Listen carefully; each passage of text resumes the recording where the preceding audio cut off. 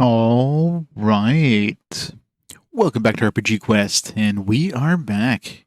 Game 412 is Champions of Norrath on the PS2. How's it going? This guy is sick. How's it going, Big Pharma? Welcome back. Some more hack and slash goodness. We're on Act 3 still. Would we reach some sort of cloud tower or something like that? Feels like we're probably about... My guess would be about...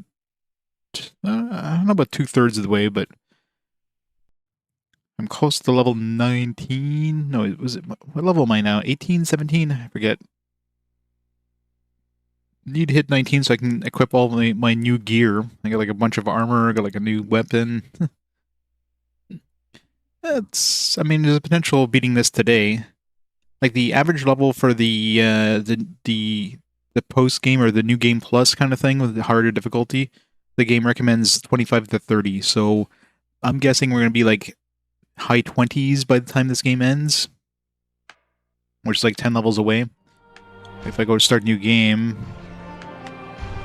so you get like 20 to 35. For some reason I thought it was 25 to 30, but yeah, maybe like mid to low 20s, and 35 to 50. So I don't know what the maximum level is. I mean, maybe it's level 50, but yeah, maybe it'd be like mid-20s. See if we... Hopefully we at least hit level 25, because I want to try out that harm touch attack. That thing looks like it's pretty... it's going to be pretty overpowered, but maybe we'll get to use it once on the final boss or something. Hey, Puffy Nips, how's it going? The DBZ Xenoverse. Was it good? Alright. So maybe you were closer to the end than I thought. For some reason I was thinking 25 to 30 is what it was recommending, but it's like 20 to 35, so that's a big-ass range. So maybe it'll be like 25-ish, maybe. Maybe we'll just reach 25 maybe by the time, or maybe not even. Guess we'll find out. I mean, feels like we're kind of getting near the end of Act 3, just because Act 3 has been going for a while. And, you know... This place is so wretched, it looks like I trashed it. It's usually, like, 4 acts is kind of standard in these kind of games, so, I don't know. Yeah, we're only 17 and a half. 2 more levels or level and a half before I can get access to all my equipment that's clogging up my inventory, because I don't have any banks or anything to throw them in. It's got all these true items that I can't equip yet, and it's a nice new sword. Definitely an upgrade over this one. Especially once I throw on some extra stuff. I'll probably throw on the speed thing. I'll have to see how much of a difference this makes, the attack speed thing. And then probably the storm shard. What? First we need to reach level 19. Alright, what was I doing story-wise right now? Luckily this one has a nice quest log, in case you get completely lost.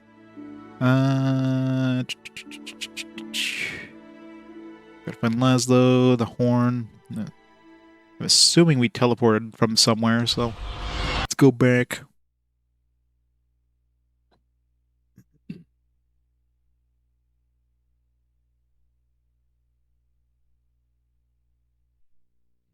Yeah, Tower of Clouds.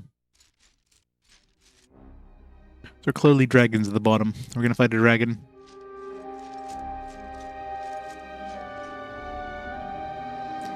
Make another save, why not? We're from Water's Edge to Cloud's Edge. How many arrows do we have? And healing potions and stuff. 84 arrows. We'll see if we need them. Might be a lot of flying creatures here, so I might have to go grab some arrows. Healing potions, 5, wow. Hopefully we don't need them.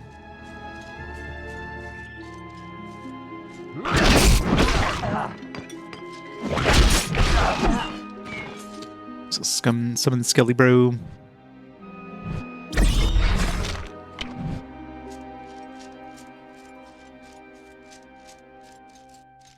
Skelly Bro, help.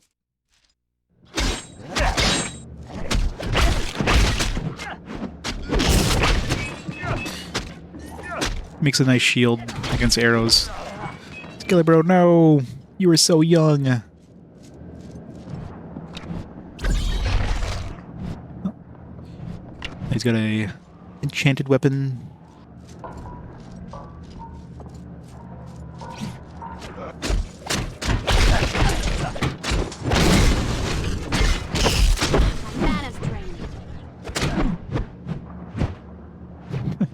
I hate when they run around.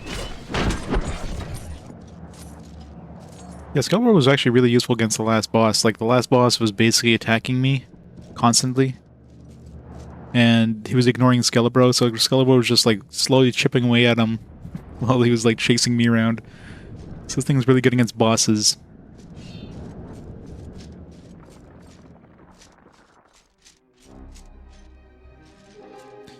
The gargoyle is going to attack me, isn't he?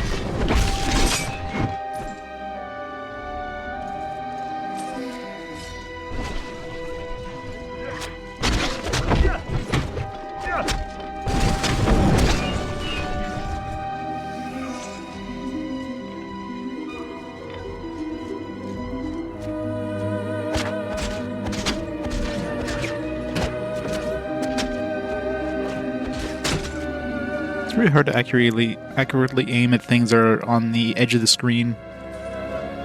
Like, there's no auto target in this, so you pretty much have to just like barely move the analog stick by like a tiny movement just to try to hit things. Oh, okay. Oh, got a storm giant, I guess. Oh jeez. Ow. Storm giant too strong. I basically own all of them. Except for basically anything prior to the PS1 I don't own. But anything PS1 and on, not counting the GBA, I pretty much own. So I have a full collection PS1, PS2, PS3, like 99% of the PS4, PS5, same thing. I've got all the GameCube, all the Wii, like 99% of the Switch. I've got Dreamcast. I've got all the Xbox, Xbox 360. All those are exclusive. All the like exclusives for those consoles. I've got all the PSP, all the Vita, all the DS, 3DS. So those ones are fully complete. Like anything that's not a current console is fully complete. And the current consoles, I got like the majority of them. Like the newest releases, I usually like wait to see if they drop in price, that kind of thing. But anything prior to the PS1, yeah, those were basically all emulation. At this point, like going out and trying to get like some SNES and NES RPGs and Saturn and stuff like that just isn't feasible.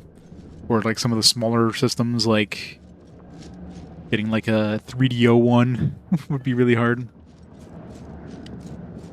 I do have one Sega CD one, not that I have any way of playing it, only because I've won it in a raffle. Yeah, it's definitely something I've collected like over many years. It's not like a recent thing. I've just been collecting it for a while. And just kind of kept going. Whenever you're close to finishing a console collection, you always spend more than you should be spending just to finish it off. Luckily, most of it was pre-COVID, right? So the prices weren't stupid like they are now. I just imagine trying to get a collection of that stuff now. Just, yeah, no, it's just not feasible. To mortgage your house nowadays to get a collection like that. Just like jumping over the edge.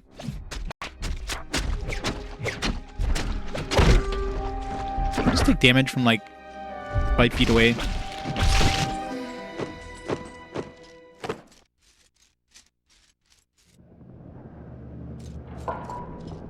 Well, as long as it still works.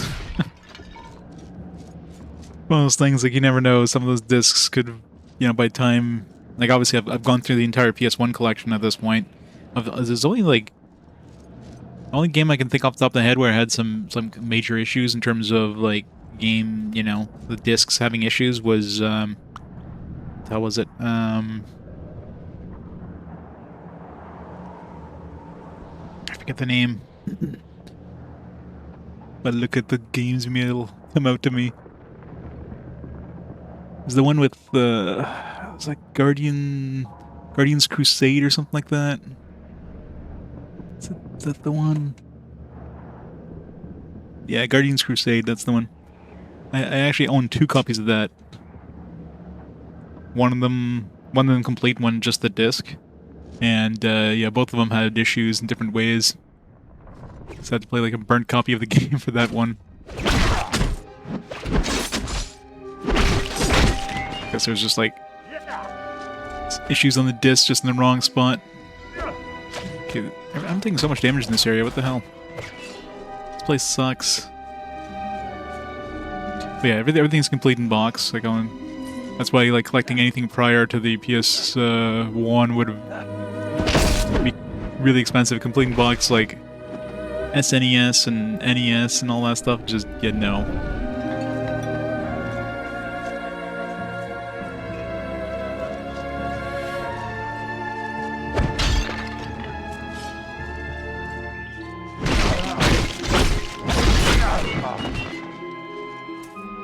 Tiny misty globe.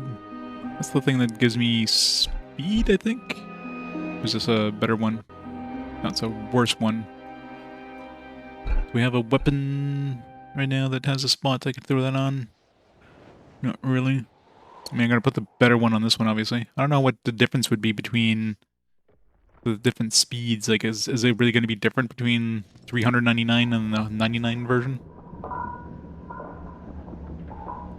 Well, I mean, all the discs I have, they're, you know, like I'm in a temperate area. I'm not like in a big humid region or anything like that. Like, they're away from the sun. Like, all my discs are stored in a way that really gonna make them last as long as they can. But, you know, a lot of the games were like previously owned. Who knows how they, before they came to me, how they were. So I can only do things from here on out. Well, there's definitely a shelf limit. Like any sort of media, there's gonna be a shelf limit. A point where the media just doesn't read anymore. Ranger only. That sucks. That would have been pretty nice. Although the intelligence bonus, no, actually, that would have been pretty shitty. It's already got like full slots and got a bunch of intelligence. Weird for Rangers. Like, Rangers would be using mostly ranged anyways. That seems like a really weird Ranger weapon. Oh yeah, for sure. I mean, the majority of my PS1 games are complete, like fully complete. Like those, you know, the games from the Working Designs, for example, that came with all those extra goodies. The exception is Lunar 1 and doesn't have the pendant. And Lunar 2... No, sorry, Lunar 1 doesn't have the map. And Lunar 2 doesn't have the pendant. Arclad is fully complete. I'm missing, like, the demo disc out of Vanguard Bandits. Technically, I do have it, but it's a non-working copy. Like, it doesn't load up. But technically, I do have a demo disc, so... So, about as complete as they could be, for the most part. Yeah, it kind of looks like the plane of sky, right? But no, this is the cloud tower, they call it. Definitely has a plane of sky look. Maybe we'll go through the different planes, elemental planes. Maybe we'll go to the plane of hate and plane of... I forget the other planes. Remember Sky and Hate. Sky was the worst, of course, because it's so easy just to fall to your death.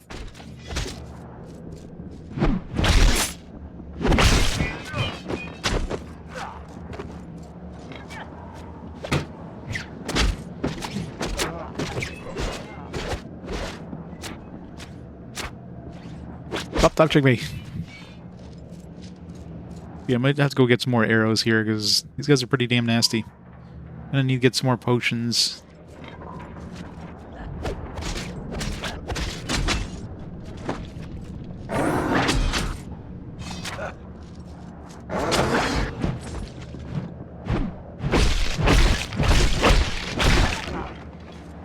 This place is painful. I think these guys would be dropping arrows.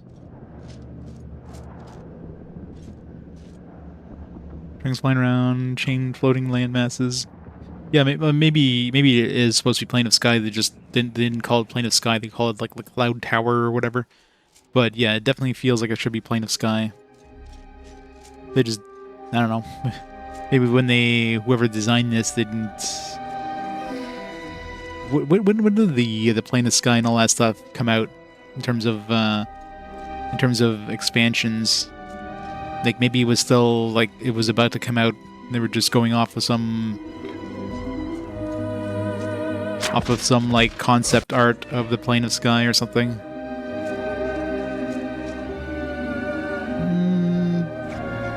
Don't think it was. I think the planes were added in like later expansions. I'd be very surprised if they were in the originals. Could be wrong, but maybe that's what I'm confusing it with. The originals didn't have a lot of. I know, like, the first expansion was Kunark, I think, and then it was, like, Velius or something like that, and then I think the planes were, like, the third expansion or something like that. Third or fourth.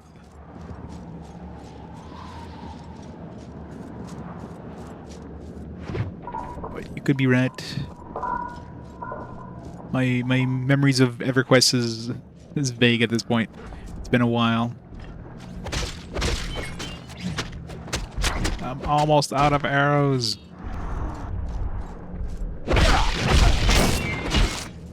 God damn. It just took out like 2/3 of my health in one shot.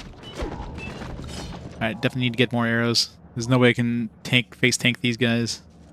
It's like suicide.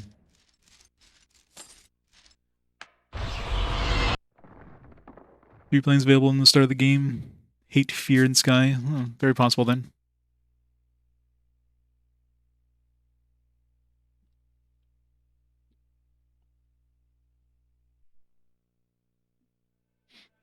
Let's see, I've got the map. I got the cloth map here that came with Kunark. Let's see if they list Everquest, Runes of Kunark. Fodder, Faydwer, Antonica, and Otis. I mean, there's no planes mentioned on here, but of course.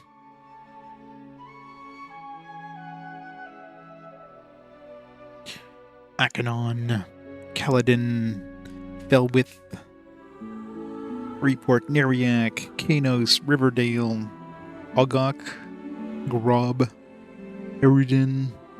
So many memories.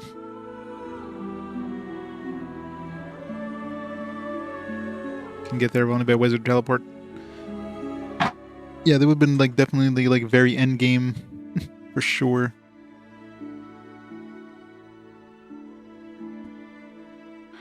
Did we make a wrong turn somewhere? Let's see what the internet says. Everquest. Sign of Laszlo, huh? Well, I hope he's all right. If there's anything here that can help rescue him, let me know. Sky.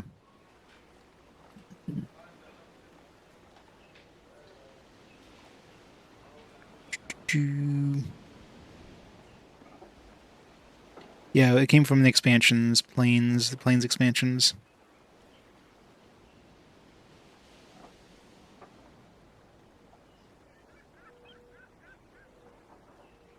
Which was, yeah, so it was definitely an expansion. It wasn't in vanilla.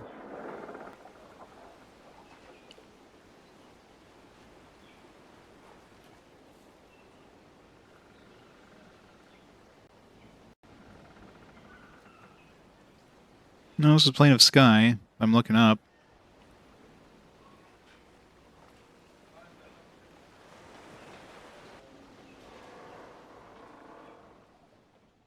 Maybe, no. So let's say Plane of Sky is a unique zone, by far the most difficult pre-Kunark, so definitely would have been available before Kunark. So yeah. I think you're right.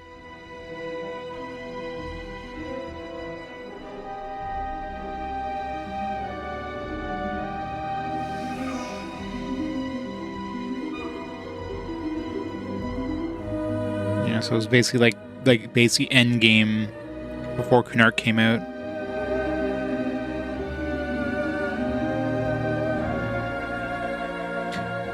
I think I went there like once just for like my bard epic, or maybe it was my monk epic. But I didn't really visit the plains all that much.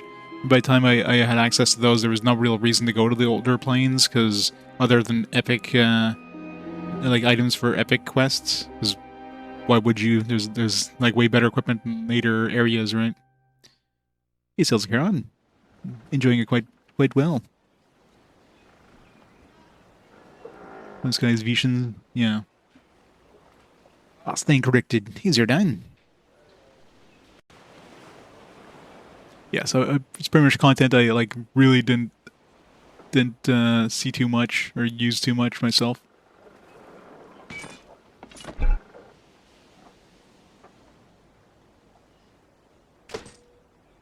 20, 14, 25, 8. Alright, let's buy some arrows and some healing items here. Need lots of arrows. 1, 2, 4, 5, 6, 7, 8, 9, 10. There we go. 200 arrows. 10 of those. Gate scroll.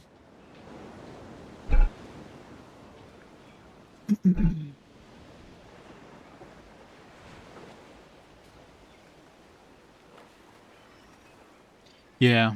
I mean, you definitely need like a big raiding guild at the time to even handle those things.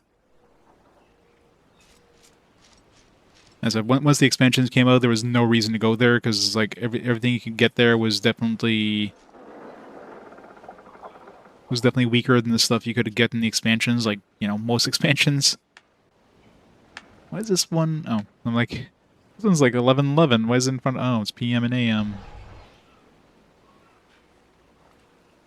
But of course, when they introduced those epic items, the epic weapons there for the classes, of course they wanted you to go visit those places, because, you know, they got to have a reason for those places to exist. So most epic quests required you to go to those plains. So that's like the only experience I had, was to either go there for like my own epic, or help out other guild mates to get their epic quest items. And remember those being pretty rough.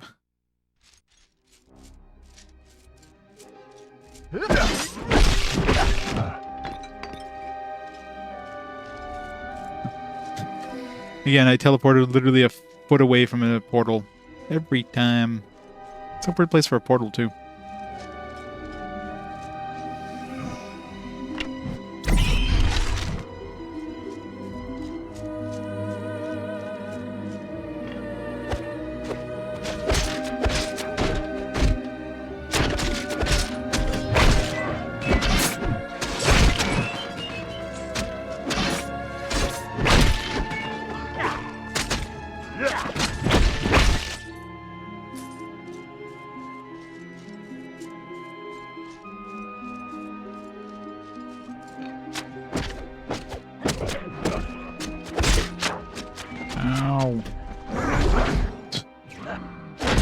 Come on. That's not fair. The guy could just jump from like a body length away and take out like a quarter of my health. It's so stupid.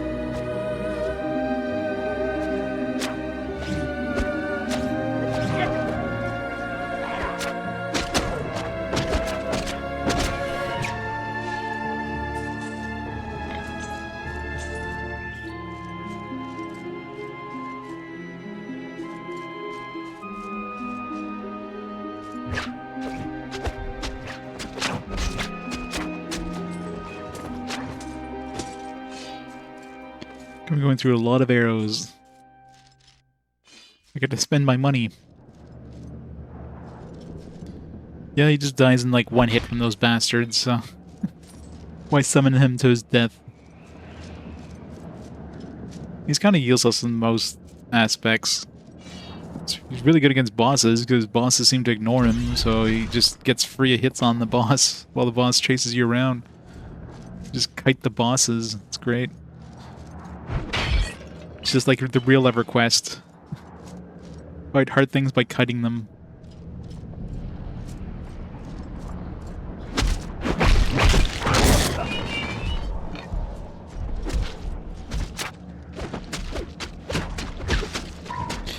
Bro, no. Okay, that's so stupid. Like, the guy's not even close to me and I'm somehow taking damage.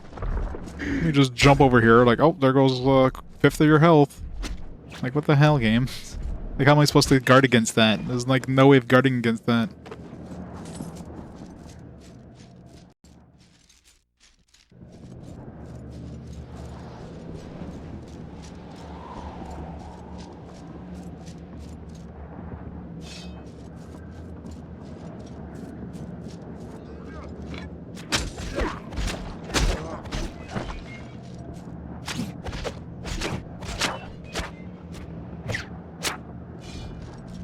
Death. You got a really good aim. Yeah, I mean, this game has a really good variety of everything. They definitely push the engine to the limit in terms of, like, everything, like, particle effects and that, like, such fancy particle effects. Just for, like, looks and...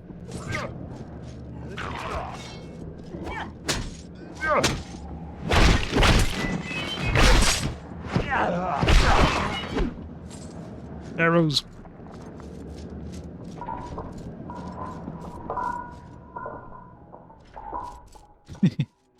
It's true.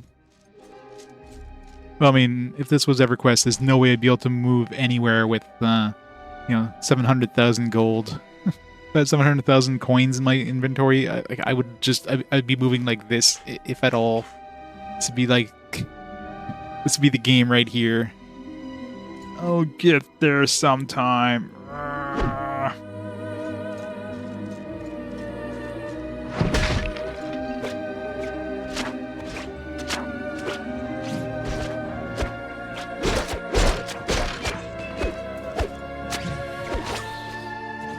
It's really hard to aim exactly when you're attacking at range.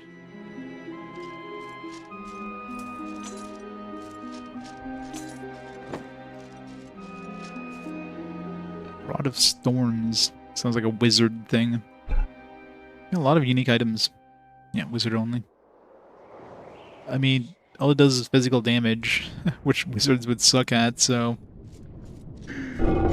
Okay, seriously, like, the dude's barely on screen. I'm taking damage from his jump attack. Like, it's so stupid.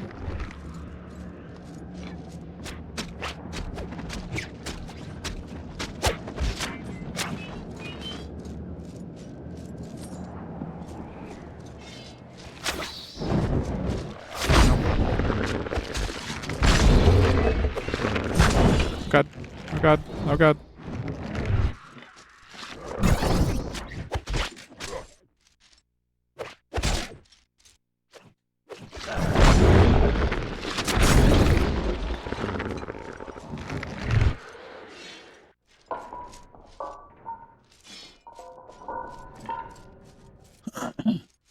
Yeah, definitely I'm gonna have to go buy some more arrows, because everything here needs arrows. Either you don't want to get too close to them like these giants, or they just kill you from range.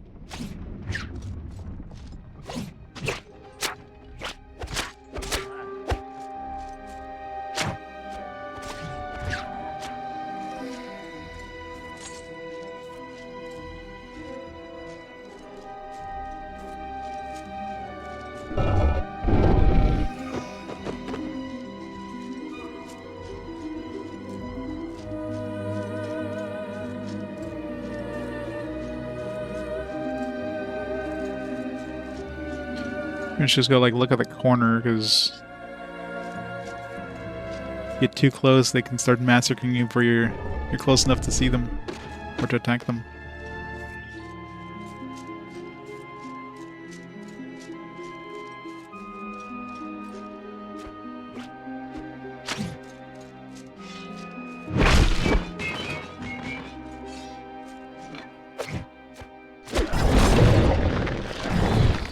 can't hit him.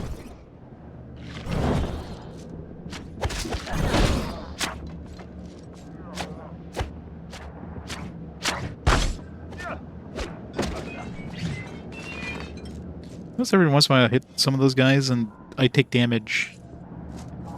Inventory's full. My pack is full. We got some sort of like Thorns ability on that somehow hits me with an arrow.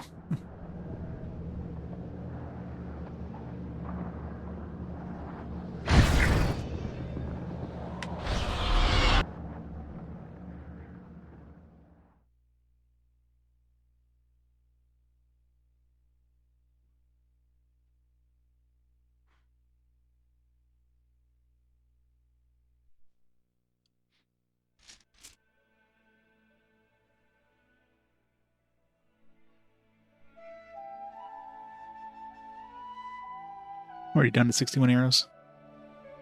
Fancy looking club. They definitely have a huge variety of weapons in this, like weapon designs. Even though like some of them are basically the exact same sometimes. Where I sell this one, I just want to could have not sold the other one just to see what the difference between like regular and fast is.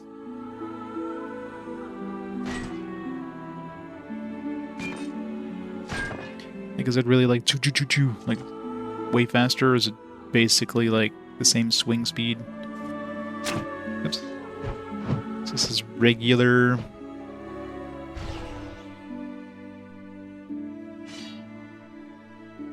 Yeah, it's definitely faster.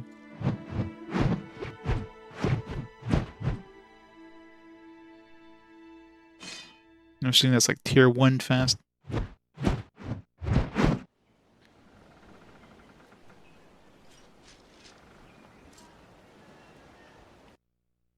No sign of...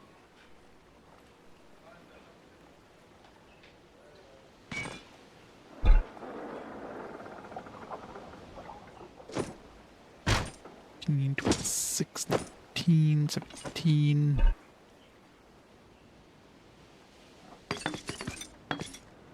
That crap. Let's buy some more arrows.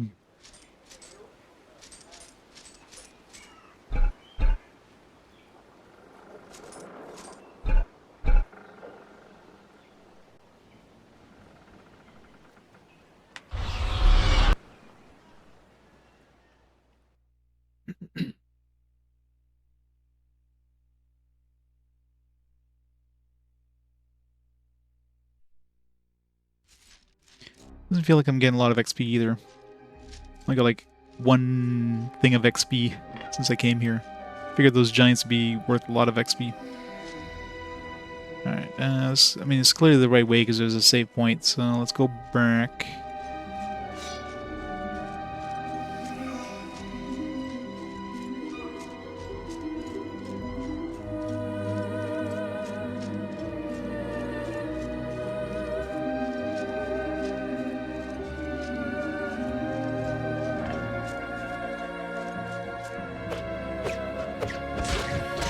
Aim.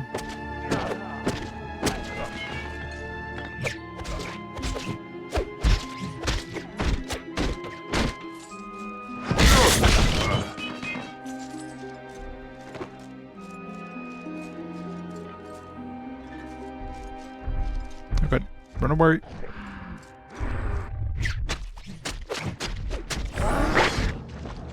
That's the wrong button.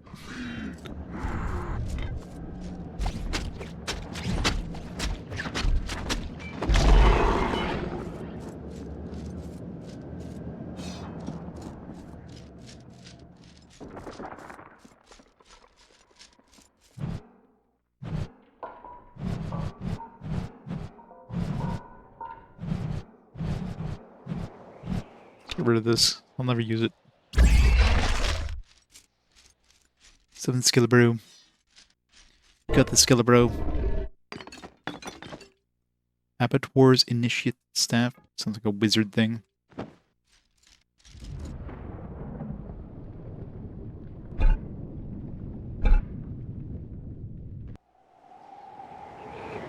I mean, it's something that wizards probably would use, but intelligence bonus.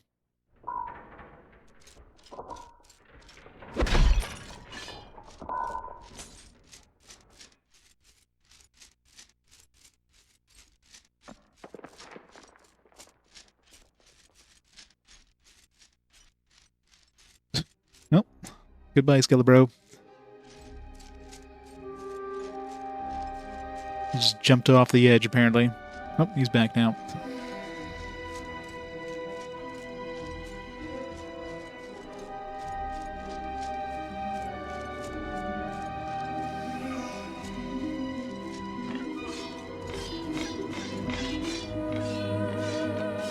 I'm curious this one because like the whole area is open. So the spawn point for the other item is somewhere in that direction.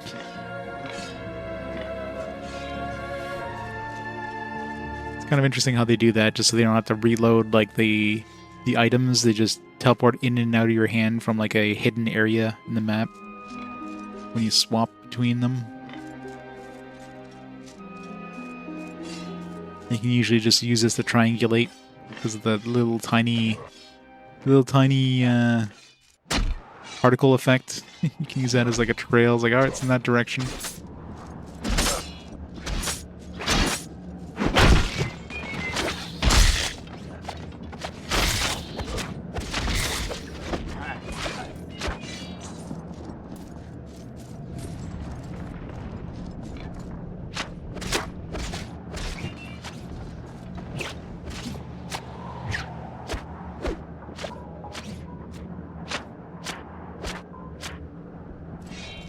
Rip all those guys.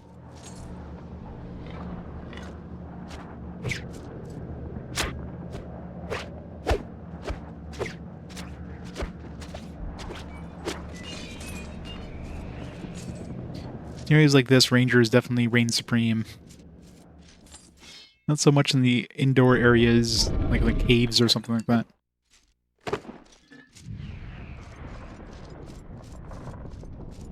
3D Windstaff.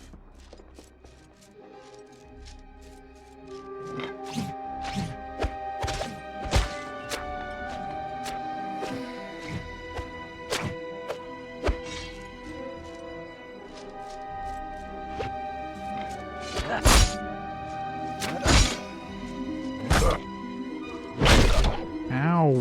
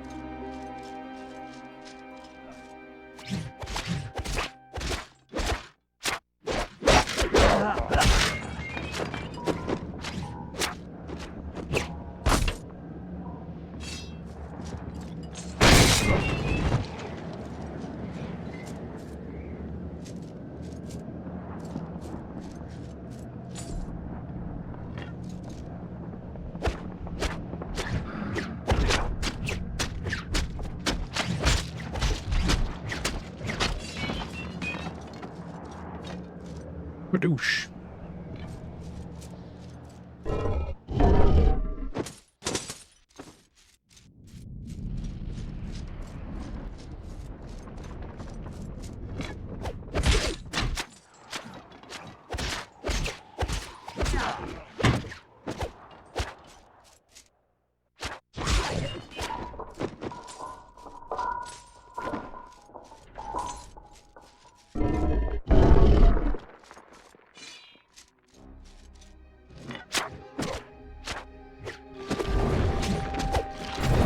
I was like, who was he attacking? Because my skeleton must have spawned over there.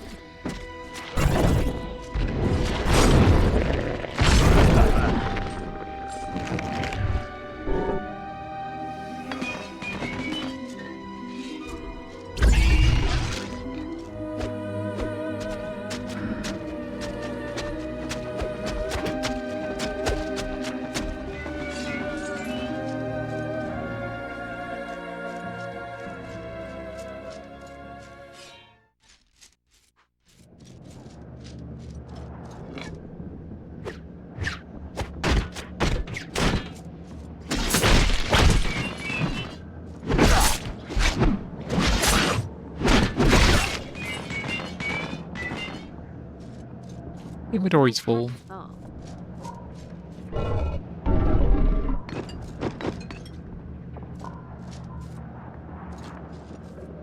Can we pick up a potion? My painful foe. Guess we're going back. How many gate scrolls have I used in this game so far? Like $1 million worth, considering. We're never gonna hit 1 million gold before the end of this game. This rate.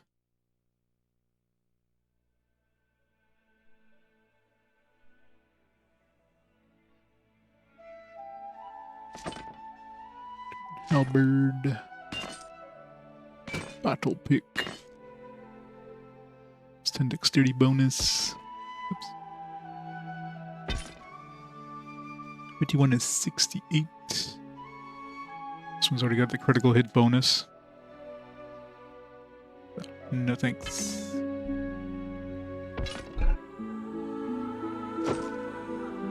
$46.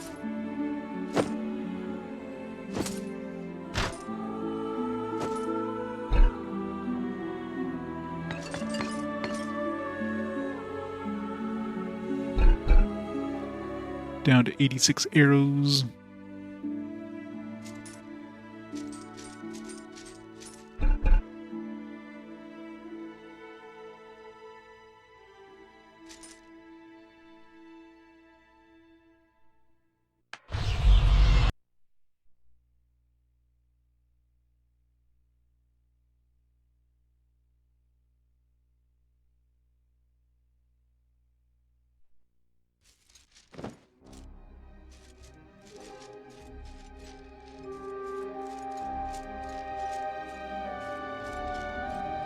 Is there another item here? Holy crap, whatever it was. But I wants it.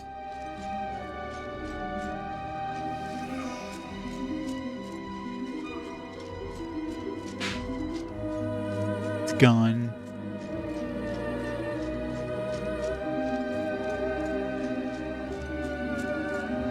Alright, now we can go back. Nope. The group.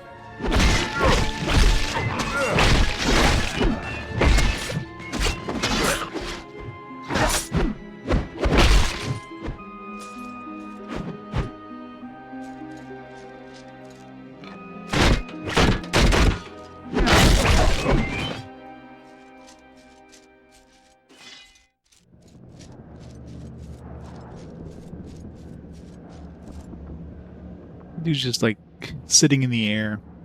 That's impressive. Doesn't even need his wings. Silly magical wyvern. I don't know what the hell that thing's supposed to be.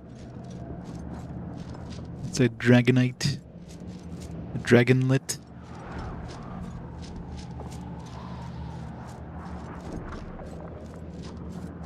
Defying gravity.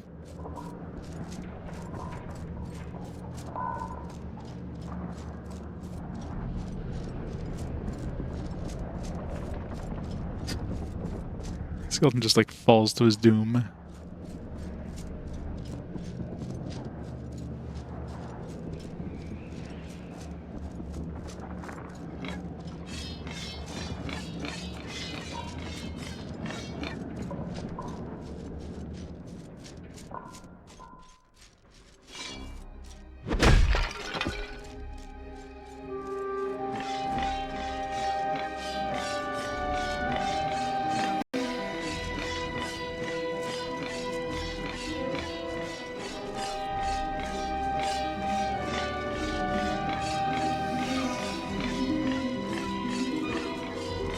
Somewhere over there that the thing teleports from.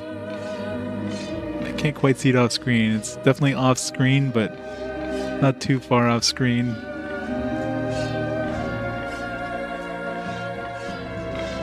It's like literally like right in front of me.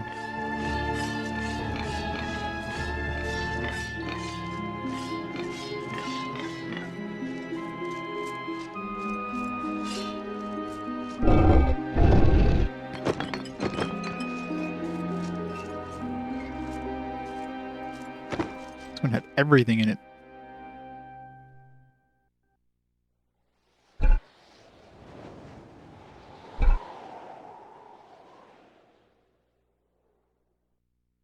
Yeah, I thought I saw something else. Cryptic Bull Rune, strength bonus. Yeah. Just a little bit of strength, it's not even level 2. I have one thing I can throw into these leg plates. Could throw that into, I mean, since we're a little ways till level 19 anyways, might as well throw it into one of these. Throw into these legs. Yeah. A whopping 5 strength. Woo. The level 2 ones are like 3 times better than the level 1 ones. I wonder if there's going to be level 3 ones. Probably not in this game, in this difficulty. Probably level 3 in the tier 2 difficulty.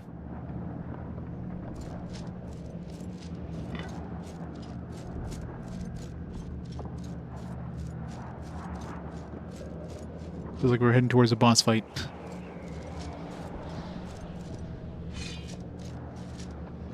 I'll keep the bow out because, you know.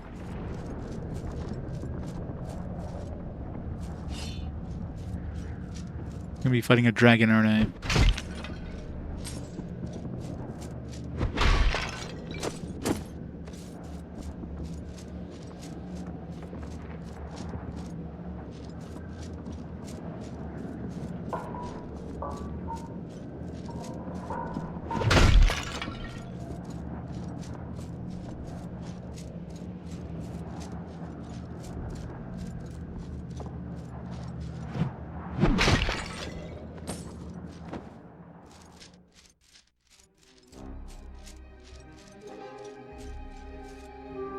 Spiderwick Chronicles.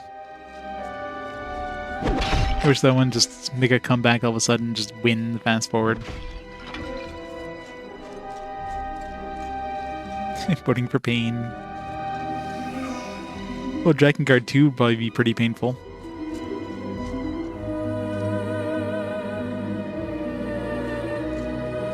That's why I thought we'd be fighting something on that big platform I was just on. Mia still will.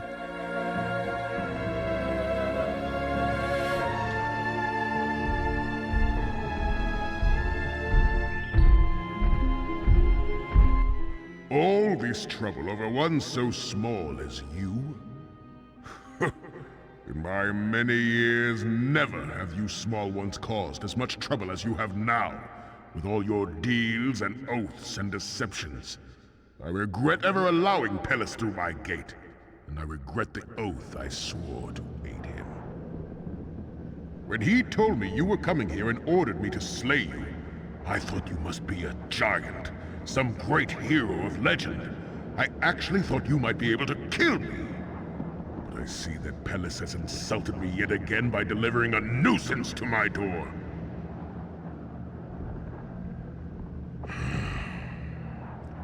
At another time, I might have let you go on your way without bloodshed.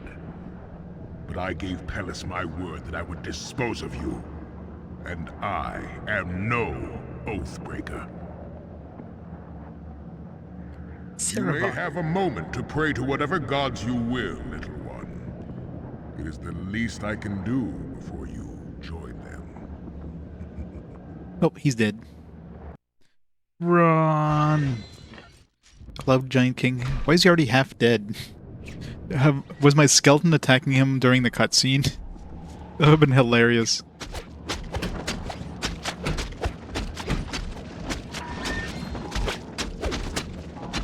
No, this is easy.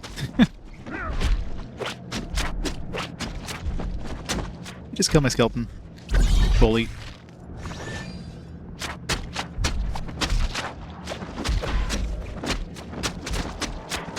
This is the easiest boss I've had yet. Is he supposed to be hitting me? Because he's doing a horrible job of it.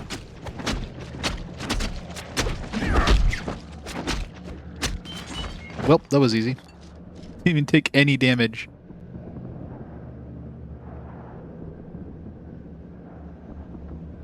Yeah, I think the Skelebro is really good with boss fights.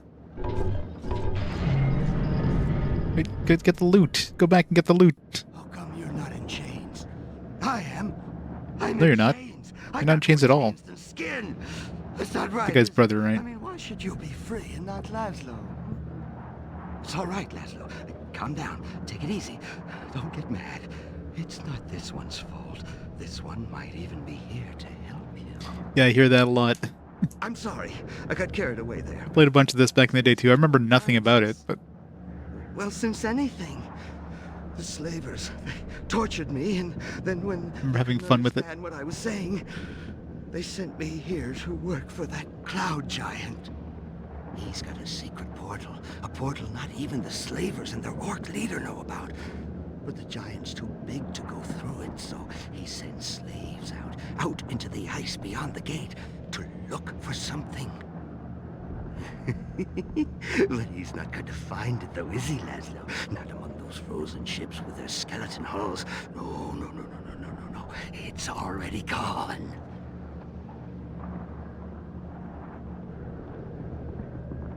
But maybe Laszlo said too much. Maybe you're the orc that the giant answers to. Except you're wearing a different skin, a different face, to get me to tell you my secrets. Prove it! The orc said he'd never free me. Unlock me. Only then will Laszlo trust you.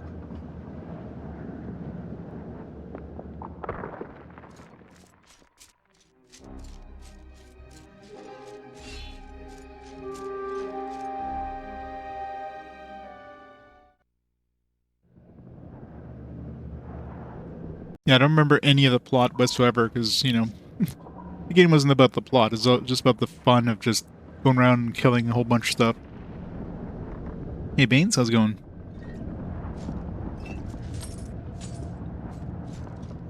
So yeah, it's definitely an enjoyable one. Elemental ring, ooh. A unique ring, that's rare. Unless that's actually not a ring and it's just like a headpiece or something.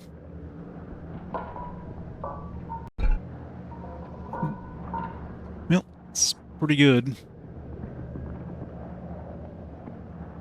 I mean, it's not that good. It's only like 35 resistance across the board. Well, this thing, you can get rings that give you 35 resistance to one specific element. So, eh.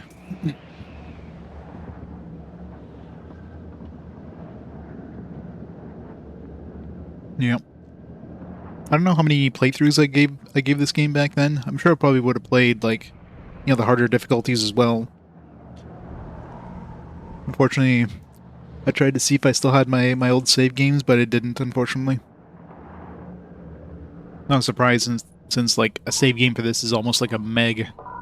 It's like a big chunky memory card.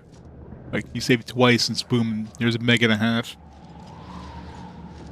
Since it has to like it basically has to like save like the location of all like the bodies and all of the loot in that current act. Obviously it doesn't need to save anything from previous acts, but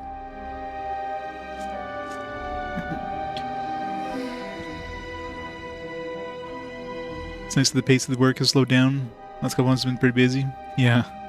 It's nice to get a little break once in a while. My work too, yeah. My work's been a lot quieter recently too. Like I haven't been doing like crazy overtime or anything. It's the lull before the storm, I think. Right before the holiday season.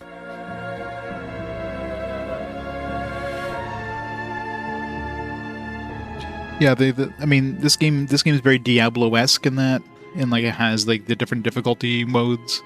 So you have like the hard mode and the nightmare mode equivalent, which is kind of cool.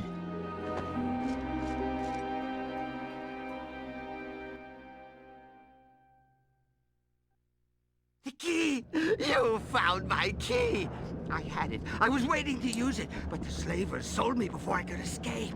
Now, Laszlo's free! Spend some quality time with their family doing the weekend. Nice. I'm doing great. Spend some quality time with chat this weekend. Playing some games. You want something from Laszlo? So Laszlo will give you something. But what should I give you? I have nothing. I had something once, but I threw it away. Lost in the bottom of the sea. Bottom of the sea. was a horn, all ugly and rusted. I will tonight. Made us dig in the ice beyond The last of the leftovers. But when I found it, it was so ugly, so full of hate. I had to throw it away. It sank into the ocean and was gone. Gone. So we're going back into the ocean. Hooray.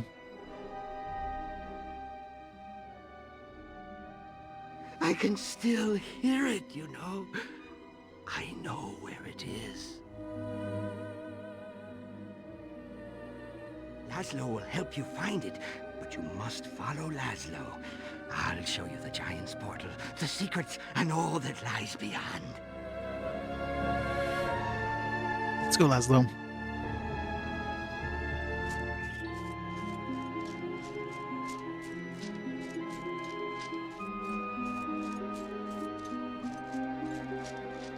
Anything left alive over here? Should I follow him so he doesn't die?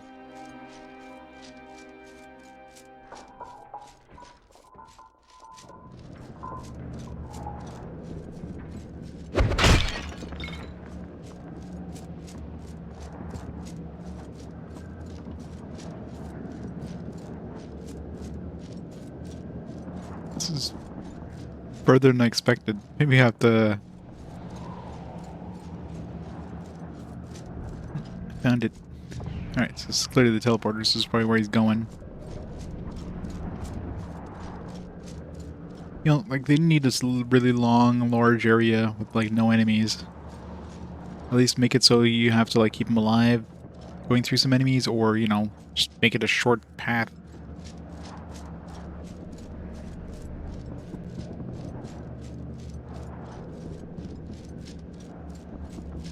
It's like waiting for me. Because he doesn't go off the beaten path too far. Nope. Enemies in this region, though.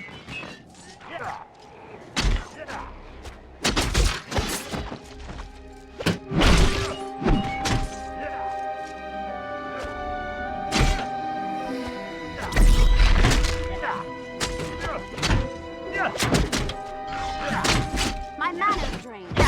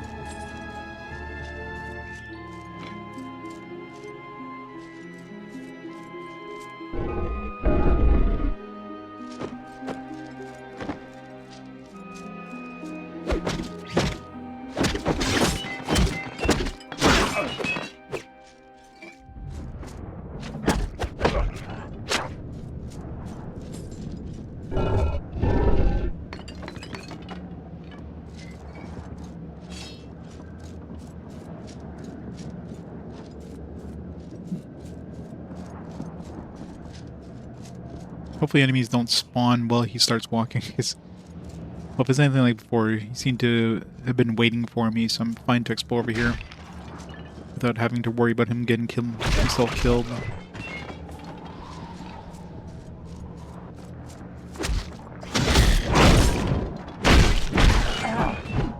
God.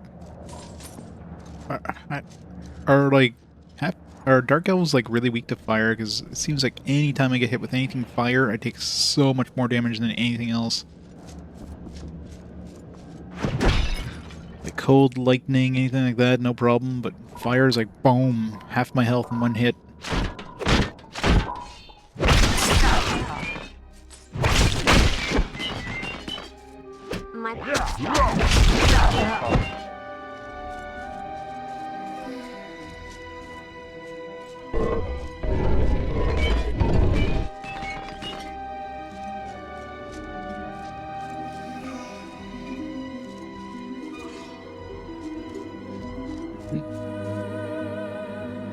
Can we go back, I wonder?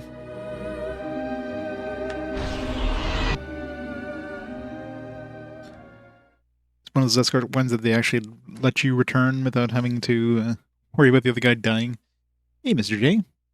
How's it going? How's Florida today?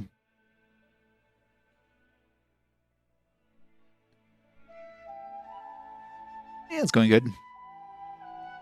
Enjoying my last day before we go back to the grind.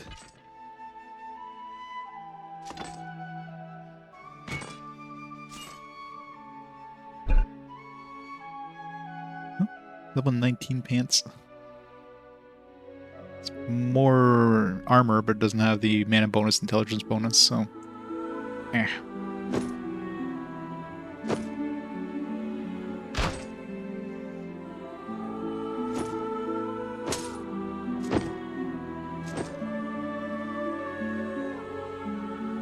Grinding until it's done. Bangara with the raid. Welcome, Raiders.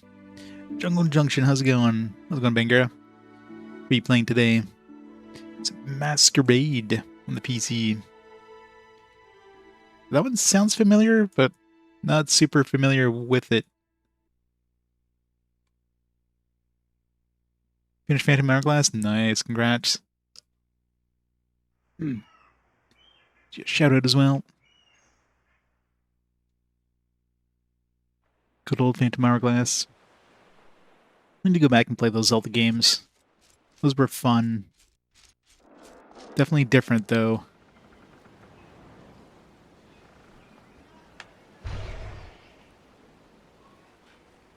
So Masquerade is going to be the next game, then? Or Glass Masquerade, I should say.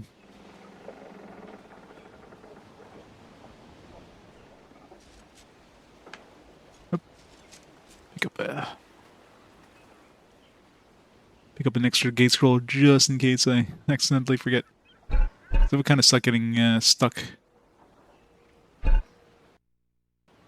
Bye.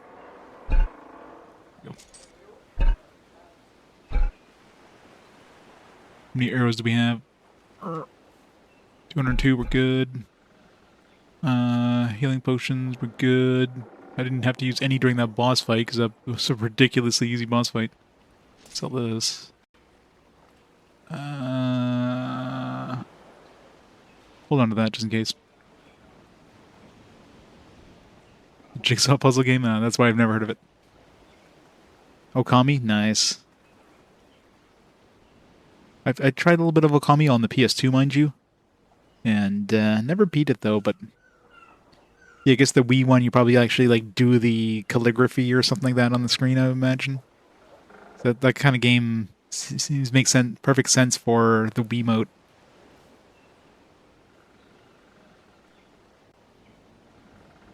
It's a perfect fit for it.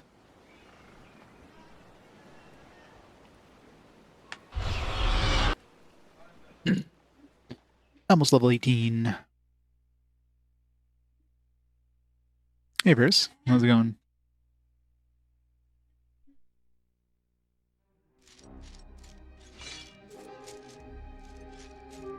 Alright, let's go back and see Laszlo.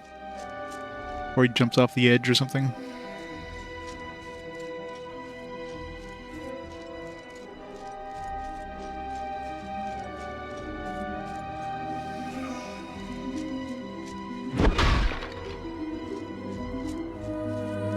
I'm here.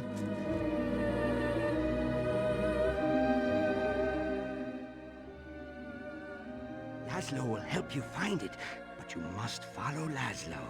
I'll show you the Giant's portal, the secrets, and all that lies beyond. He's very animated.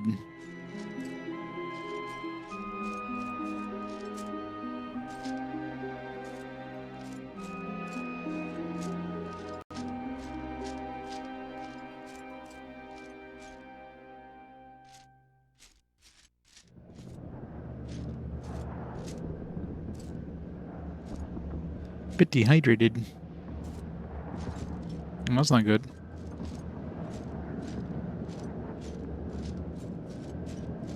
Let's hope that's all it is.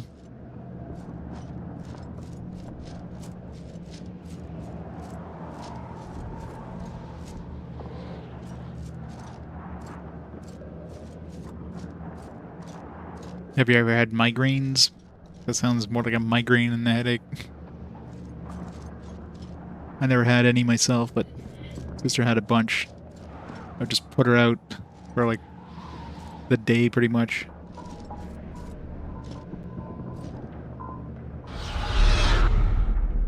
Zap.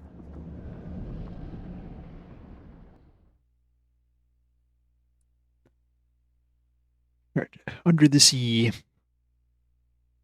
Just you and me under the sea. Do do do do do do do do.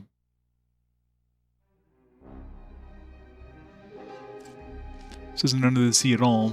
I was promised being under the sea.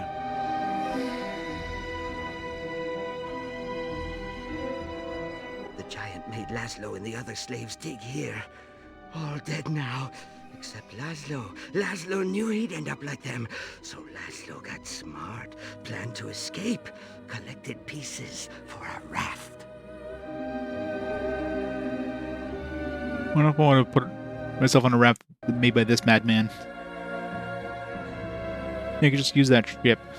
Out there lies a graveyard of ships, frozen in the ice. Inside each, Laszlo hid the raft. A piece, a bit here, a bit there, waiting until the right time. Hooray for fetch quests. Go find the pieces of the raft. Hooray! Gather them all and take them across the snow to where the Here's a ice is. twig. And follow The longest one ever. It'll carry you where you need to go. To the horn at the bottom of the sea. Oh, but the sea's filled with water, you know. You'll need to find a way to be a fish. Breathe like a fish, or you'll never see that horn. You'll drown instead. We have the blessing of the sea, but wasn't the blessing of the sea only supposed to be working like near that island? So It's freezing. it wouldn't be technically like, I don't know, drown as soon as we went down there.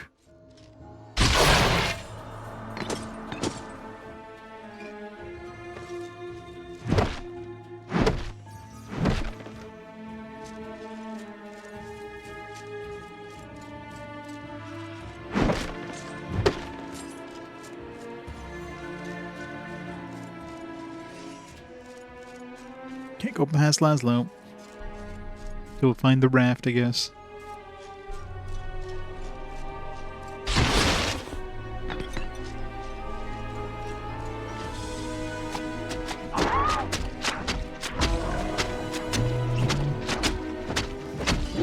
God, that thing was tanky. I even hit him with a crit. Oh god. No, no. No, no, no, no, no. Man, what the hell? Being a tank sucks when, like, something just one-shots you practically. I cannot face tank these things. Wait, I'm still alive? I thought I was dead.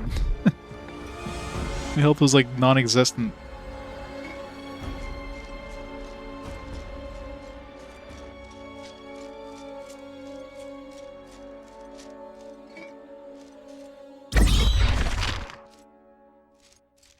Yeah, apparently. Was down to exactly like 1 hit point, probably.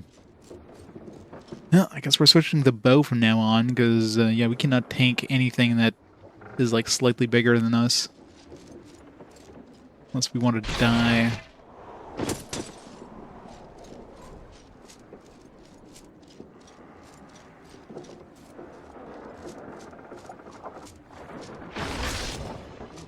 Can I use magic, too?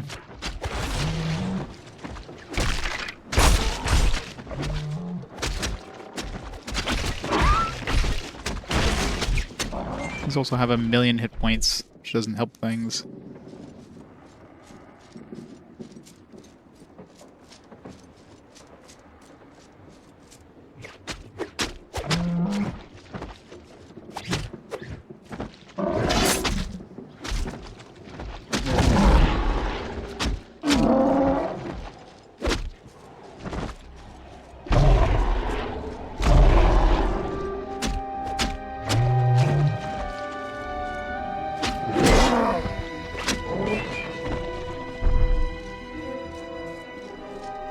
This is fun.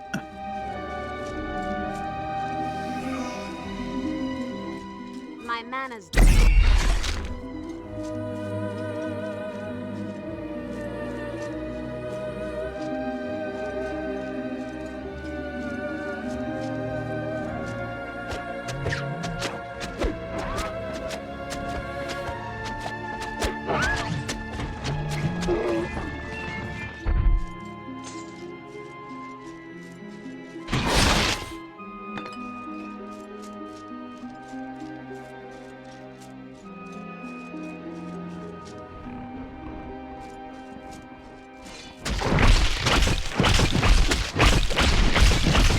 does everything have so many hit points?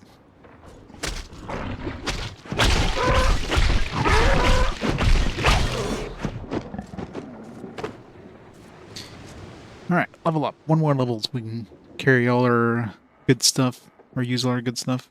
Maybe I should increase dexterity so I can do more damage with bows. So I'm definitely using my bow more than I'm using my other attacks at this point. Screw it. Alright, 3 points. Still nothing here. Skelebro, we gotta level him up.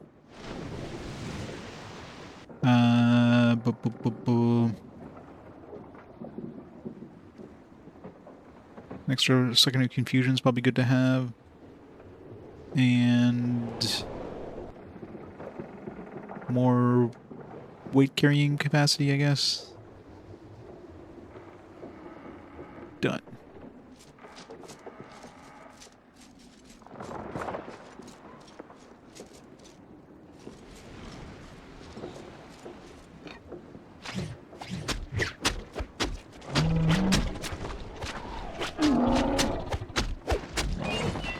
I don't know how much that dexterity actually helps in terms.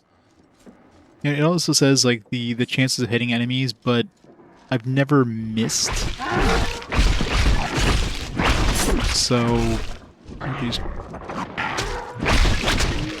I don't think dexterity determines your chance to hit at all. Maybe it increases the chance of doing like a certain amount of damage past like a certain point. So instead of like doing the lower parts of your damage, your damage algorithm, you're more likely to do the top end damage, but in terms of actually hitting things,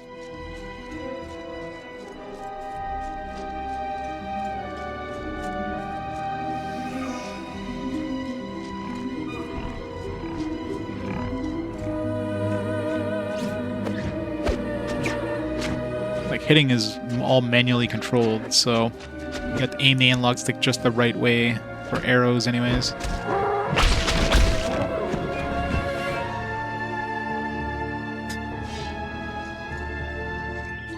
Yeah, pretty much, right? This game definitely feels like some of the boss fights, especially earlier on, now they have like a Skelebro that can at least kind of taunt them a little bit. Like the earlier ones, especially, like they're clearly designed for multiplayer. I don't know if you're playing multiplayer, I don't know if the enemies get tougher at all or if it's the same difficulty. But man, trying to fight those solo is brutal.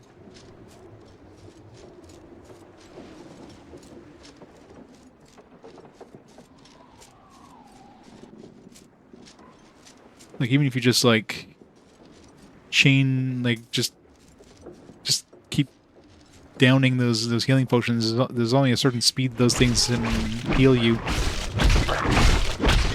What the hell? I was at full health, now I'm like almost dead, I think in one bite.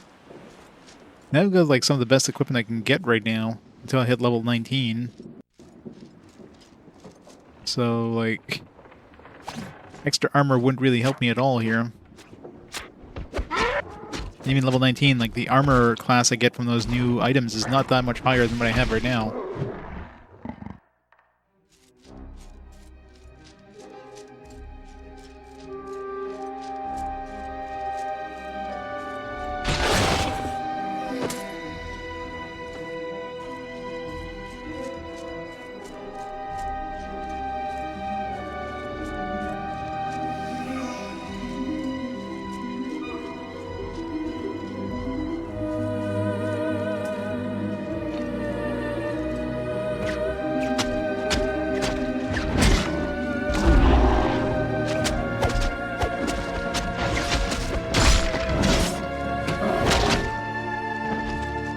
Skelebro, no!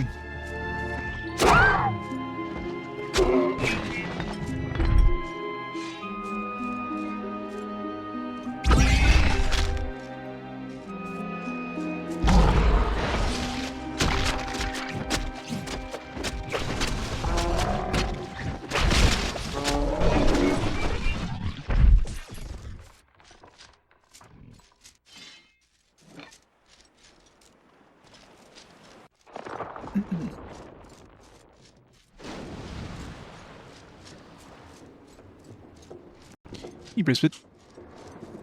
Not yet. I'm the champion of Faydwer and Antonica. That was the everyday place, Otis. Oh, god damn it. But not all of Norrath. It's weird how, like, only the beginning of the game actually had, like, a place that made sense in the Everquest universe, like the whole fodder or whatever. I gotta redo this whole place now. Other than that, like, everything else is just... is not, like, part of the universe.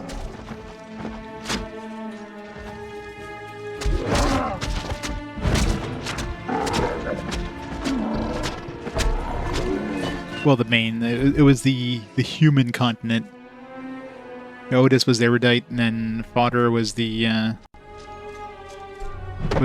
elf and gnome area. Yeah, the dwarves as well, yeah.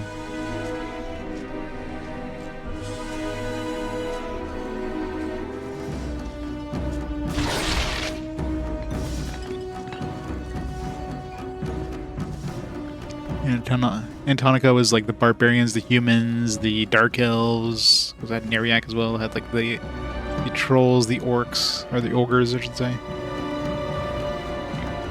Most of the evil races basically hung out there. Or I guess all of the evil races until Kunark. Then you got the lizard men dudes there, whatever the hell those guys were called.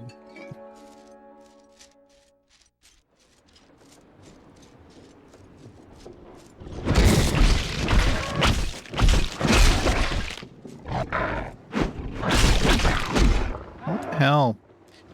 These things do way too much damage.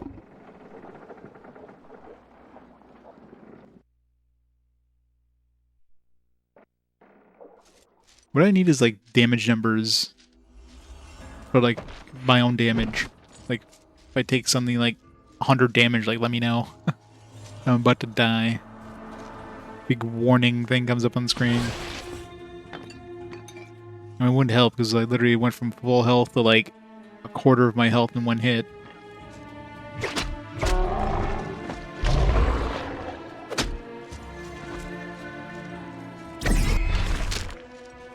Help me, Skeletor, help! Help! Help!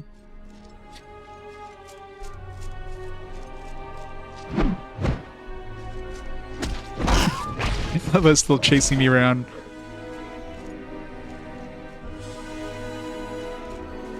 Surprise!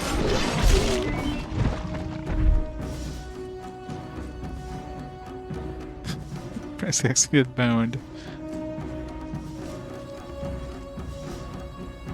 Ixar, yeah, that's the one. Yeah, that's what my monk was a Ixar monk. I mean, that was basically the only choices, right? Wasn't it just like humans? Humans were the only monk class. Only class that could be a monk until the Ixar came out.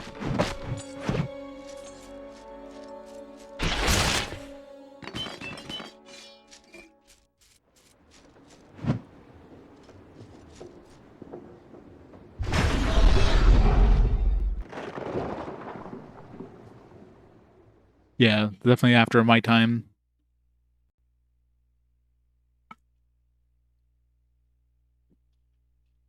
Because the nice thing with XRs, I mean, XRs have, did they have like natural regeneration, like faster regeneration? Also had infravision,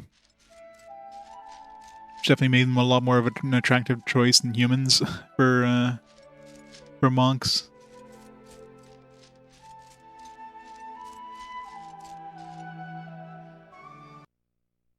Yeah, water breathing, yeah. They're definitely better in like a lot of ways than humans for... Yeah, to choose between them and humans.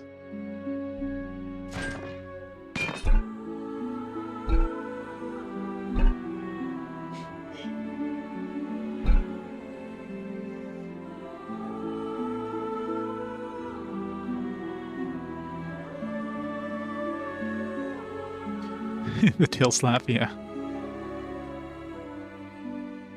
Good scavenge, yeah. Yeah, I mean, being an evil class, of course, but...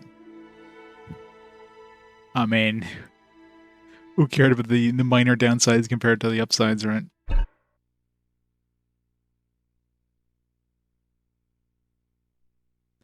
So yeah, I'm pretty sure at that point all monks became Ixars. These filthy human monks. They're also uglier. They're the most beautiful creatures.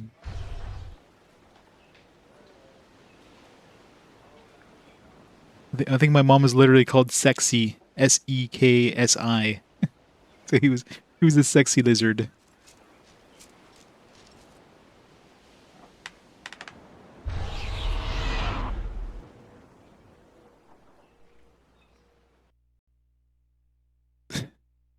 Oh, that was you.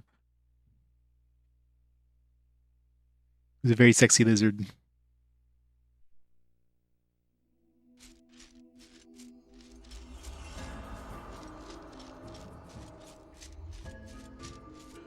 I had a lot of fun with the monk. Feign death pulling was great.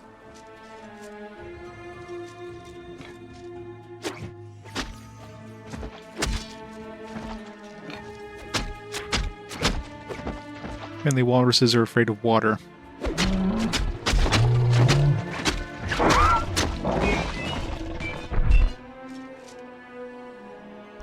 Deadass.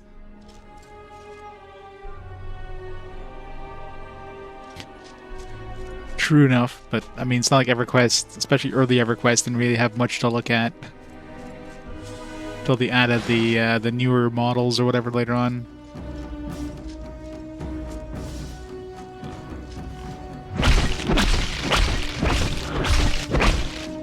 Of course, I played Everquest in first person. Who wants to play that in third person? It's so weird playing that in first person.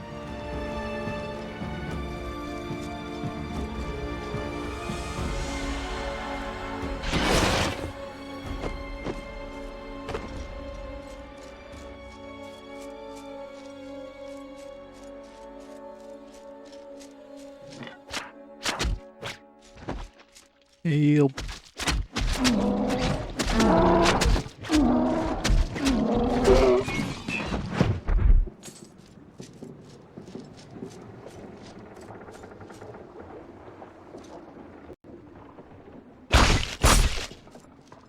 I was watching a stream until she died and walked off. It's like, alright.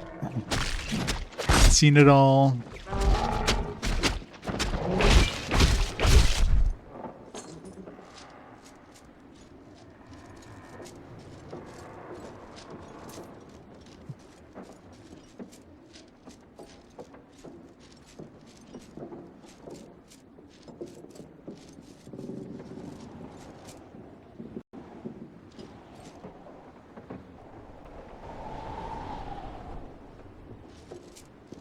Well, you could solo, but you had to spend a lot of time binding wounds. God. Remember having to bind wounds? Such a slow process. Everything in that game is slow. Any sort of regeneration.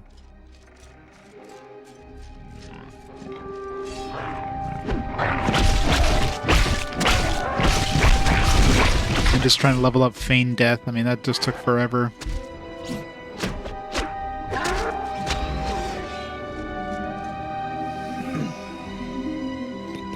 Put in strength this time. Fine. Fine. Yeah.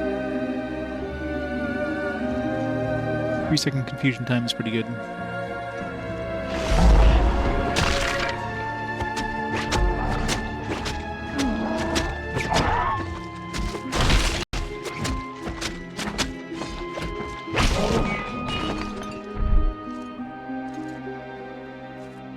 Oh god, yeah, training safe fall, just try to jump over things that would just enough to hurt you, but not to kill you. Oh man, the days. Of course, having to train swimming and stuff like that. like moves so slow whenever you went in the water early on. So many memories. Just don't know how the hell we put up with that kind of shit. It was different times.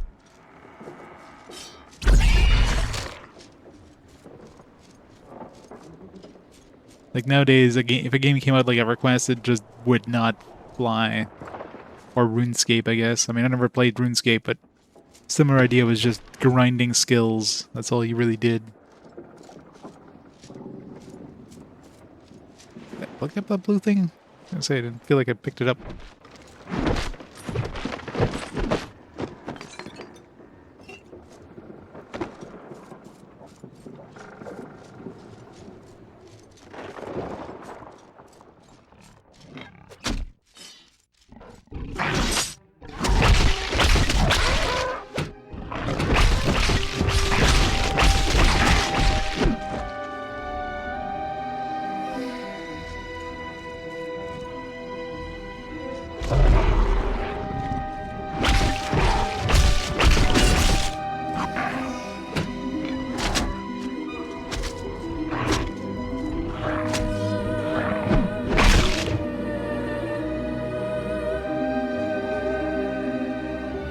Oh god, yeah, that's right, sunsetting. I forgot about that skill. That was hilarious. Yeah, that was... I think the added maps like pretty much near the end of around the time I stopped EverQuest. That's when they started adding those maps. And I totally forgot about the sunsetting thing. That was useless skill, but I remember like having a race tracking, of course, as a ranger, but yeah, sunsetting, yeah. That's so stupid. Oh man, so many memories.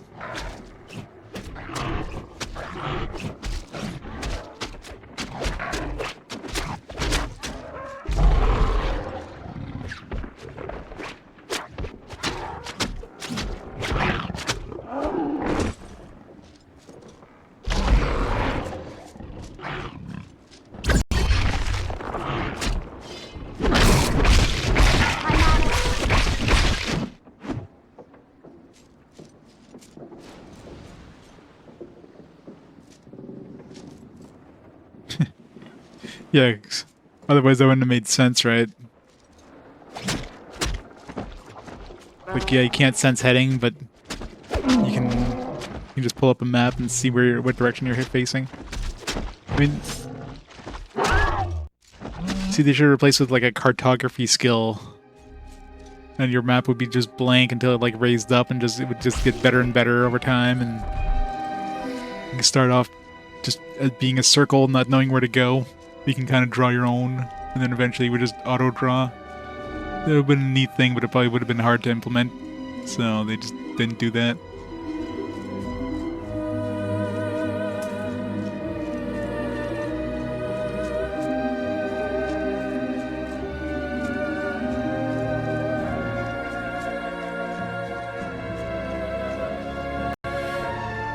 Yeah.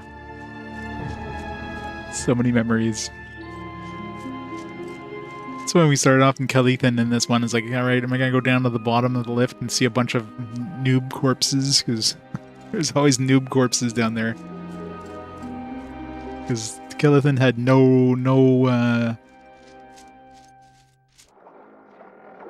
had no barriers, no fences, so you just easily walk off that thing. Oh, the days.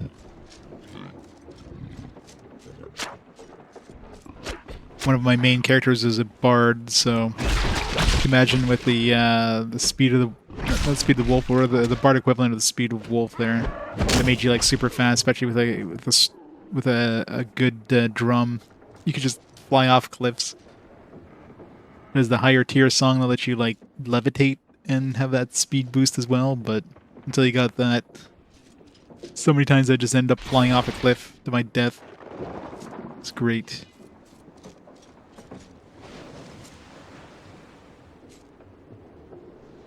Evil Erudite started next to an instant death pit.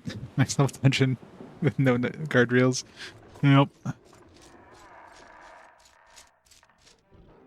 Oh, the good old days. In some ways I miss EverQuest, but some ways I would never go back.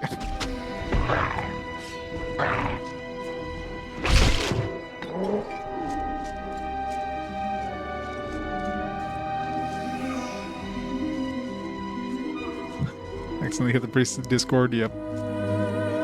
It's the rite of passage.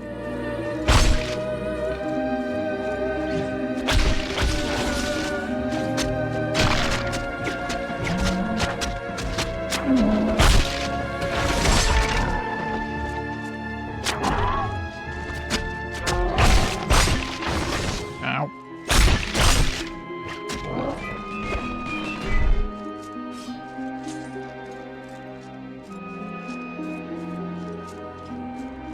Save before I go any deeper here.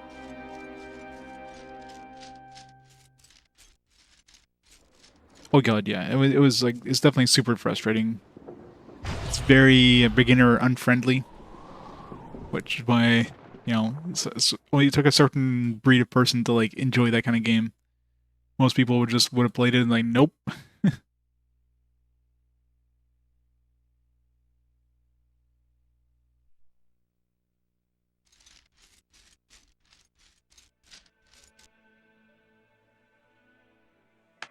And then of course WoW came out, and that was the end of that, era of MMOs. Everything switched to the WoW model of just making things like super approachable, super easy, instance dungeons, all that crap.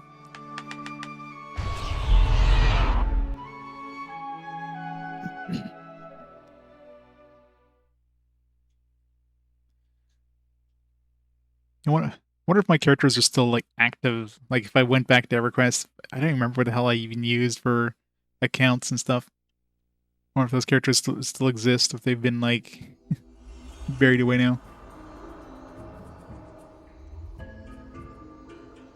They probably don't, but just getting back into the account, like I don't remember do I even still have that email that I use? I don't even remember what I use for emails.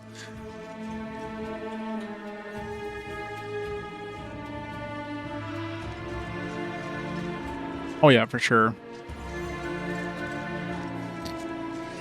You know, the thing you have to remember is early RPGs basically evolved from tabletop stuff. So tabletop stuff were, you know, a lot harder back then. Their campaigns, they're meant to go on for like many weeks, right? Versus, you know, more modern games which are designed to be played and quick to go in, quick to finish kind of thing.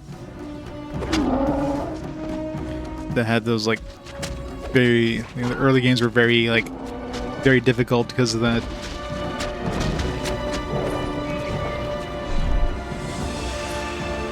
Used to help finding old accounts. The character is almost certainly still there. Yeah, very likely.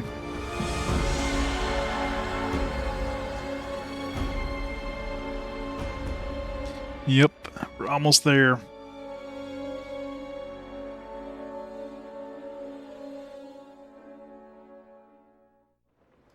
Wonder if I go to like Everquest.com, log in, let's see.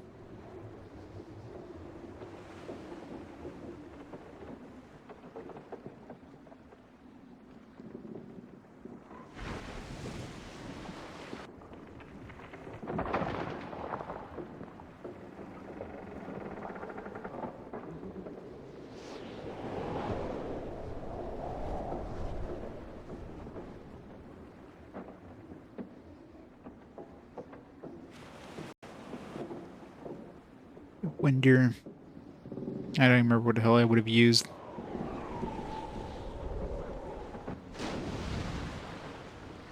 Can I even see my characters even if I found? If you keep looking at me like that, I'll have to charge extra.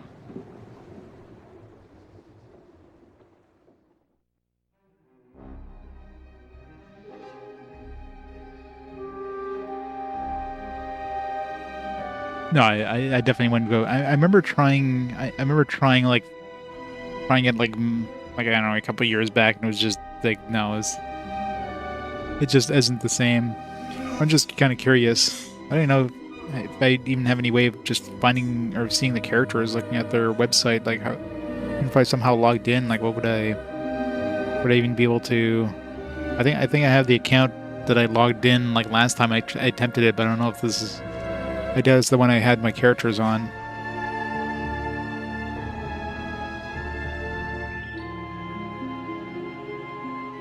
I don't see a way of just seeing your characters, short of like logging in. Yeah, you definitely can't recreate those. It's a different time, and you know, like I said, it was the people too. It wasn't just the game; it was the people. Like, you know, like a party of characters I partied with a lot, and that was the memories. That's what caused the memories, right? Not just playing the game. It's playing the game with friends.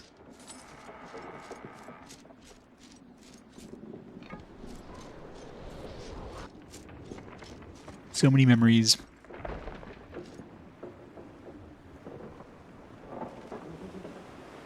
Yeah, exactly. Like you work together towards a common goal. It's great.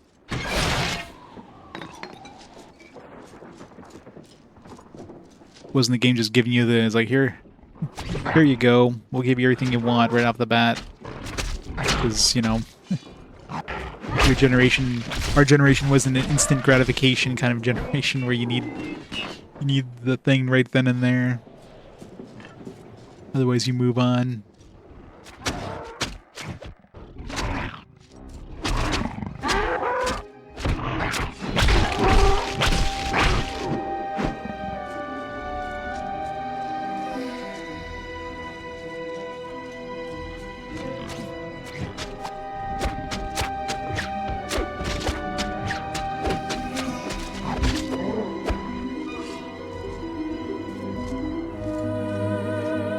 Yeah, pretty much.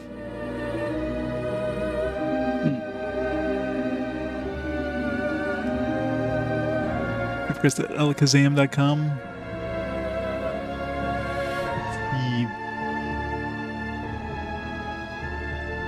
Is that your character, Noodle? Obviously. Let's see.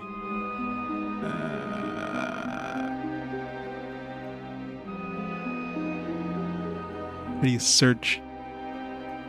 Their way of searching for characters?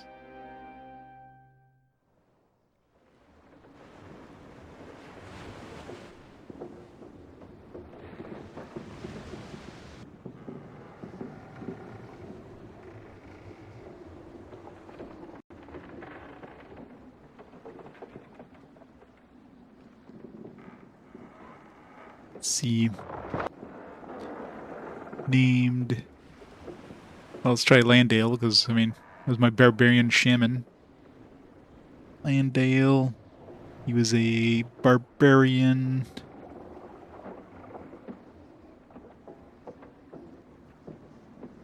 Shaman. Barbarian.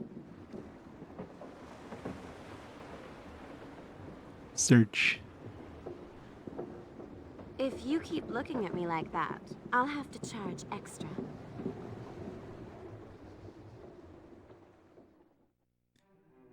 Didn't bring anything up.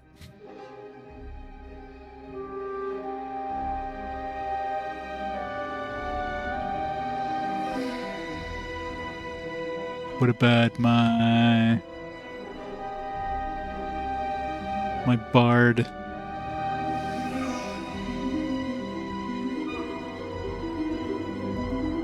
Bard. Wood elf. Search. No. Not bringing anything up. Maybe because it's not active or something like that, or hasn't been active in a long time. Yeah, it's probably something you have to like manually link it up or something. Oh well. I think that I do remember there was some sort of character search thing before, but this is before like EverQuest changed hands, so who knows, right?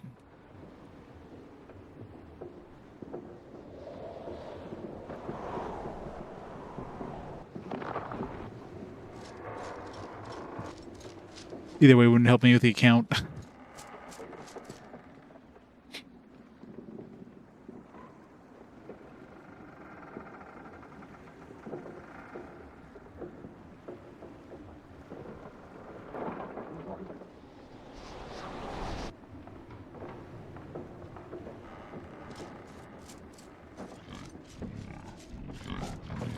Run!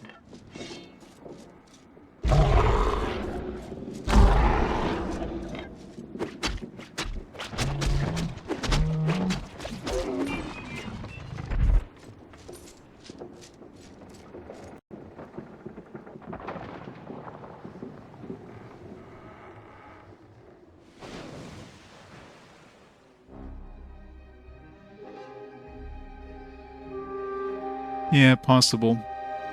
You might like add like some characters or something like that.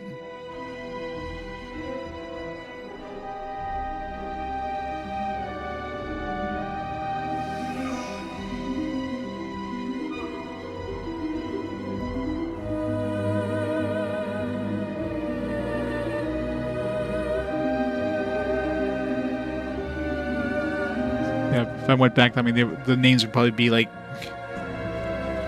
X Landale or something like that. The character would probably still be there, but the name wouldn't be available likely.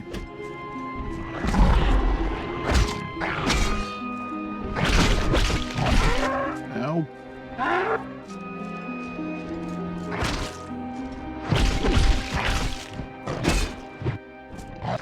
God, why these things do so much damage?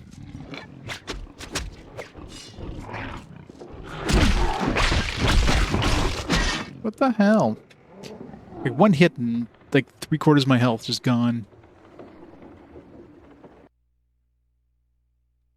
Yeah, maybe I'm Landale triple X now. Either way, it doesn't seem like there's any. Doesn't seem like there's any lookups that bring up anything.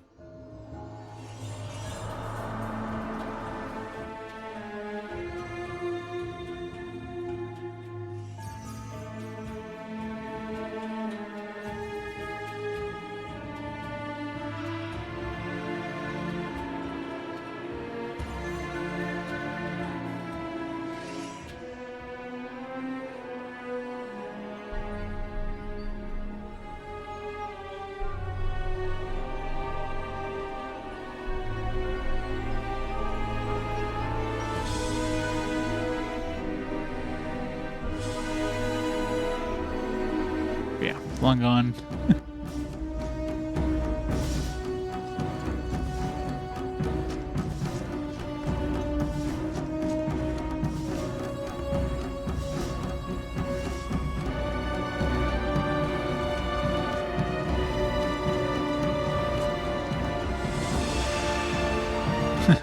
XX. Landale XX, yep.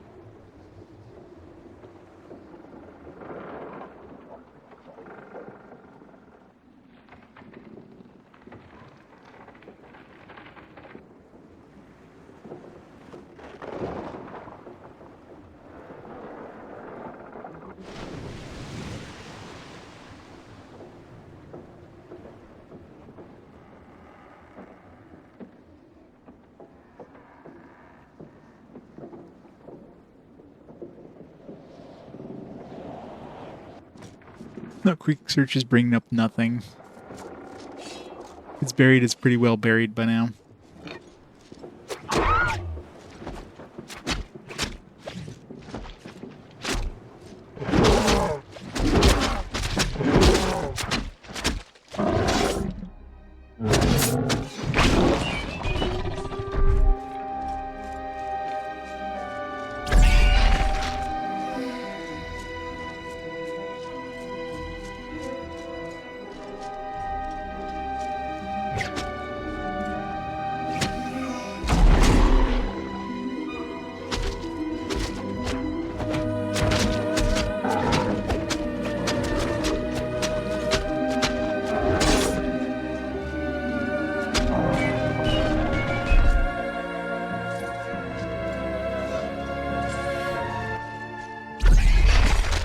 mana's drained.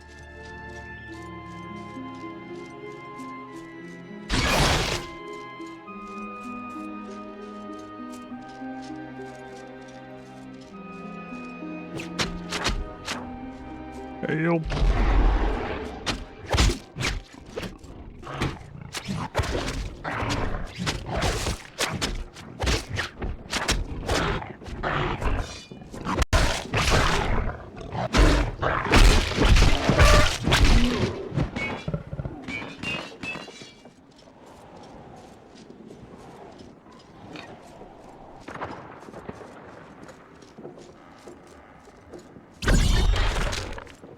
My mana's drained.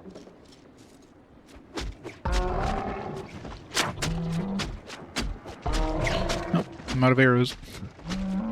13, 12, 11.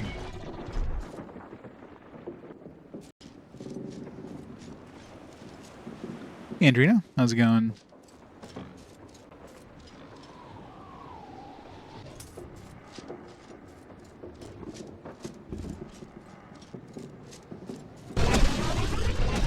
Skeletor has this. Skeletor does not have this. Run.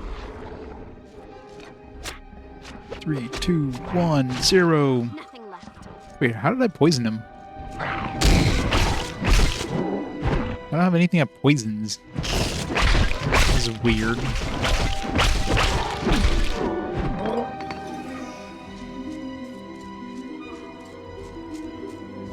Flies are bugging you. Stupid flies. Just tell them it's a no-fly zone.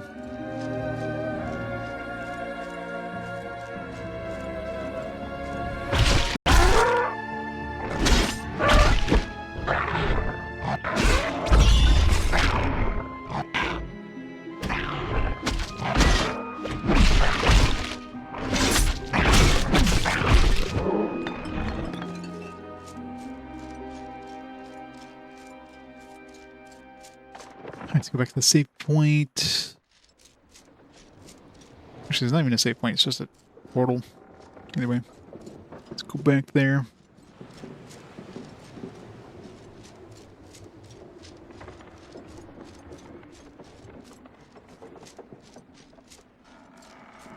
Yeah, the Skeletor is... I mean, he's a skeleton. What do you expect? The speed is not his priority.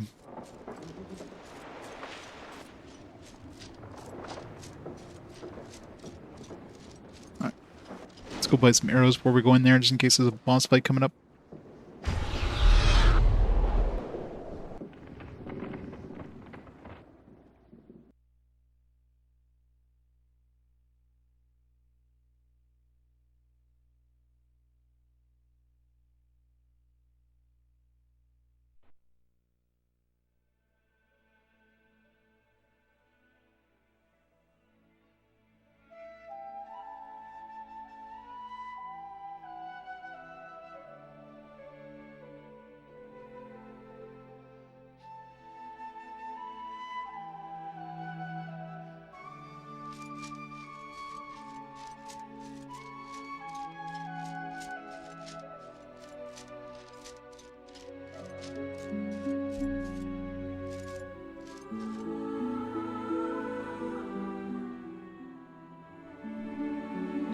Yeah, why is there no sign of Laszlo? Shouldn't have Laszlo come back after he, should bring him here first and then bring him with us in the teleporter in the portal. Then continue on. Maybe once we actually make this a raft, he's gonna come back.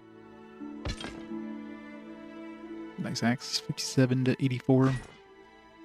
It sucks how, like, two-handed weapons aren't really that much better than one-handed.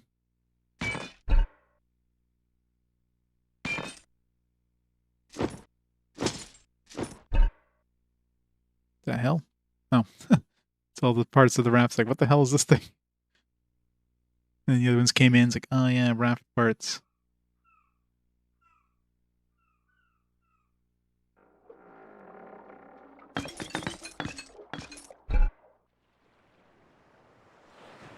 Alright, let's grab some arrows. 20 arrows. Gate scroll. Actually, I didn't need gate scrolls. I used the portal.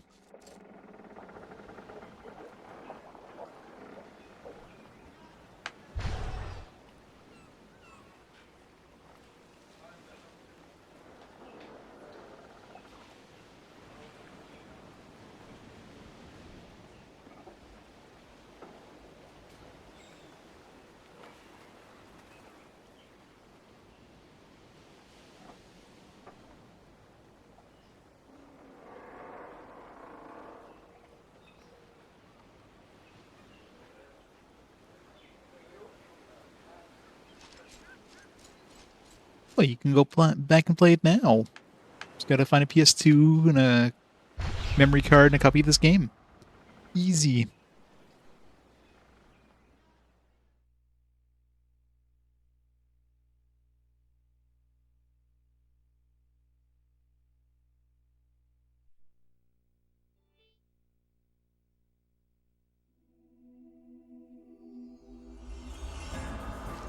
God, that portal's so bright.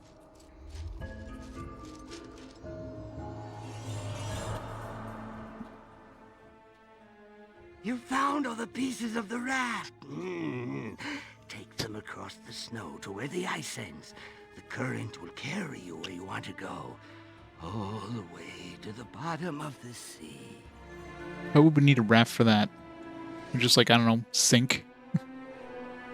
You see, to get to the horn, you'll need to swim deep. Deeper than you've ever gone. But that's not all. Tell them the worst part, Laszlo. The worst. Go on! The horn's not alone. There's something down there with it. Somebody gotta release the Kraken. Terrible. It's got the horn now, and it's not going to let it go. Laszlo must go. Is it that mermaid? Laszlo will go back to She can grab my horn any day. I want to help you more, but I can't go with you. I won't.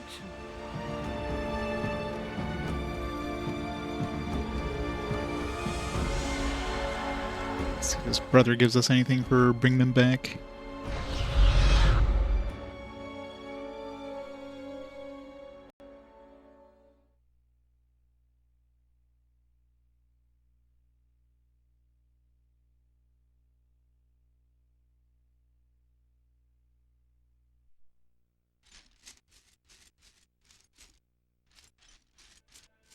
So I'm so used to being like right in front of him, I'm always confused whenever I take the portal.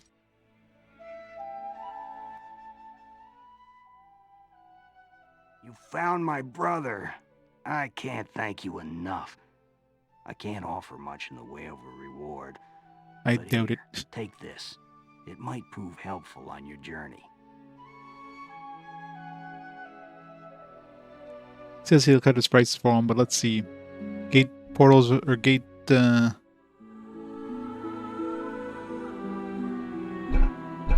things are always 150 bucks, so he didn't cut any prices at all, because this is still 150 bucks. Last merchant said that too. He's like, yeah, I'll give you a discount. It's like, no, you didn't. Not that it matters with like this much gold. I mean, I could bury everything and still have money left over. It's nothing worth buying. This one's actually not bad though. 48 to 69. 8% small poison cloud.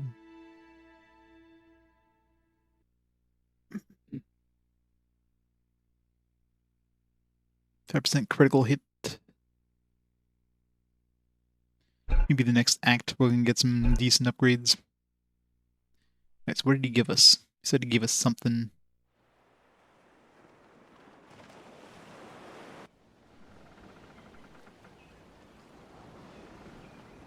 Assuming it wasn't... Was this this? It might have been this. I don't know. 74 to 90. It must be a two-handed.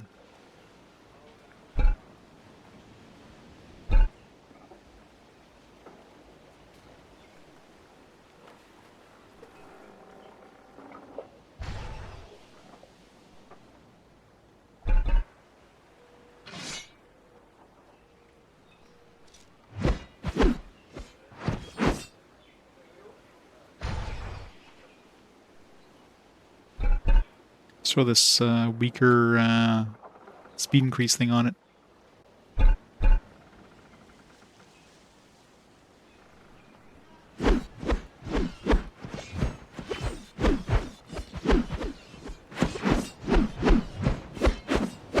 Whee!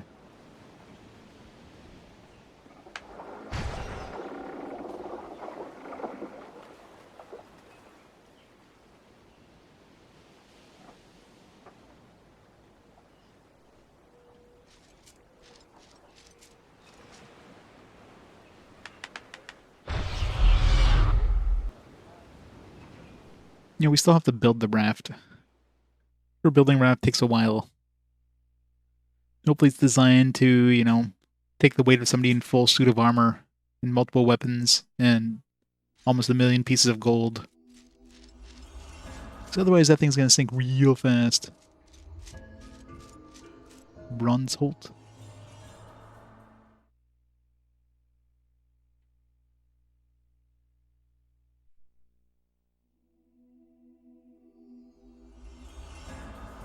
A town full of sweaty, desperate men? Where do I sign up? I don't see any desperate men in this town.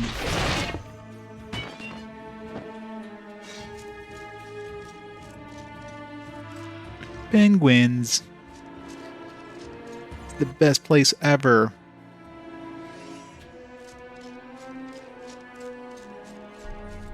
Where's Morgan Freeman? We need Morgan Freeman over here, stat.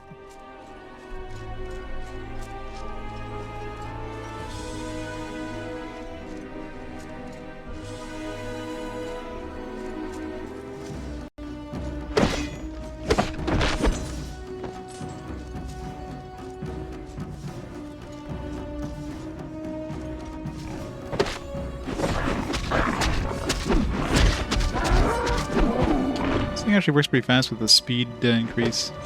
For that new sword, level 19 there, once I put that speed thing on there, it might be pretty damn good. I'm curious though if the higher tier speed boost is going to make it even faster. Is that an orca? Orca's looking for penguins.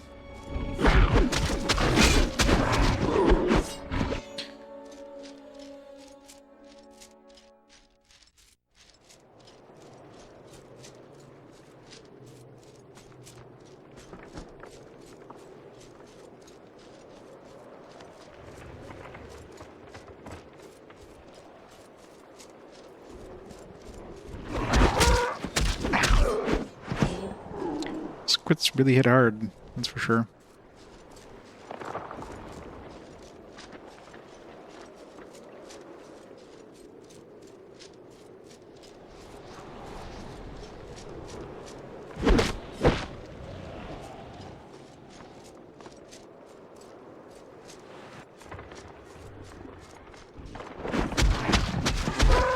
Free Willy! Get back here, Willy.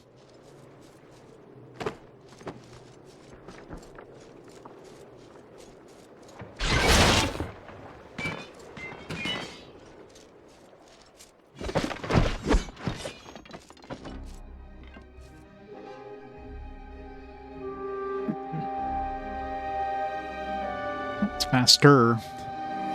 Alright, let's see what faster...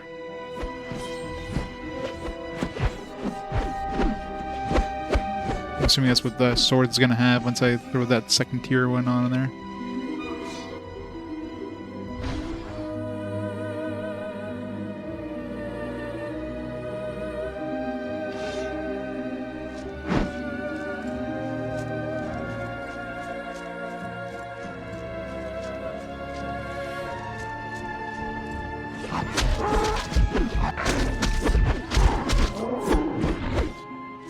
It does stun the enemies, at least the speed thing helps for that, so...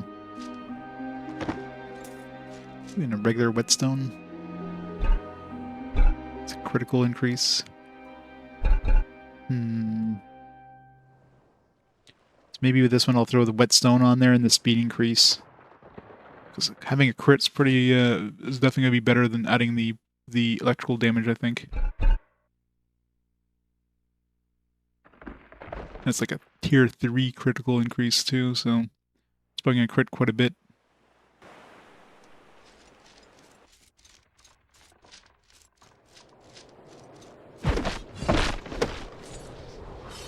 At least I'm assuming that was a tier 3 because it's like a 99 gold for the tier 1, 399 gold for the tier 2.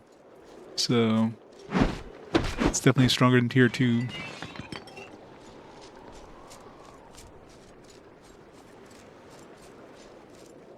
So cute.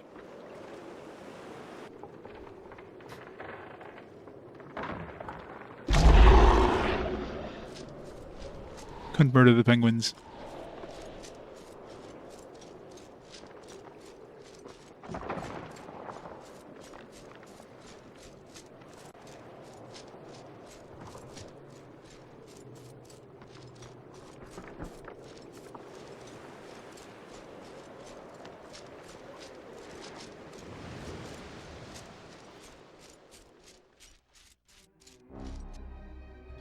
Looks like a good place to build a raft. And is up instantly.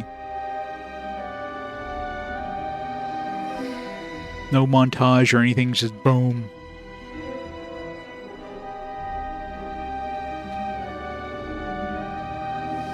The guy's had a bad day.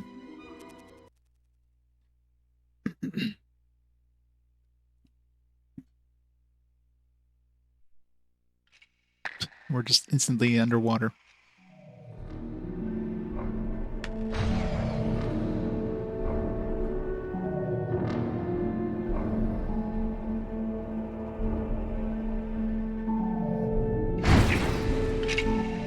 With any luck, I'll probably encounter some huge sea Couldn't hear what she was about to say there. Busy attacking. Hitching a sword with speed increase is actually a pretty good combination. Especially underwater, when everything else is slow as hell.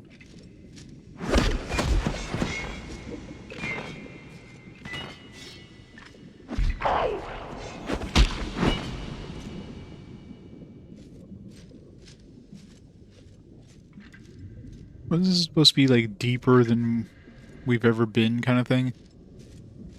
It does not look that deep, considering, you know, I could still see.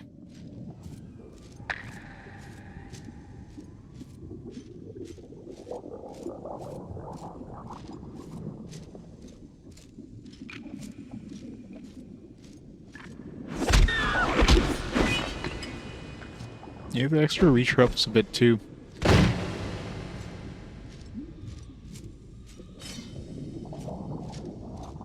Hits them before they can hit me.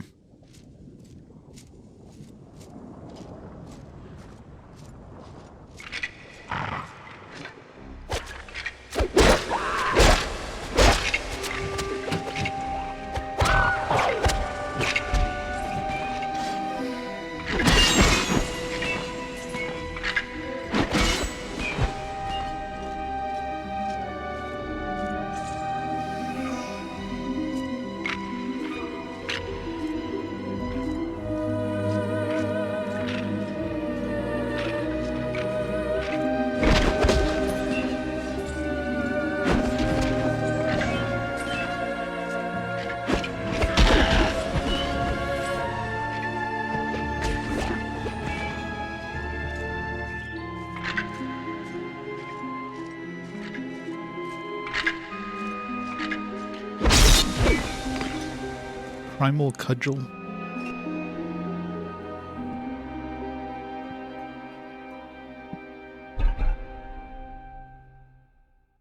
Plus 19 strength bonus. 65 to 77. It's pretty strong. Stronger than my current weapon. Well, my single-handed one here. Technically stronger than the new one I'm going to be able to use. Even though this has the poison damage. It has the 19 strength bonus, which probably increases my damage even more. Aww. Well, since I'm going to be holding on to this thing for the other weapon, I'm going to be putting this. I'm going to be putting this on that other sword. So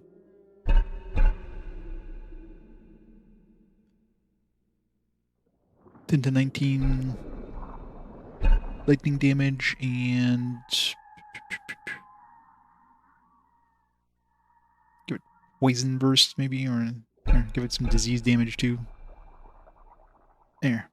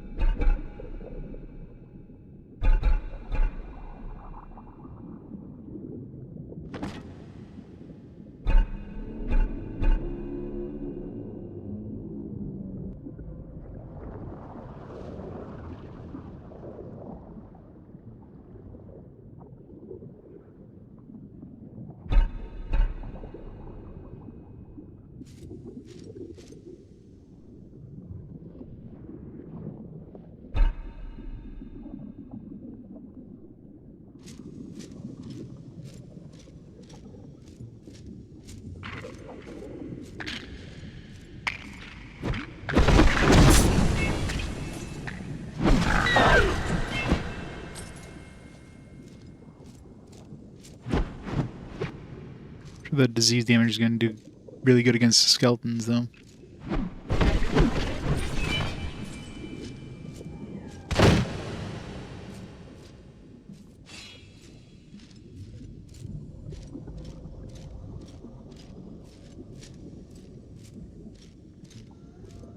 This doesn't look like a sword I want to be holding underwater, though. Or, I guess it's not a sword, it's a club.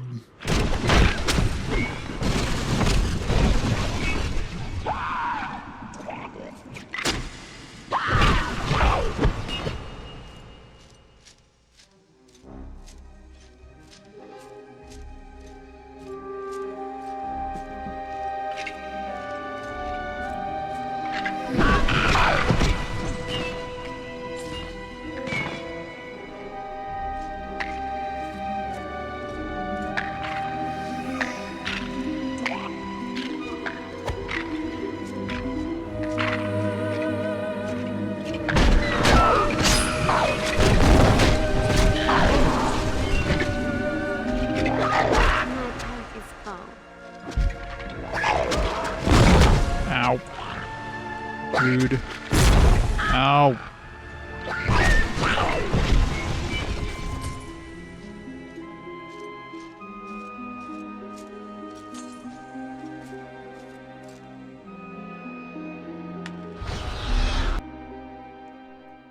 I got too much crap in my inventory now. I don't know which one I want to keep. That two-handed sword with a really strong crit is pretty nice. This one here, I don't know. Either way, it's probably better than my my other one. Like between this and that, like this one just has the fire and cold damage. Got 23% frost burst, but eh. This one here, with a strength bonus, it's technically going to be doing more damage. But then I feel like I should just be using this until I get hit level 19 anyways, because of the speed boost and the critical hit thing.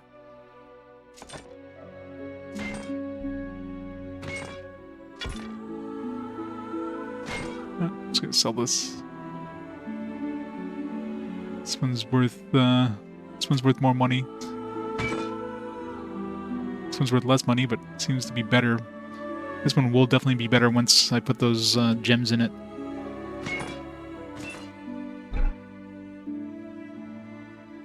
$37.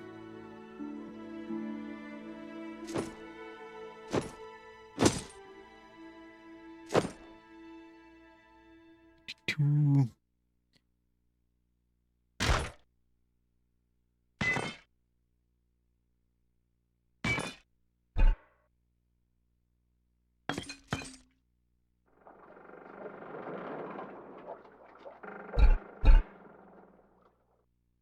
$230 arrows.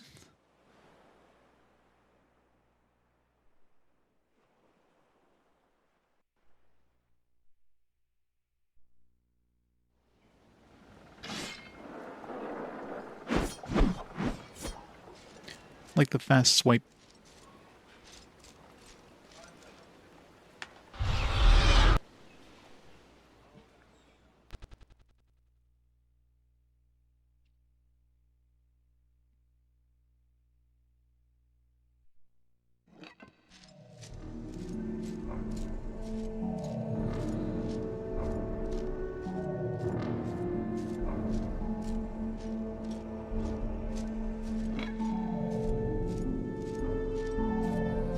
Or if you can put a speed increase thing on a bow, so you're just like pew pew pew pew pew pew.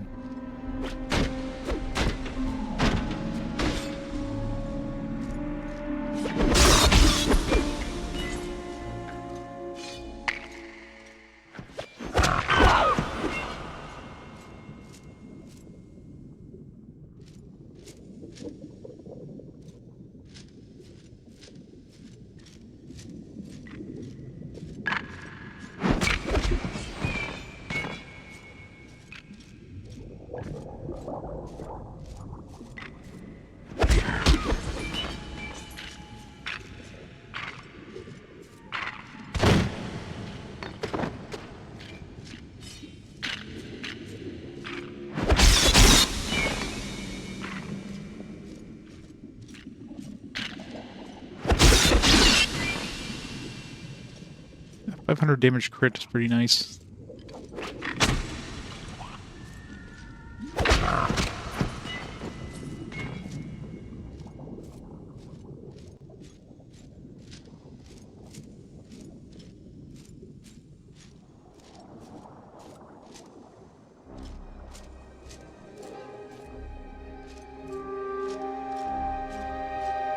Doing that weird thing across the screen.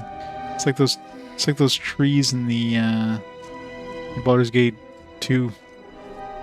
There's some graphics that just glitch out. It's probably from these jellyfish. You just hit them just the right spot, they'd like glitch across the screen. It's definitely something within the engine that's doing that, messing it up.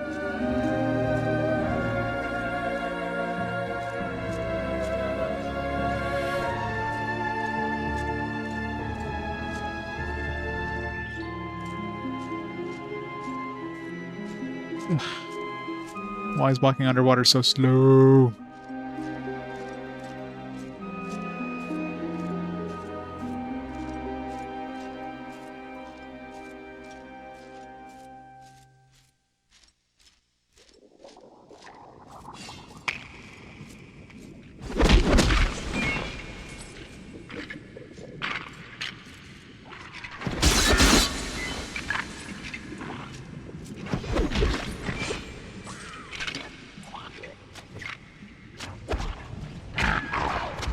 I don't know why my arrows are faster than his arrows.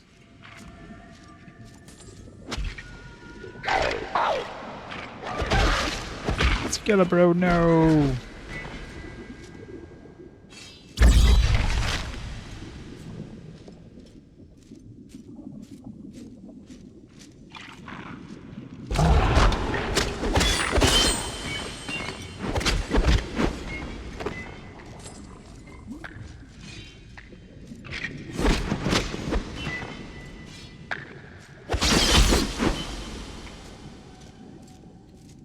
Also, some plate gloves. I'm starting to get plate armor now.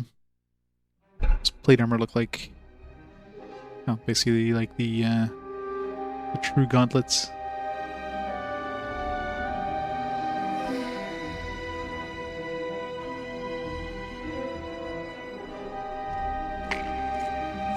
Sucks that I never found like true armor or true boots or something. Finish the set. I picked up a bunch of other true... I think I had another set of true leggings and true helmet, but none of the other stuff. Yeah, the Shadow Knight. Figured I'd go for like, you know, mix of melee and magic, but you don't really use magic that much with this. I mean, I'm sure some of the spells, if I put a lot of points in them, could be pretty useful, but yeah. Seems like melee is the way to go. Well, it's more like archery than anything. A lot of times you don't want to be going toe-to-toe with enemies, some of the bigger enemies. Oh, that's my own dude. So yeah, you pretty much need to use arrows for those situations, but other than that, just hack and slash. Lots of hacking and slashing.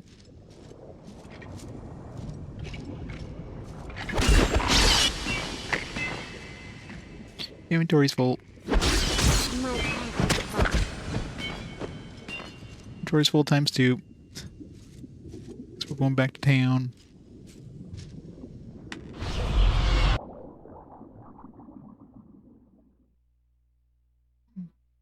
Eventually, if I ever hit level 25 before the game ends, I'll get Harm Touch, which is like a massive chunk of damage. But that's probably going to be like, it's probably like New Game Plus, I'm betting, at this rate.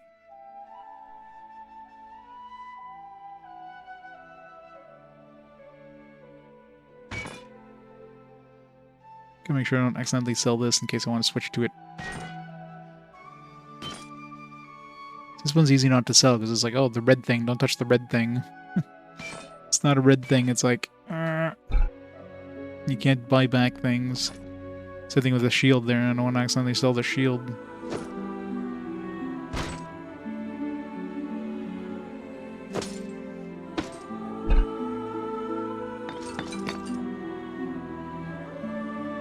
Trigger of depletion.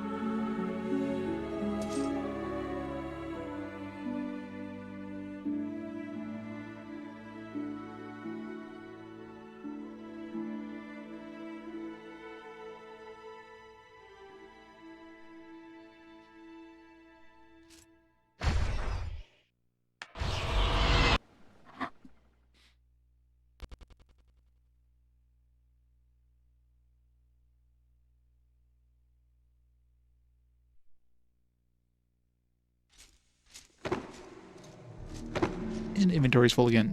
His armor is always heavy as hell.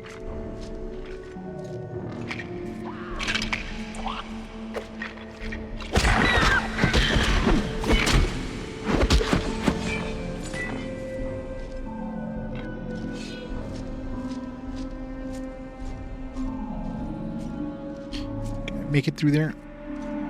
Good. No invisible wall.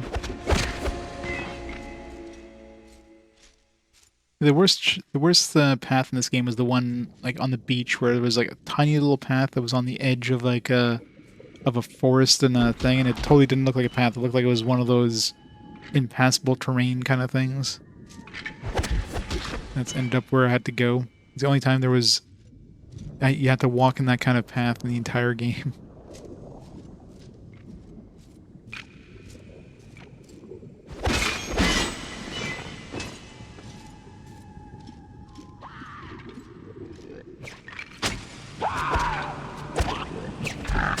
My arrows go way faster than theirs.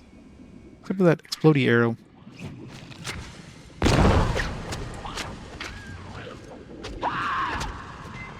And they're really good at leading their shots too. Like if you're moving in a straight line and they start firing, they will shoot where you are going to be. Assuming that, you know, you're not slowed by water. So you have to like juke as soon as they're about to shoot. Or as soon as they have shot, I should say.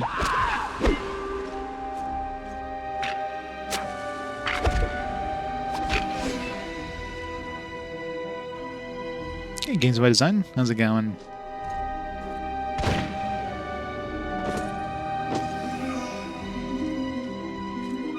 So many chests.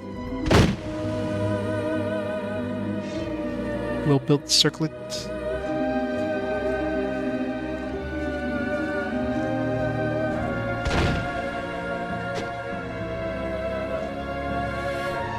Yeah, I don't need more arrows.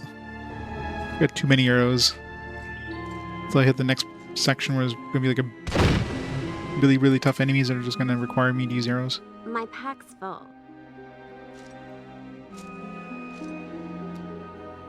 New York has a new 420 Robocop.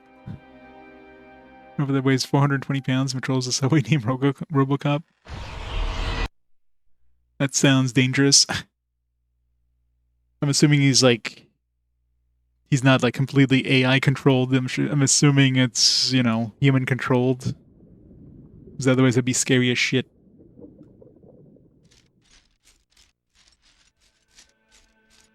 I mean, still scary as shit if it's human controlled, but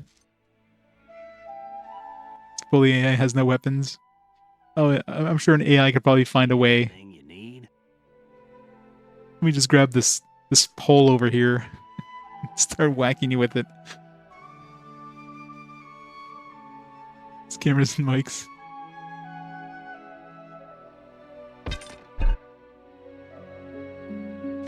I'm sure they're gonna find it in like in a dumpster within a week, within a day. E6. Oh, and we're gonna be getting this in the level anyways. Yeah, it's technically an upgrade, but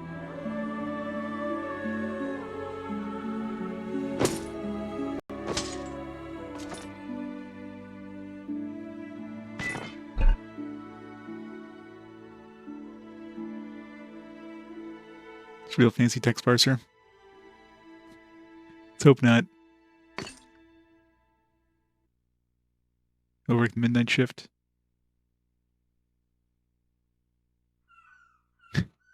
Wouldn't like normal cameras be able to do that though? Or would you need a robot to do that? Seems kind of pointless.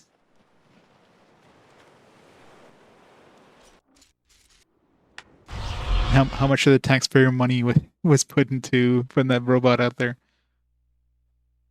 Probably a good idea not to answer that one.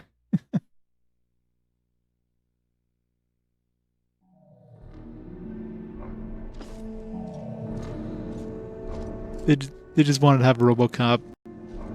When did RoboCop happen? Like obviously RoboCop was about the future, but like, was it this era? Was it like, all right, we need to have something called RoboCop because, you know, the movie said RoboCop existed at this point. It's like there was a big push for trying to make some, like, you know, some pseudo hovercraft things, and whenever that happened in Back to the Future.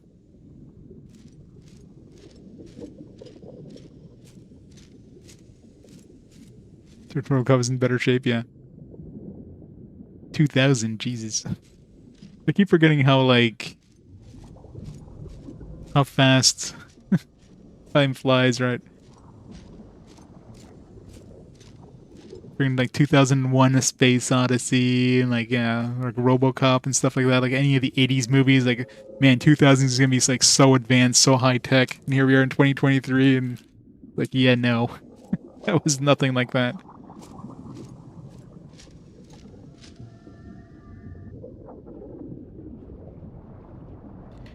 Original movie is 2043. Still, I mean, who knows? In 2043, we might have some. Well, of course, you know, RoboCop was still like a cyborg, was still human on the inside. It wasn't like AI controlled or anything like that. But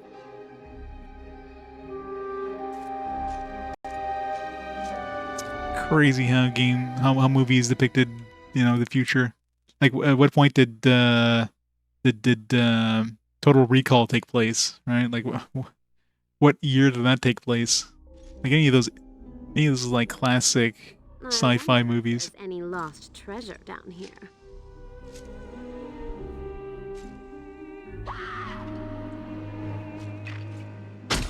It's like, man, 30 years is gonna be so much more advanced. Here we are, like 30 years later. It's like, nope. Still the same shit with just fancier phones. You know, that was always a hard thing, right? Like any of the Star Trek movies, Star Wars. Things look like advanced for the time, but retro now. The original Star Trek with their like communication devices, which look like friggin' flip phones. Oh yeah, I doubt cyborgs are really ever going to be a thing. The biggest issue with cyborgs, at least cyborgs, the way the movies depict them versus, you know, humans with like cybernetic kind of, you know, obviously there's already cyborgs today if you can't people with like amputees or something like that, but the way movies depict cyborgs, I mean, there'd be so much human kind of like it's just a moral dilemma thing more so than the actual like technology being viable thing.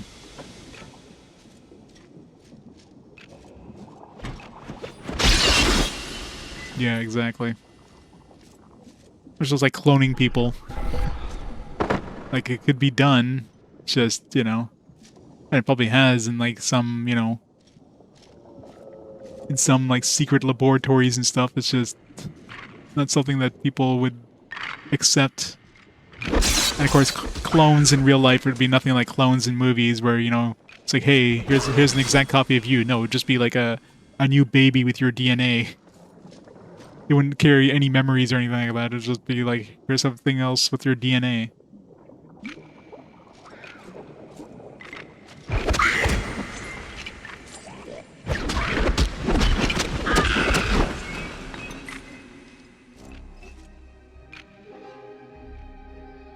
It's genetic modification to add photosensitive cells and neurons in rat brain.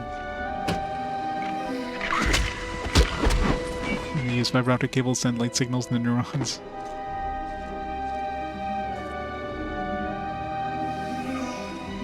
Yeah, I mean, it'd definitely be possible. It's just, like I said, like having society accept those kind of changes. Like, I doubt we're ever gonna go full cyberpunk, where people have like brain implants that, you know, make them like stronger, faster. They can access the internet just by thinking, kind of thing. Like, I don't know. It would just be like getting humanity to ever accept that kind of stuff.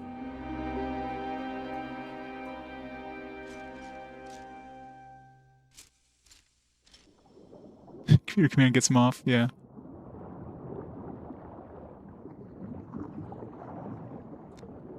Well, putting things into the brain is easy. Putting things in where, you know, the patient doesn't die due to infections and stuff like that, that's a little harder.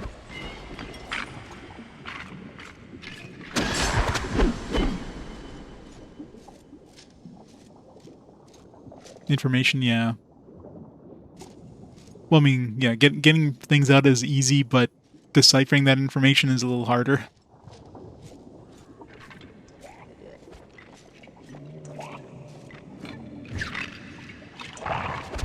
It's just like any of our brains, like the way like my brain, the way my brain like deciphers whatever kind of inputs like it gets, it'd be completely different than your brain, right? The way my brain deciphers the information it gets from like my ocular nerves, like having to get that, like how do I know that, you know, the color that I see as red is the same color as is the same as what you see as red? Like, I wouldn't know that. You know that red is red because that's the way you know that red is red. But I'd have no idea what I perceive as red is what you perceive as red. So having somehow like some sort of basis of like, yeah, this information matches.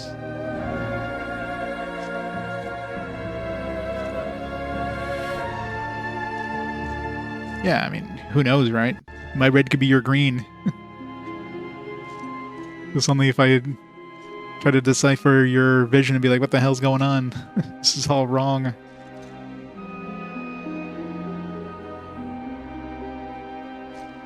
But how do we know, though, Alkman? We don't. We have no way of really deciphering that information. I have no way of jacking your eyeballs into mine and like having my brain kind of decipher the same things your brain was deciphering, right? If we have like a basis to base it on, it's like, okay, well, this is information, this is what we expect the information to look like. This is the information we have, so let's just, you know, make an algorithm that can make this garble of information this. So then you're just translating that information to what you expect the result to be. You're not actually like, you know, you don't know what that the original information is. You don't have a universal translator that just, you know.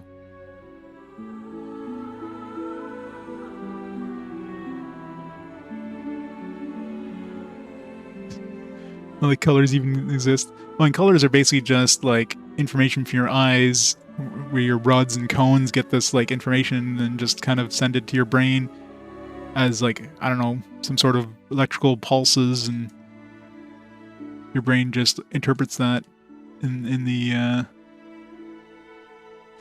in a way that, you know, creates an image.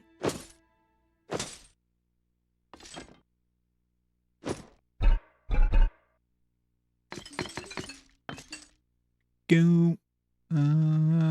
For those, definitely don't need to pick up another one of those.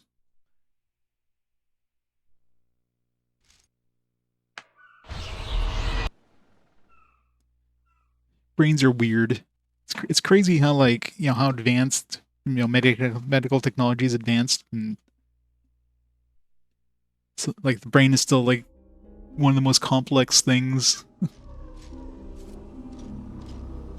All the rest of technology, and it's still very hard to figure out how that part of us works. I mean, it's kind of hard to like test it. It's only recently we have technology that can actually, like, you know, test, that can, you know, get the impulses, but you'll never be able to like get a full picture of everything the brain's seeing and deciphering it all at once, kind of thing. Can't plug in a USB stick to your ear and download that information over, you know what I mean? It's the worst color. Worst color is brown.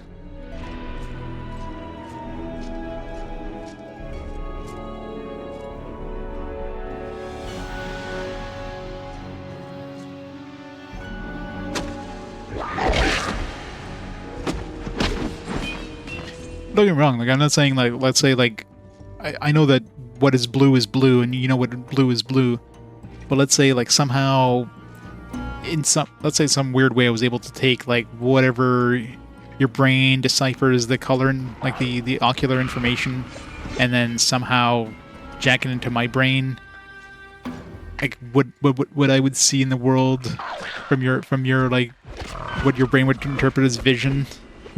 It might be something that'd be completely alien to me.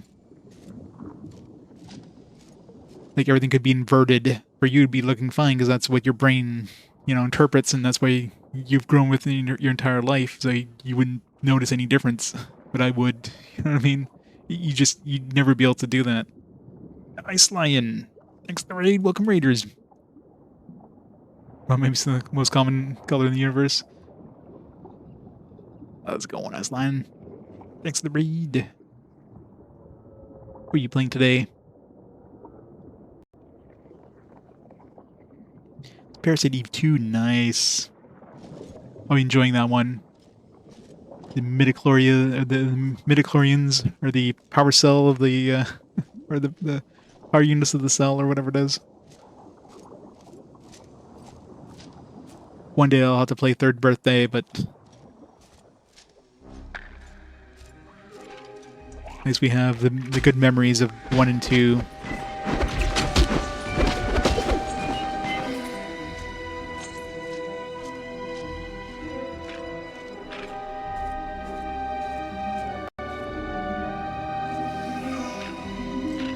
Achieve the best ending? Nice. I think I must have gone to the best ending in 2. I definitely did for 1. I played the Chrysler Tower in 1. That one was a bit of a slog, but that game, number 1 was very short, so I figured, you know, might as well do the Chrysler Tower. I forget what the requirements for 2 were, but I must have done it too, or at least attempted it.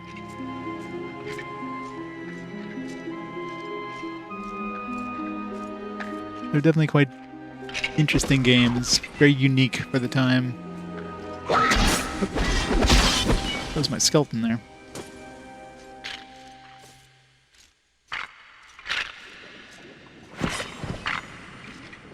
My skeleton? It's hard to tell which one's mine.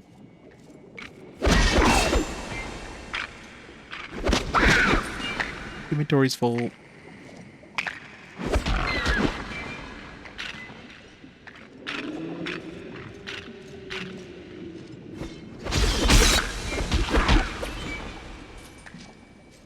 halfway to level 19. We're almost there.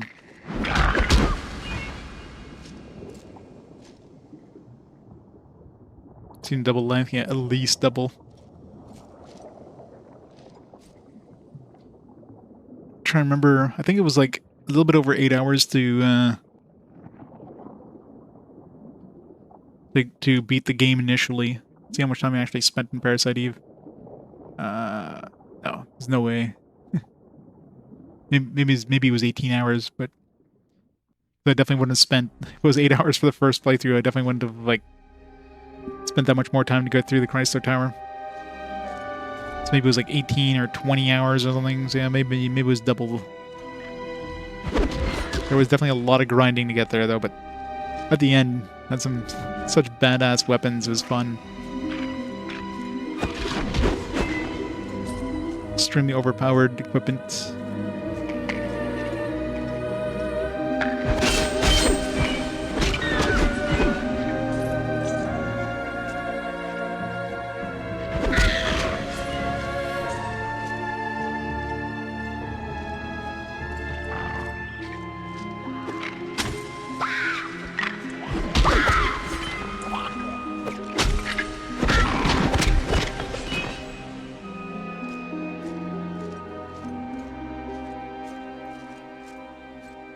Man, it's been so long since I played Parasite Eve 2. Doesn't feel like it was that long ago. 223 is like 200 games ago. Yikes.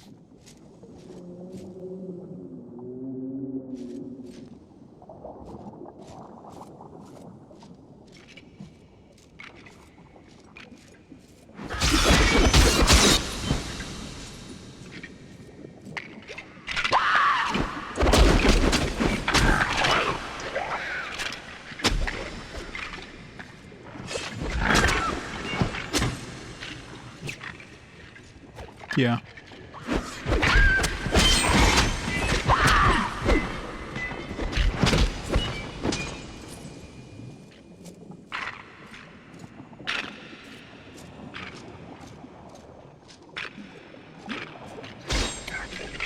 Out of this place yet.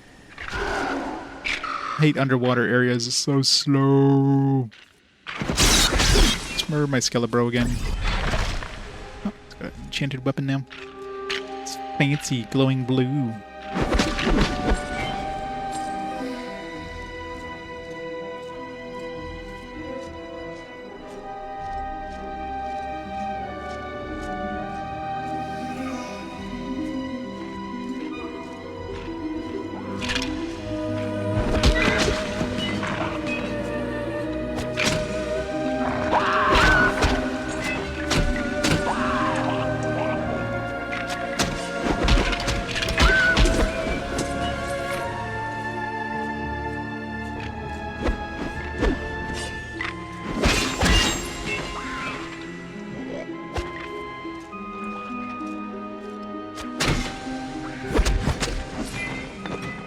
My pack's full. Alright, let's go sell.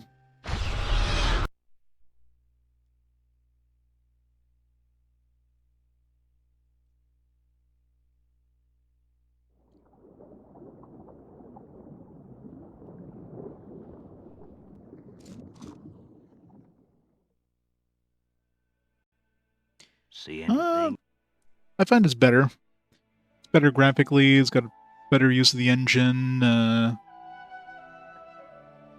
It has like reasons to play, you know, to replay the game since it's kind of randomly generated in terms of the areas. Plus, you know, you have the higher difficulty modes which give you better loot and stuff like that. I'm only going to be playing one playthrough, mind you, but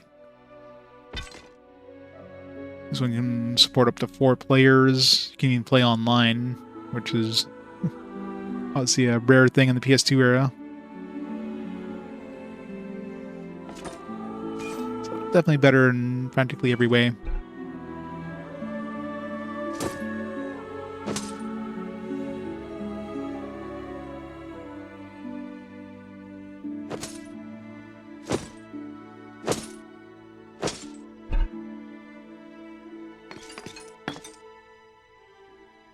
3 of those. Definitely stocking up on healing potions. Especially since the last boss fight did not require me, man. I gotta sell some of these. Like 50 pounds of arrows there. It's the one thing I really wish they would get rid of in these. Get rid of like the weight of arrows and potions, especially. That's one thing that never made sense, especially mana potions. Like 1.5 pounds or whatever weight unit they use here for like a single regeneration potion. Like what? Like how big are these things? Like what? How much are you drinking?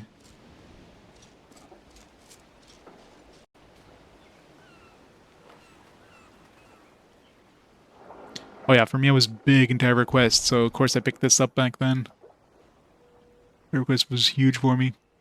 I remember trying a little bit of Dark Age of Camelot, but I mean, I tried a bunch of MMOs, but I couldn't find anything that kept my interest over EverQuest. And I think I tried a little bit of EverQuest 2 when that came out, and I got bored of that, and I just got bored of MMOs altogether, and just, yeah. Tried a little bit of WoW. And that was basically it. I was done with MMOs at that point. And MMOs were pretty much done at that point to begin with.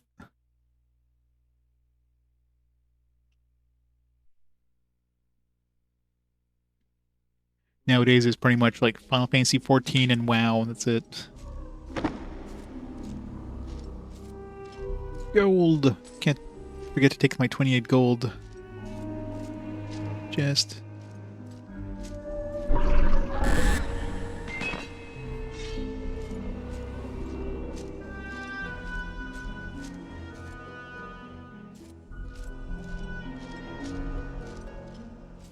This area is not so fun, though. Underwater areas always suck in video games. I mean, in a way, it's better than most, because, I mean, you're slow, but also are the enemies. It's actually easier to fight things, because you still hit fast when they hit slow, so...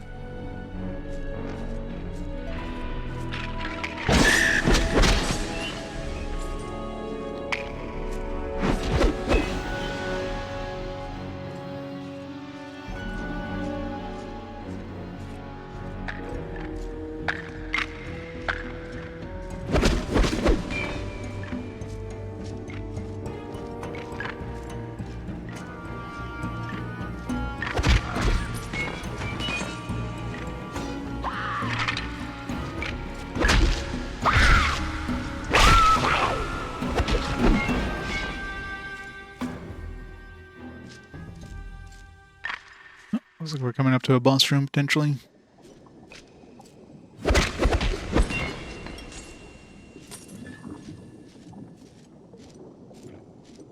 It's time to fight a kraken or something.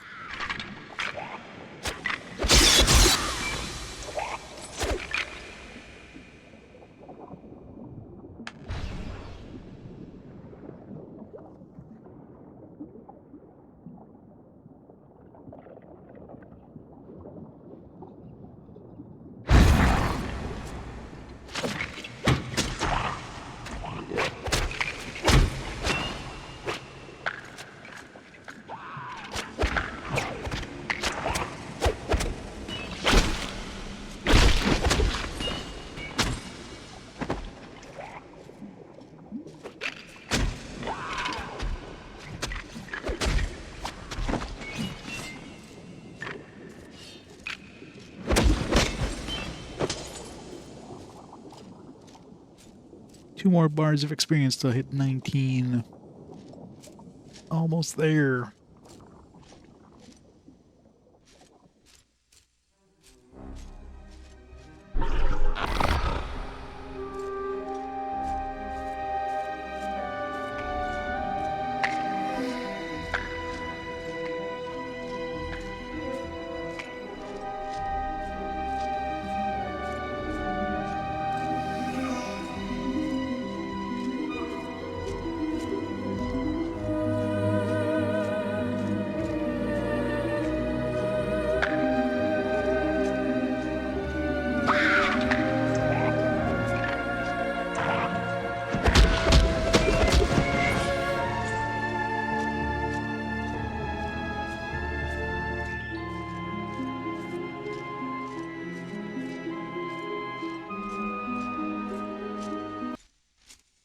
Dark Abysmal.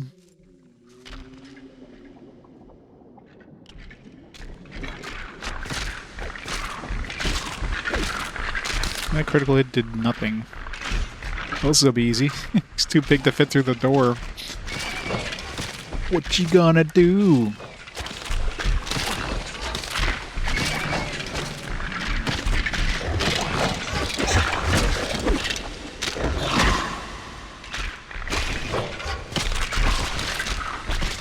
Worst glory hole ever. It's the glory hole you go to when you want to get crabs.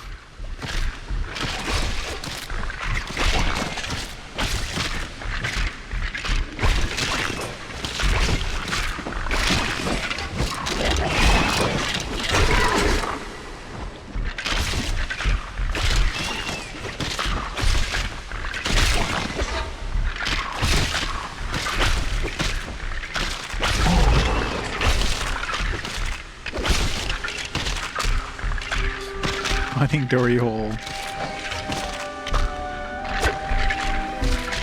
My skeleton got bored.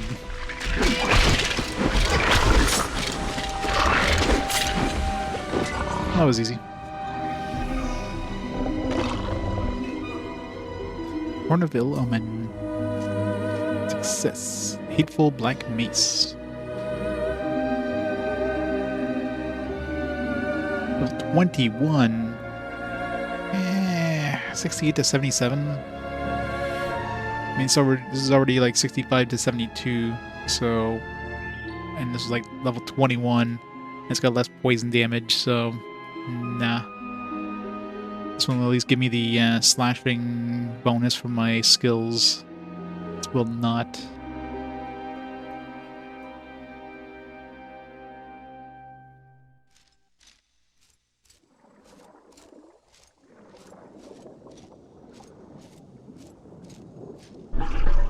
Found Dory. Their Shield of Valor was at the 4th Shield of Valor now.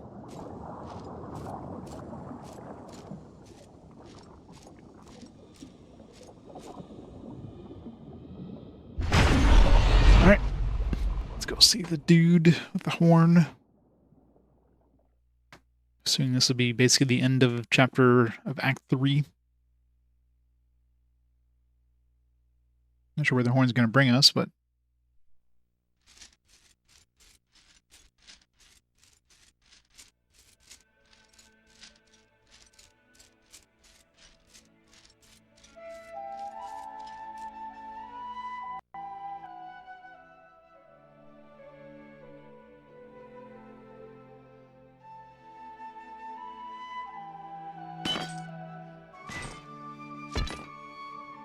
yeah, just sell this. I mean, it's basically the same price as this one, even though it's 2 levels higher. So, yeah.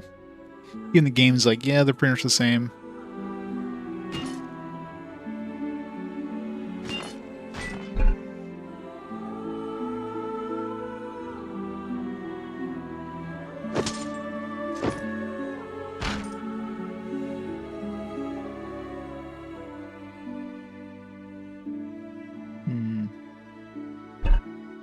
If I had some gems to throw in there, that one might be good. I'm gonna throw some mana bonus in there.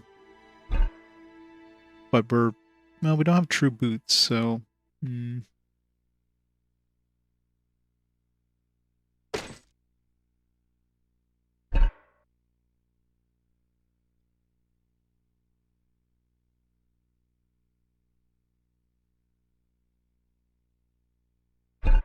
Well, we're probably going to be changing axe anyways, so I'm sure we'll find something better.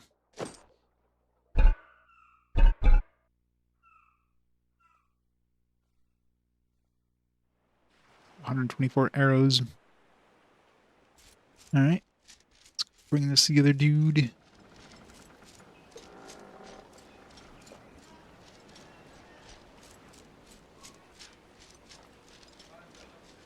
So close to level 19. No, nothing respawns in this, unfortunately. So once you kill something, that's it. There's no point in revisiting areas.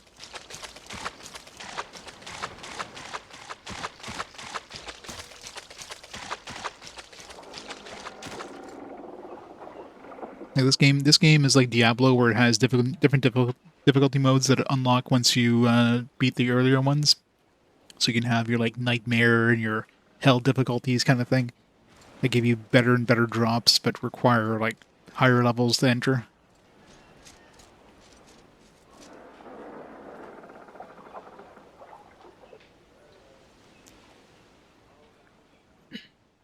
Okay, wait 10 seconds for the dialogue to kick in. By the gods of Norrath, you found the accursed thing. Give it here. I'll show you how to use it. I suppose now you want some sort of Reward, Hound of Leith Corius. He sounds different. He's the orc, isn't he?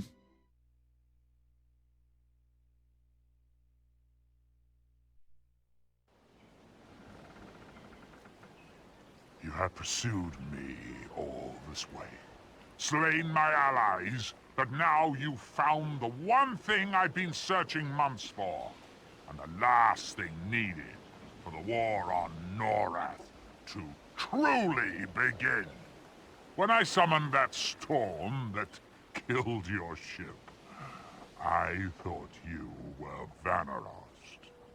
He commissioned that ship from the gnomes, and I was certain he planned some sort of betrayal. Imagine my surprise when I found you at the helm instead. When you crawled to shore, it was all I could do not to kill you. You have more lives than any opponent I've ever known. But then, it occurred to me that I could use your strength to my advantage. The Horn of Ill Omen had always eluded me. But perhaps, I thought, you might be able to find it. And if you failed, then you would no doubt die in the attempt. But you survived! Until now. And here we are again, face to face. But hate wears many faces. And my true face is the one I wish you to see before you die. Or if he's gonna be as hard as he was last time. I did not lie to you before. My father and I have been searching for this horn for some time. It has the power to shatter planar barriers, to tear down the walls between dimensions, and, unlike you, I know how to use it. You're just blowing it. Doo-doo.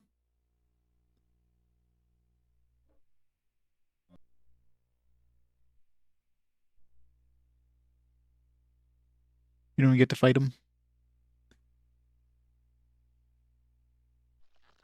Yeah, it just doesn't put it up to his mouth. The impending war was to be halted. Somehow, Inorok's army would be destroyed, or Norrath would fall into an era of misery and suffering. A time foretold as the era of hate. Hate. Act 4. Final act, question mark. My champion, I know you have suffered greatly, but know your cause is just. Without your efforts, Norrath would be lost. Would it now? You from the plane of hate. There, Inorok holds many souls in his fiery cauldron, and through us, he feeds his army of hate. Find us, free us, and together we can still stop Inorok's invasion. A portal to his plane lies through the fires. But only hate itself is allowed to pass. It is up to you to find a way.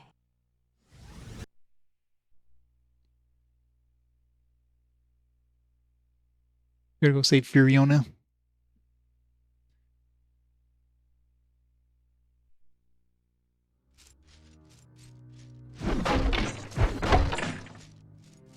Alright, step 1, find a merchant.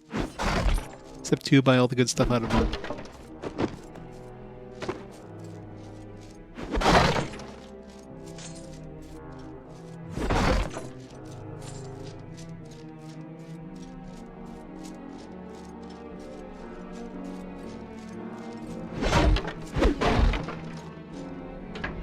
It's a chest. Are you a merchant? Well, now, we don't usually see strangers around here. At least, not alive. You must be tougher than you look to have come this far. Or just desperate, perhaps? Yes, I'm protagonist. You're the silent type, I see. No matter. Silence is golden, they say. Speaking of gold, I can see that you don't like my prices. Fair enough. There are other deals we can make instead. I got like 1,000,000 gold. I'm pretty sure I could buy whatever you have. What kind of deal, you ask? Simple fetch and carry, nothing more. You see, there are 7 curiosities scattered about in the dungeons of Cathaoon. Mere trifles, really, but each one has sentimental value. Sure, sentimental. For each one you bring me, I'll lower my prices. Bring me all 7, and there may be something else in it for you. Hey, Gergrimer. Do we have a deal? Sure. Excellent. And for no charge, a bit of advice. Take care in these parts. They'd sooner kill a stranger as look at him. Alright, see if he actually has inflated prices. Nope, same cost. Alright, what does he got? 21 strength on choker.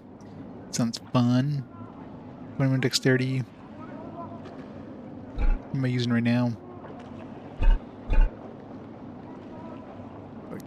6 dexterity choker.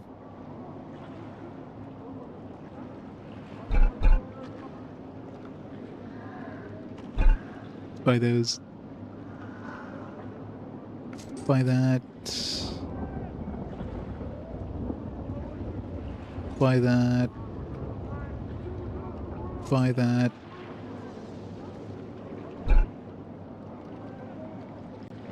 Alright, what we got for gear? Blazing shield level 19, 71.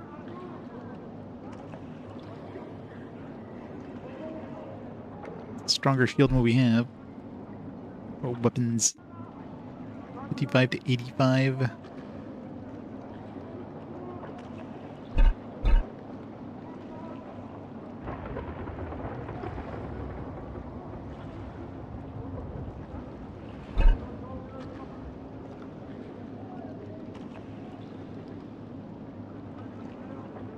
$60 for this. It's gonna be 62 and as soon as we hit level 50, so.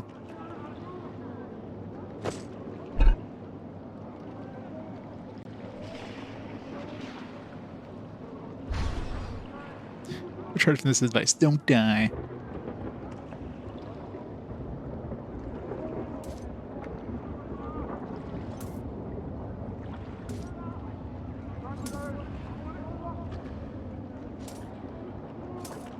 There.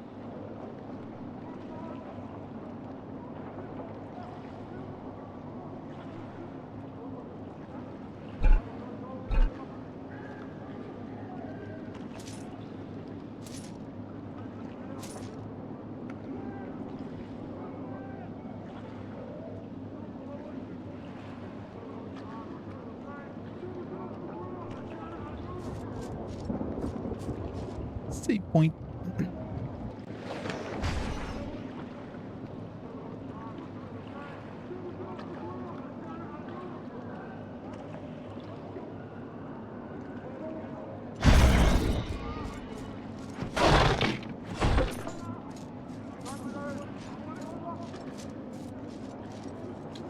Feels like there was a secret back there or something.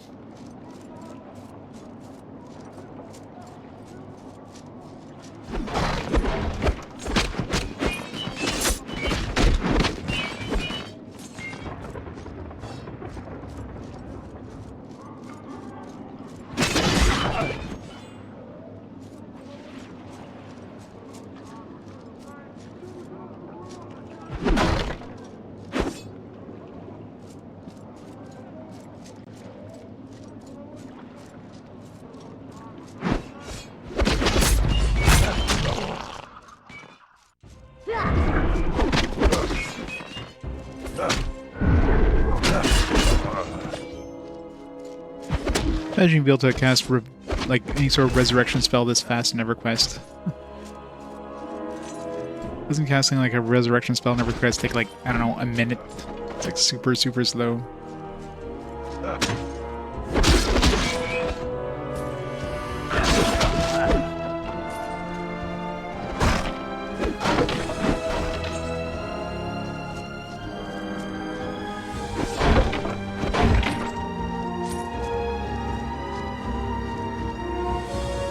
Dungeon of Katha-un.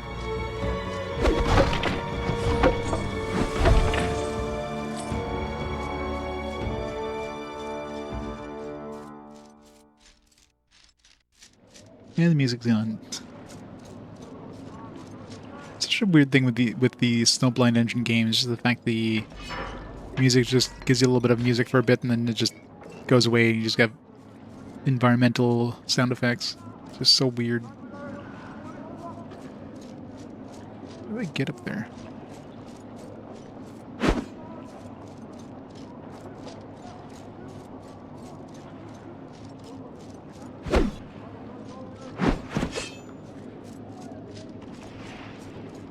I think I should be able to get up here or something, but there's a path over there, so probably come up from down below or something.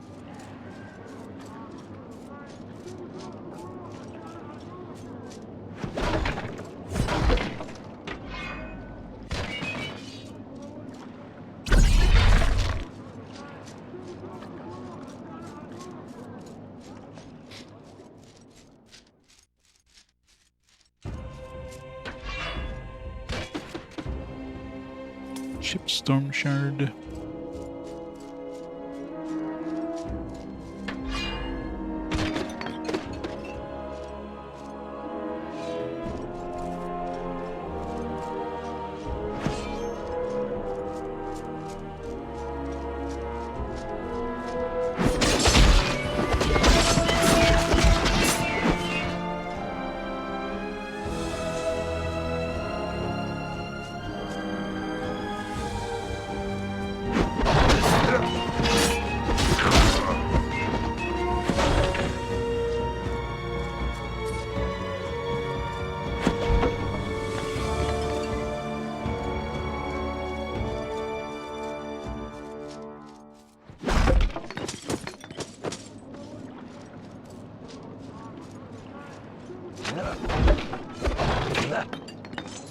Something I should have checked for is bows. I can find a bow that's like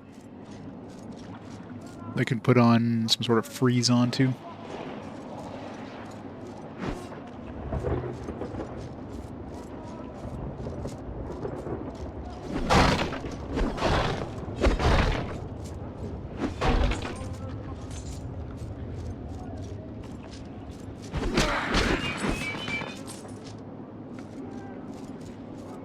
Only pure hate can enter here.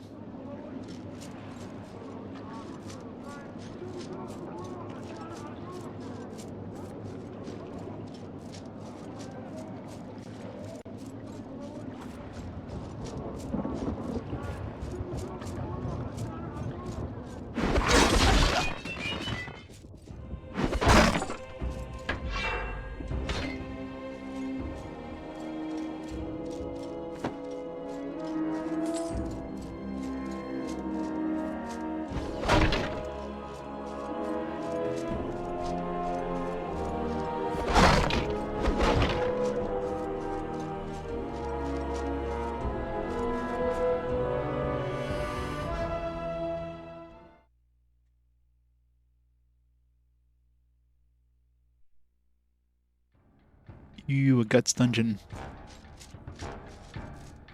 I don't think this is water. Hello?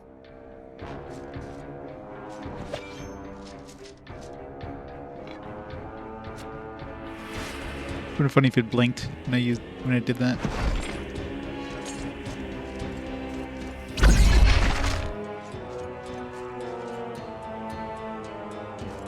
Like the eyeball. Nah.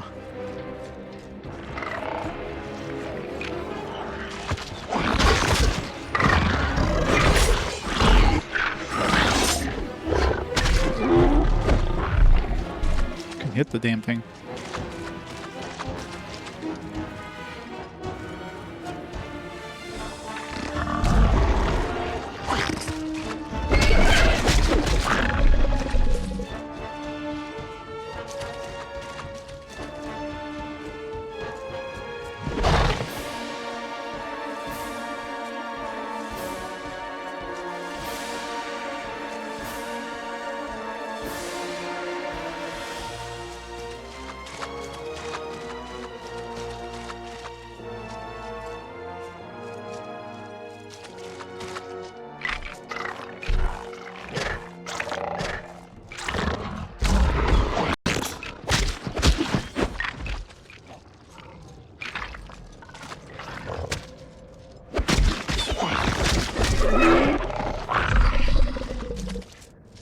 Enemies seemed a lot easier than the ones I was encountering in that cloud place. Like, every single one of those enemies were just brutal.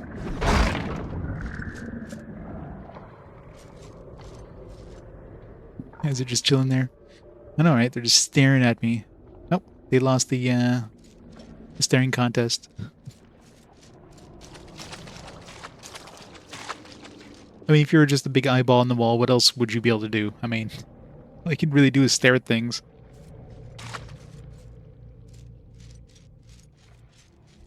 This is my life. Just get to stare at random strangers going by.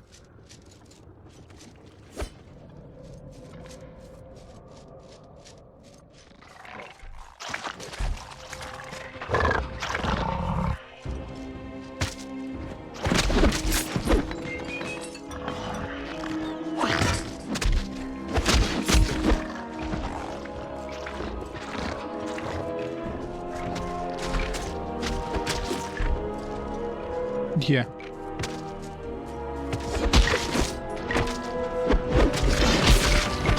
The fuck is that thing?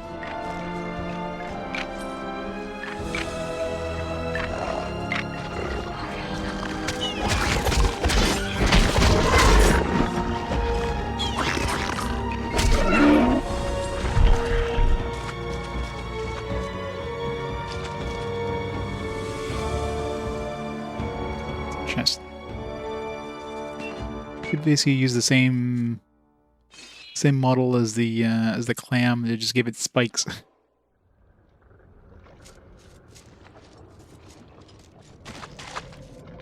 Curiosity, huh? It's one of those things we have to bring to the dude. Did I miss any of those? It's easy to miss.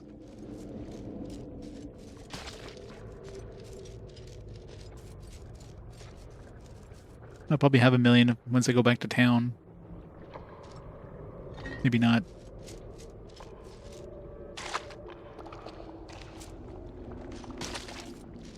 Good old spick lambs.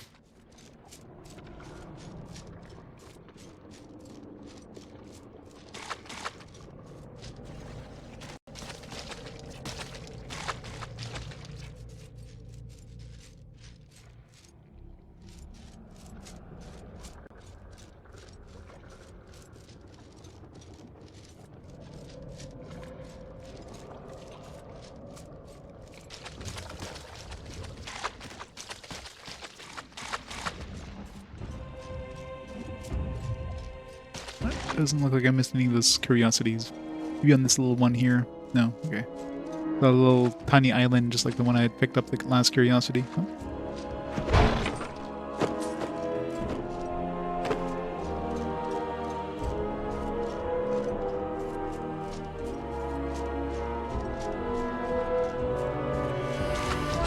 Did I go over here? Doesn't look like I went over here. Did not.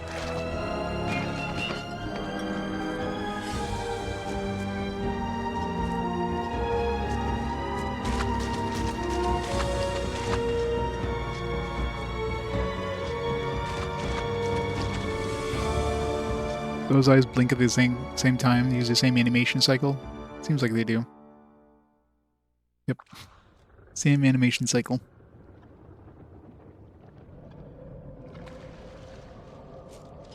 Which I guess makes sense. If it was all one organism, they'd all blink at the same time.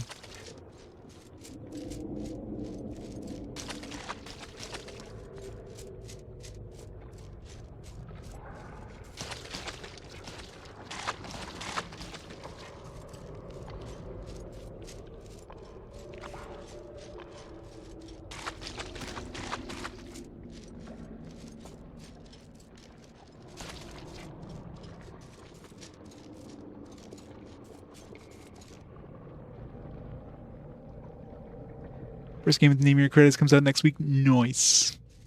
Congratulations ahead of time. It's gonna be a bestseller.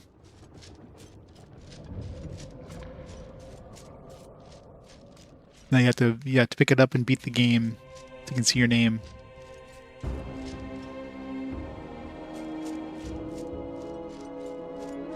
A good game. Nice. What's the game? Because obviously it's coming out next week. It's obviously like NHL 24. Yes, that makes sense. Yeah. I guess. Well, the credits for those probably would show up once you beat a tournament, or there's probably like a credits thing in the title screen.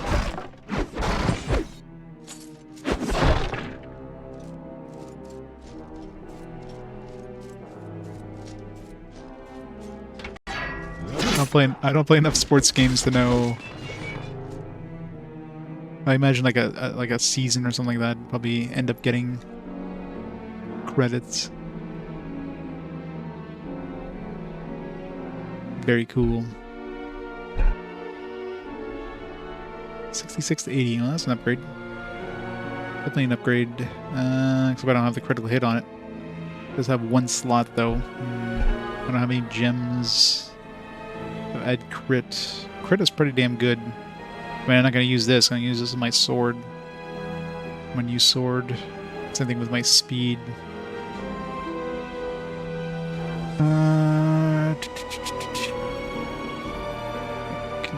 Cold attack won't work. Maybe just chip stone shard.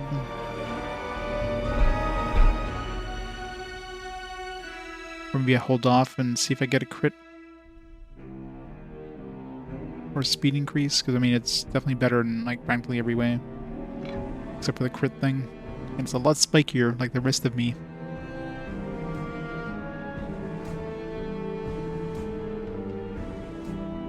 Well, the critical hit, I mean this one's only 8% chance. But when it goes up, obviously it does a pretty good chunk of damage. It's definitely more than double damage.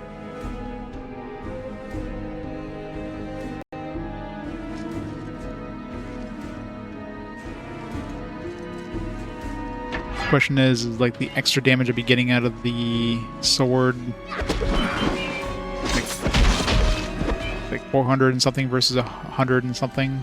So it's like 3 times damage at least.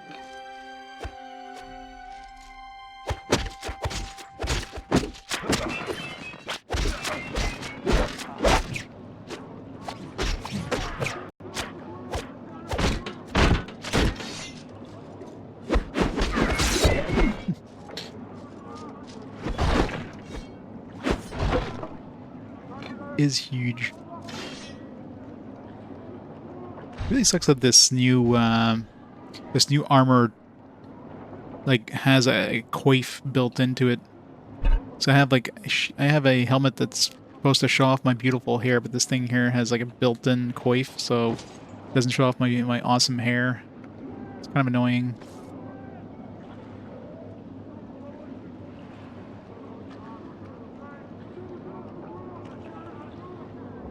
Of course, this one here is going to have spiky. Very close to hitting 19. Makes you wonder how it stays like that after you take off the helmet. Putting in the helmet wouldn't be a problem. It's hair. You should make holes in the helmet just to have your hair poke through.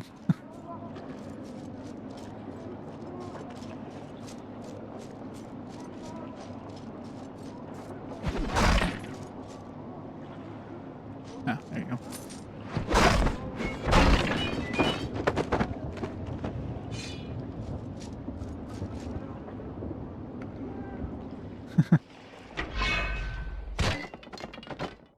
Good old punk hairstyle. Something else to fill up there, but it lodged itself inside of the actual wall. I can't get it. Probably just some arrows or something.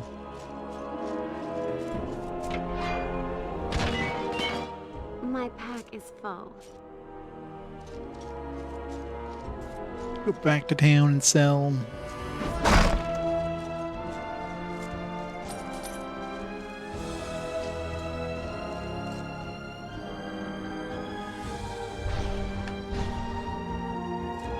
No gate target set? What? Alright, how am I supposed to get back to town? There's no portal in town, I guess. Oh.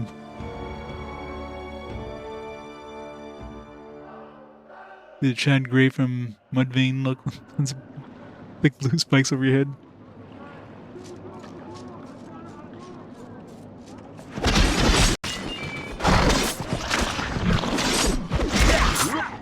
It's really annoying when they constantly move.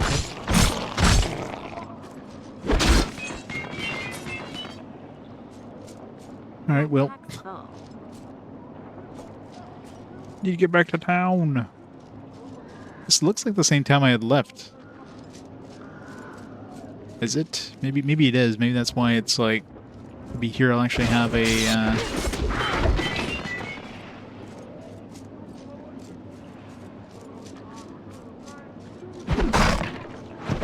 My pack's full. My pack's full. My pack's full.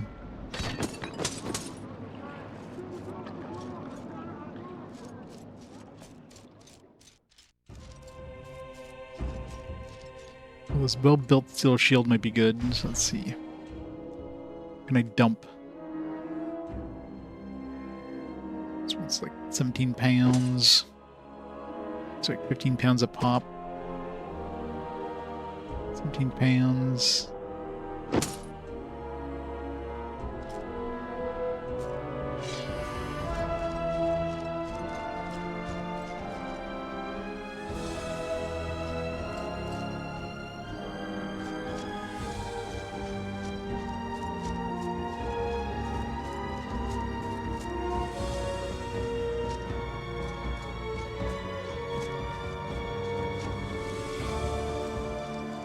Unless it's yellow, it's probably not worth picking up anyways.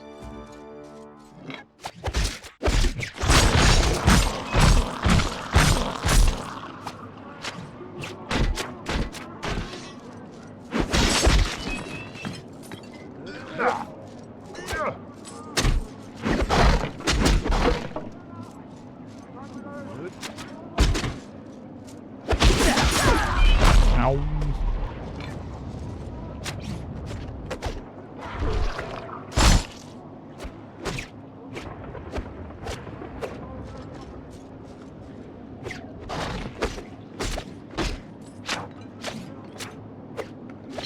Really hard to aim this.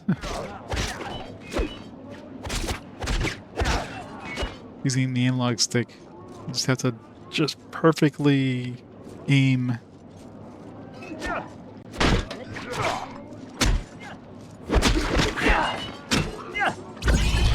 I'm summoning my Skelebro here.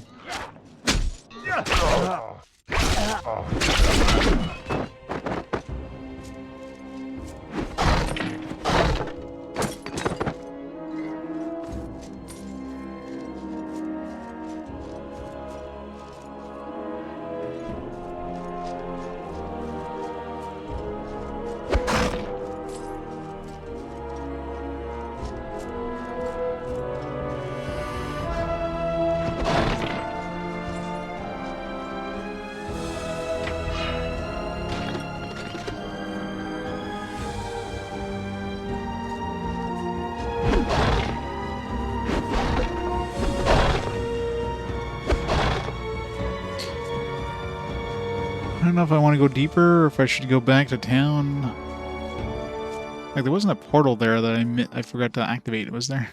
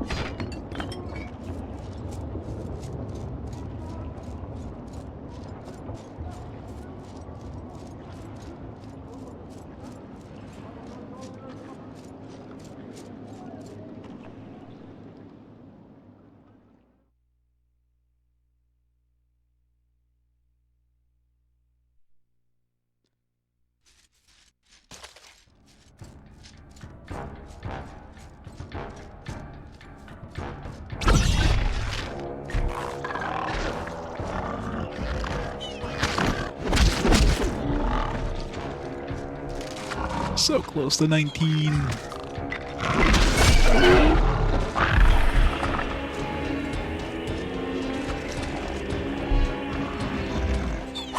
Mana's drained.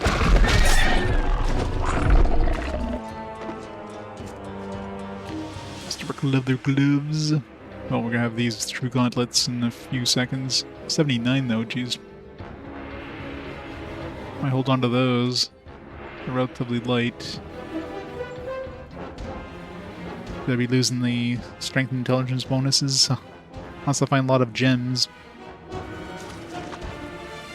Intelligence doesn't really matter because it's not like I use magic all that much.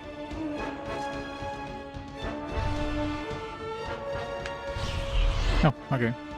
Can use it here. It's probably because I was teleporting back into the town, which I had technically already teleported from, since I was in that town. So I couldn't have teleported to the same zone. But since I went back into the dungeon, I was fine.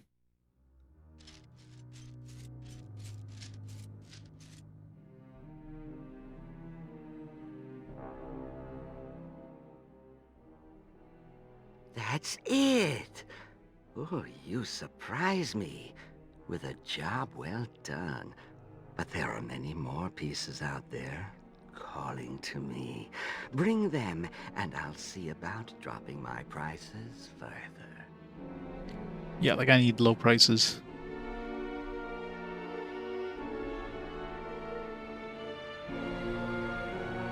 Alright, so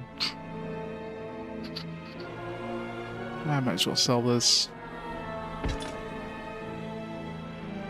Am I going to use this? I mean, I'm going to be using this very shortly, so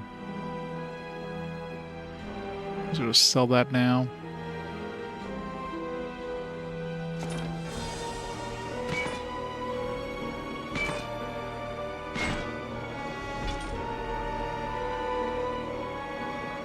$70 to 82. It's got 3 slots, which would be nice if, you know, I had 3 gems worth of stuff to throw into it. Plus, you know, if it was a bladed weapon.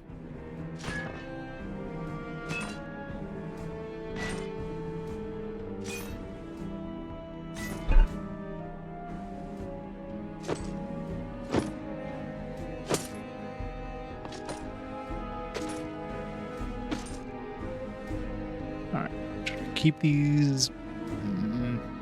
Maybe by the time I hit 21, I'll have some really good gems to throw in this. And it'll overtake the True Gauntlets. I mean, it's definitely lighter than True Gauntlets, which is nice. It's a big chunk of armor over it as well. It's only 6 pounds, whatever. It's like 2 mana potions. 3 mana potions.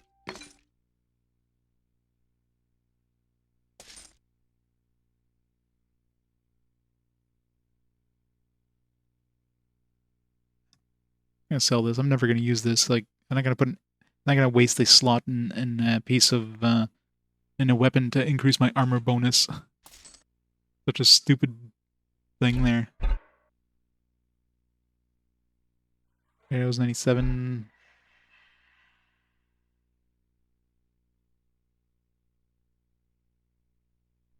It's got anything good?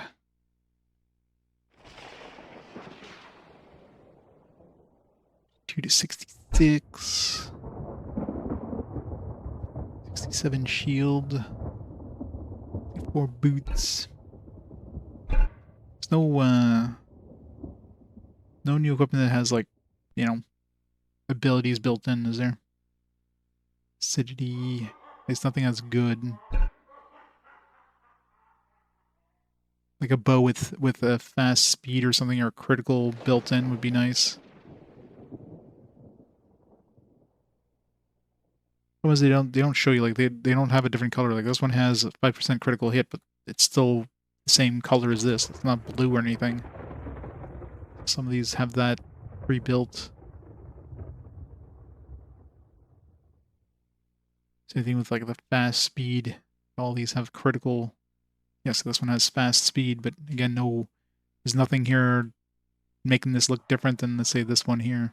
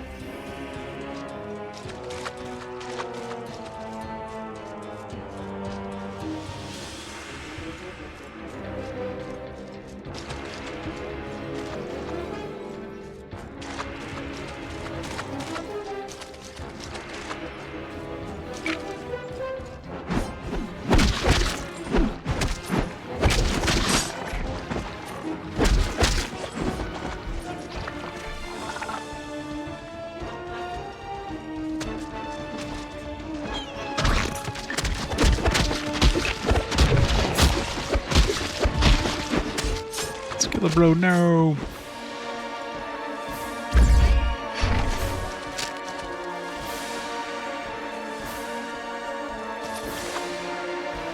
With socks and armored boots, yeah, that would be horrible.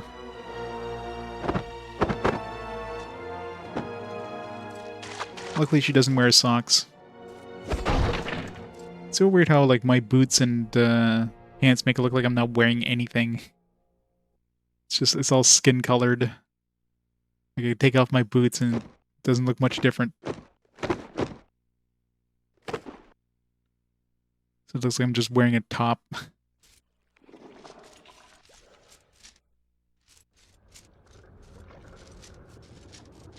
Yep.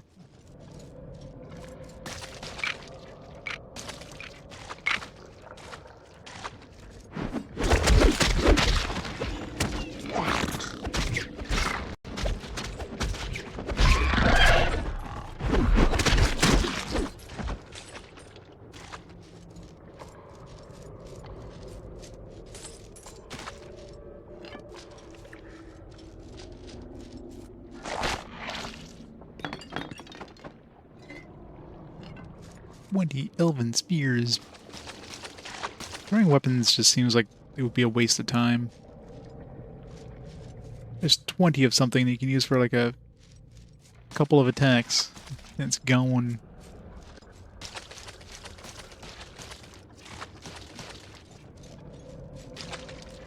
And like 3/4 of those attacks will probably miss anyways, because you have to manually aim everything.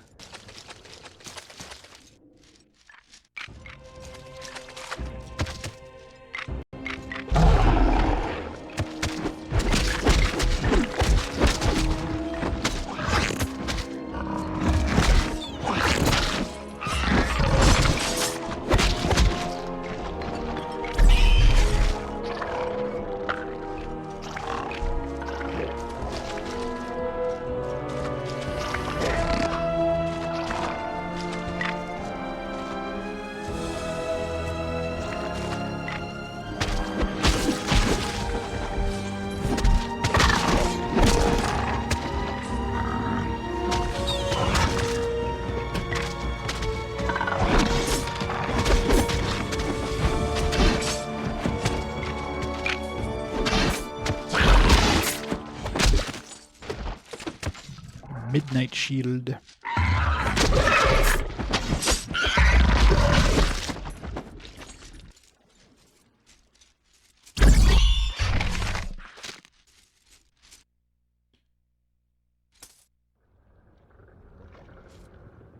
It's totally staring at me now. These ones are on different animation cycles.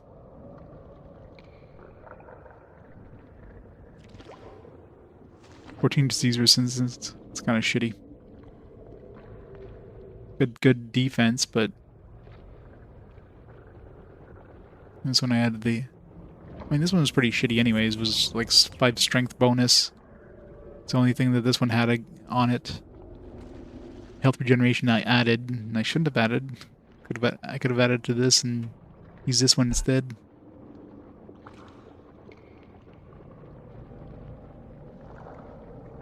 Add a mana bonus to it.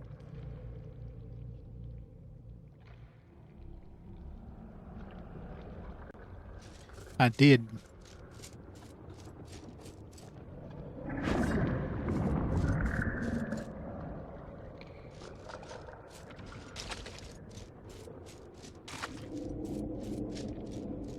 Two curiosity down, 5 to go. So close to leveling up to 19, be able to equip all this shit I've been carrying on for the last, like, 10 levels practically. Like, when did I first get that true, the first true helmet? I think it was like level 12 or something like that. Or 11, it was really early. There's no banks to dump things in.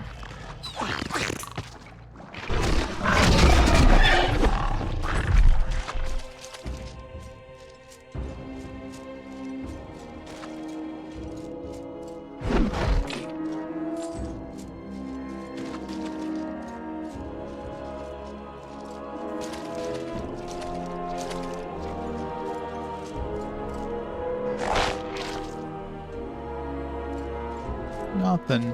Worst chest.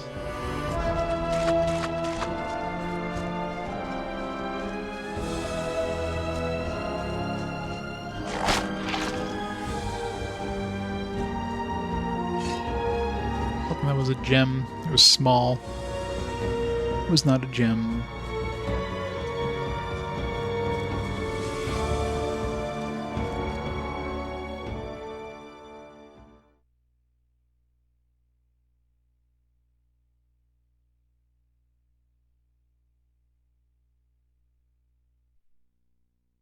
Yeah, we're back at the beginning. I think probably goes around in a big circle. Then we can lower the stairs. Everything respawned though, which is interesting. Da da da da. Right.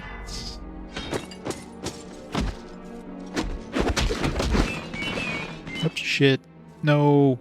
No! Oh, I have to go around again. No. What if I use a, what if I use a recall scroll? It's probably gonna recall me to the last place I recalled, so I'm gonna do that.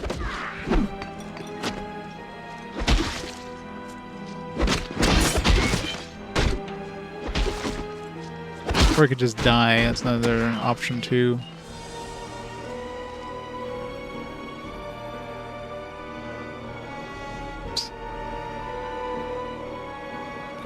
.100 strength.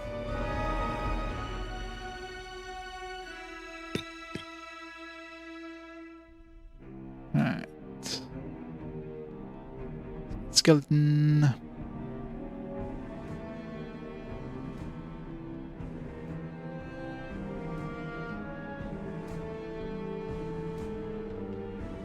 You're going back to a sword anyways.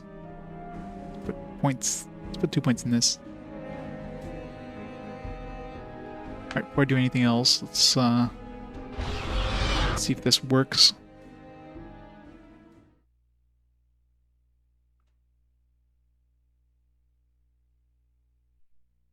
Alright, it's not too bad then. I don't know which exit was the exit though. Which one was the entrance? 50-50 chance. Probably this way. Well, since this one's closer. Or was the... No, it was this way, because I remember the cross-eyed dude. That was the curiosity. Alright, let's equip all this shit. Alright, true leg plates. So spiky. True gauntlets. True helmet. God, that is freaky.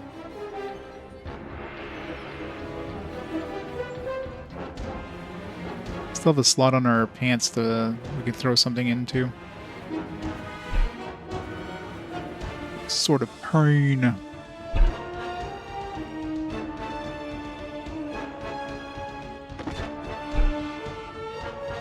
Alright. Sort of pain. Let's throw on our speed increase. And our crit increase. 12% critical hit. Will probably be a blender now.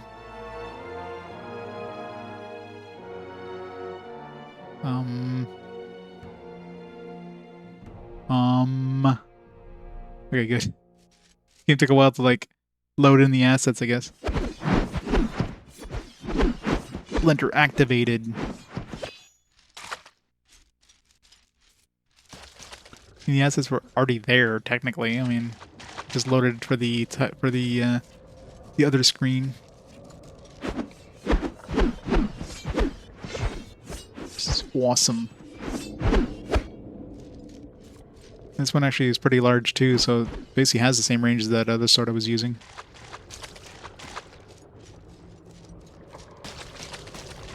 I wonder if this is the third tier of that. What's after faster? Is it fastest? Faster-er.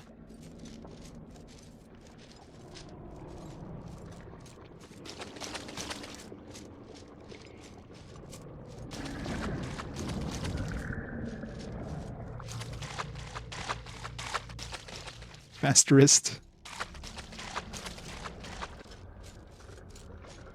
And then we get fastest, and then fastester, and then fastestest. It's the absolute fastestest one.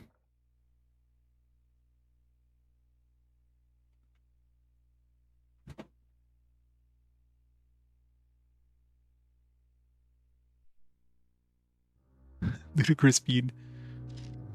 You're just like a blur every time you use it. And just it's like the Chrysogrims and there you go. This time we lowered the stairs. It's Chrysogrims and Symphony of the Night. Just come flat.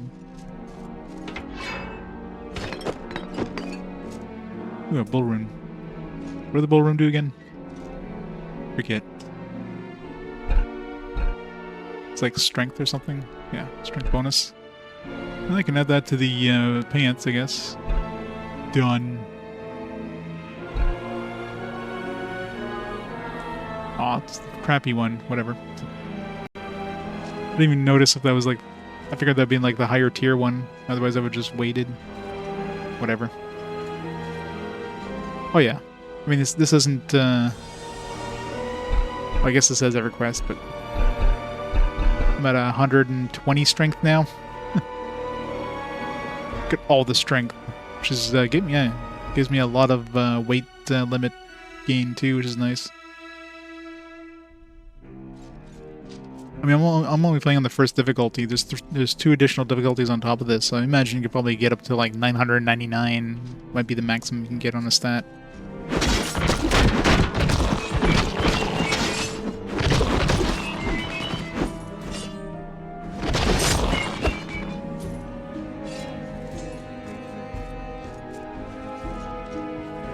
So satisfying. It's interesting that everything respawned though.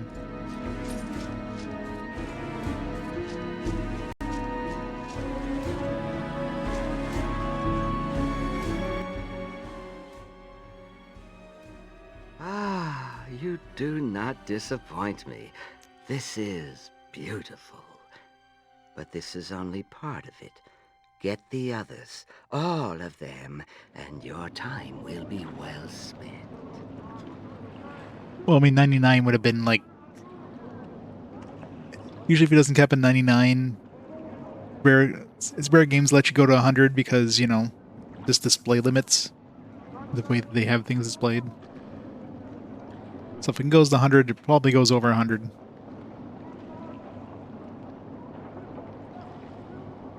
I mean, Pokemon was one of those rare games that actually had, you know, a level 100 because there was no level 1. Yeah, might as well sell this now, I guess. This one's clearly better. Sale. Sale. Sale. Sale.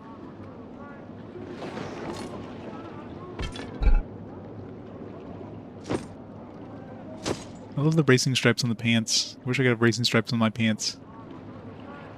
I guess I can sell this old stuff that I was using in the meantime.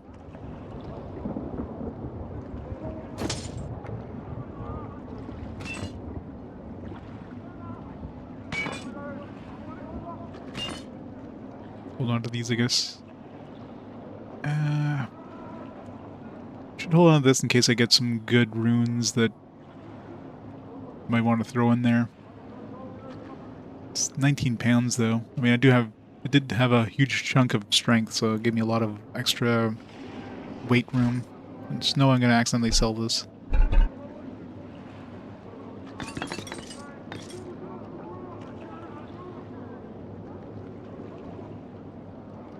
Can't face on the pants and the racing stripes appear. That is true. I wish I was able to buy gems though. That's one thing this game needs. Good Buster Sword.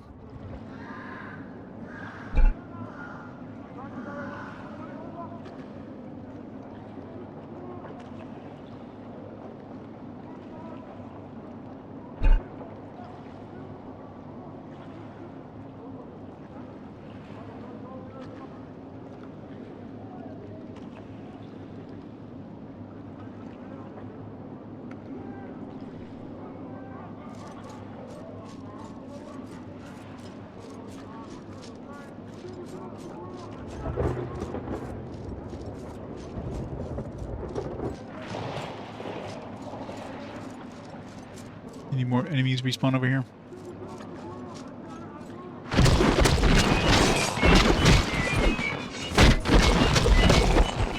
Got the 400 and something damage there. So nice. Seems like this new armor is actually giving me pretty decent defense too, because not dying instantly.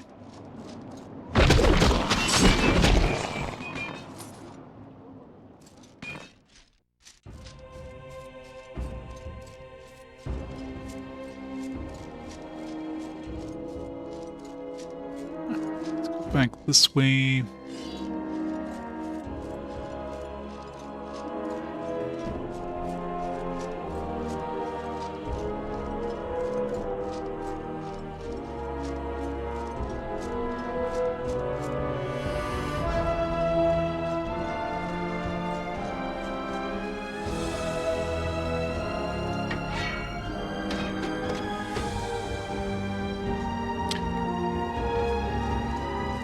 I hate the physics engine that just puts things in places you can't get to. Which one did I come out of?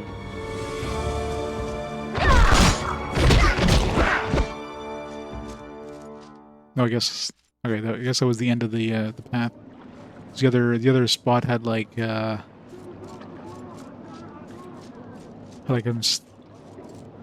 path went to another path. So.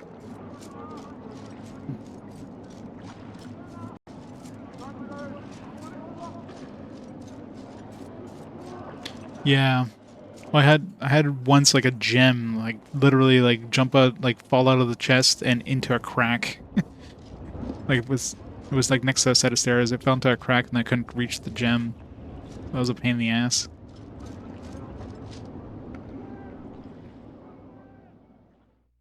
Like I don't know why they have to have this loot just like fly out of the chest. Like just make it be in the chest when you open the chest. No, just gotta show off this physics engine by having it just fly out.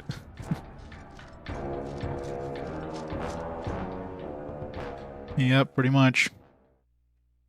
Which is fine with most enemies generally, but chests are usually in perilous locations. They're next to walls, they're next to cracks. The loot just gets stuck on the wall or something. It's like, come on. Did they not think this through? It's completely random what you get out of these anyways, so you can have complete trash coming out of that.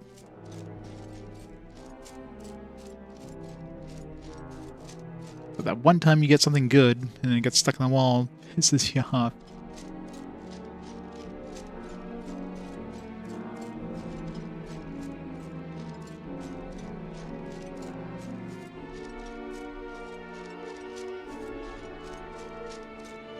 Yeah, but I mean this era here, I mean this is PS2 era random generation. I mean it's still pretty good for what it is, I mean for this era, but yeah. Nowadays it'd be a lot easier to code that in.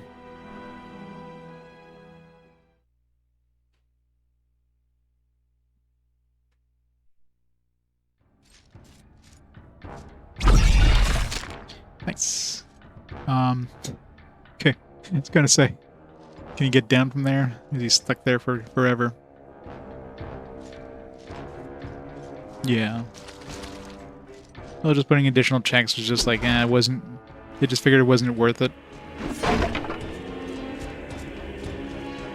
Everything else the game had to, like, do, I guess, at the time.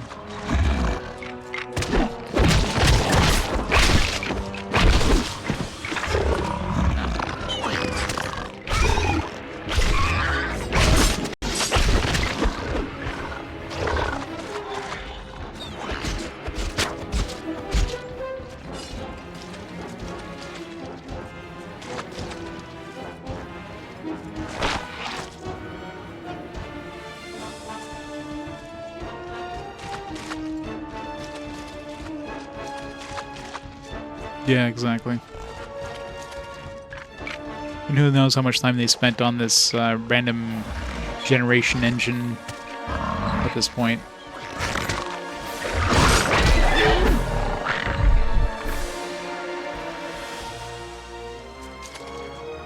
They're just having decent randomly generated dungeons that don't look like they're just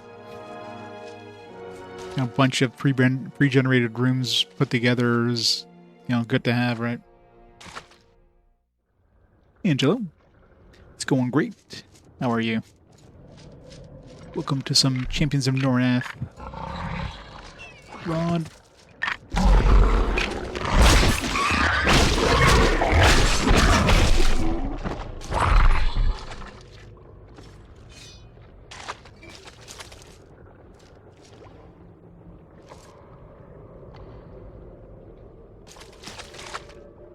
Procedural, yeah, exactly.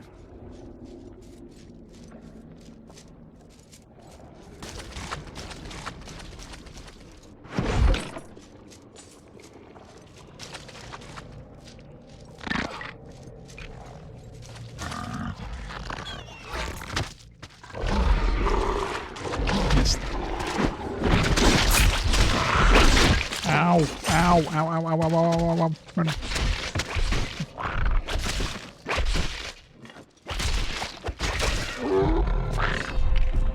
Sometimes these things do a little bit of damage, sometimes they just chew off like 3/4 of your health in one hit. It's really annoying.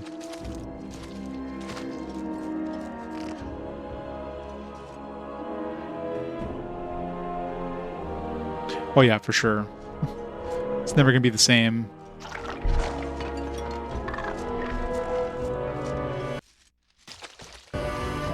It's just obviously in a game like this that has multiple playthroughs, just having like pre-made dungeons would be very,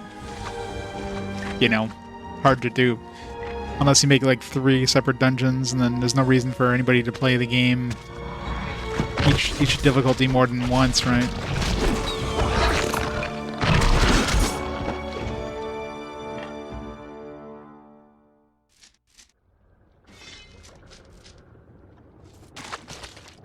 There's only so much you could do.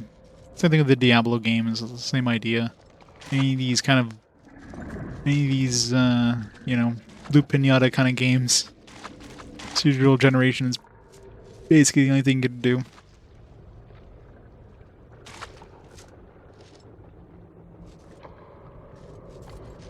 I was gonna say Bloodborne is procedurally generated, but yeah, I guess you're talking about the that other dimension thing you can go to.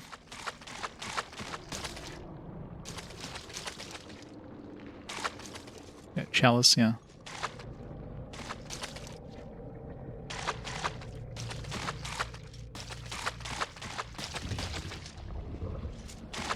Yeah, I mean, it's night and day, obviously. But that's to be expected. I mean, although you might get to a point where the AI does a really good job of making procedurally generated like levels that make sense.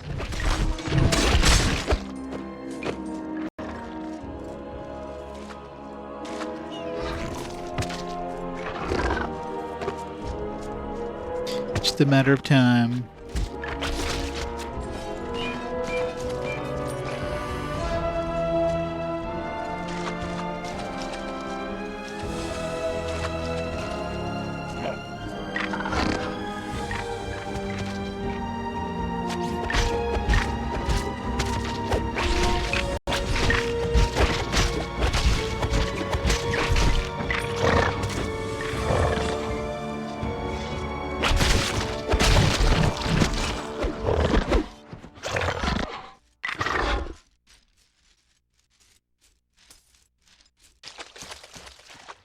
3 down, 4 to go. You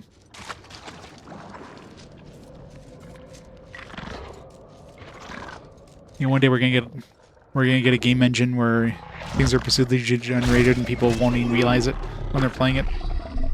That'd be the epitome there. You're playing it and you just, it's like, man, these are awesome levels, and then your friend plays it and it's like, they get a completely different experience. You're like, what the hell?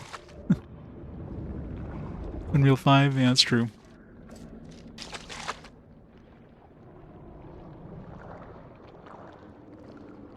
Lighting is procedurally generated? Oh, yeah.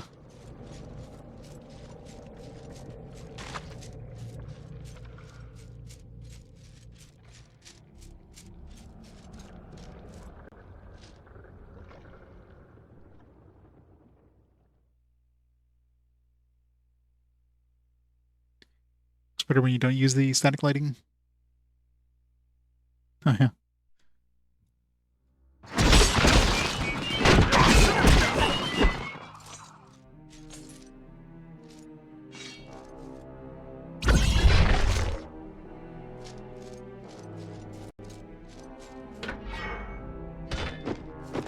My pack is full.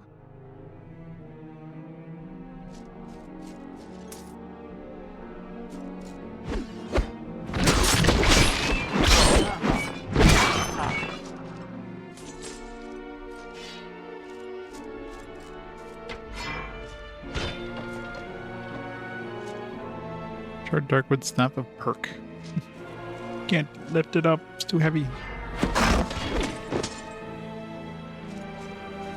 Let's go sell.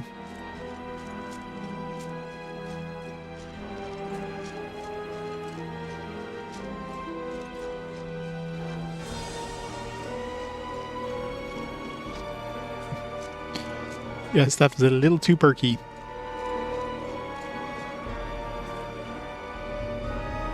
That staff took a few too many blue pills. These are beautiful. It makes you appreciate the loss of the craftsmen of centuries gone by. But these are only some of the pieces. Fetch me the others, and only then will I give you your reward.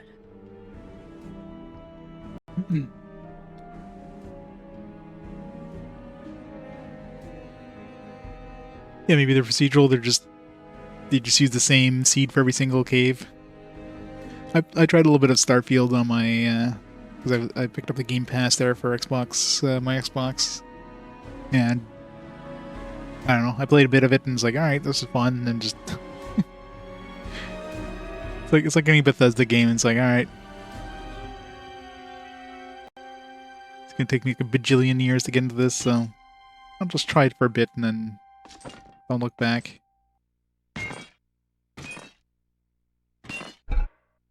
Some of these badass weapons are always like really shitty.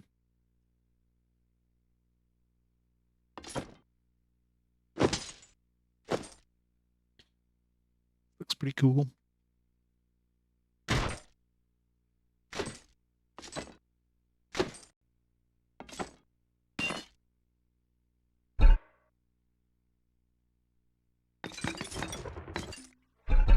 We're doing for arrows 63. Let's pick up some arrows while we're at it.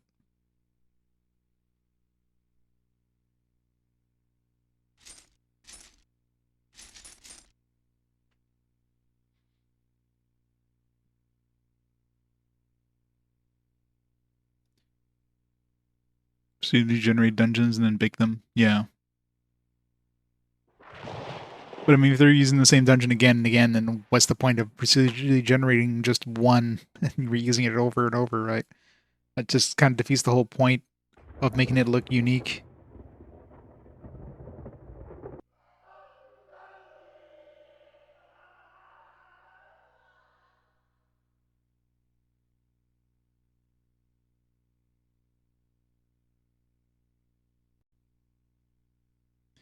Saves money.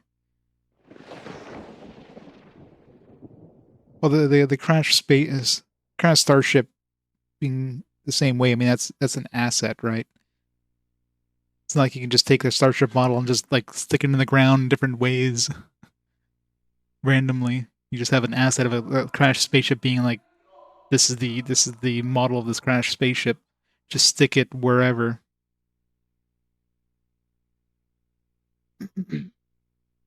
Yeah, but obviously, in any games where there's like a huge area, like like you can land anywhere on this planet, well, you're not gonna be able to curate that in any way. So,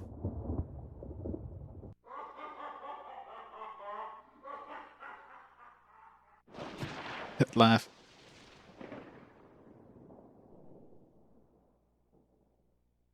Yeah.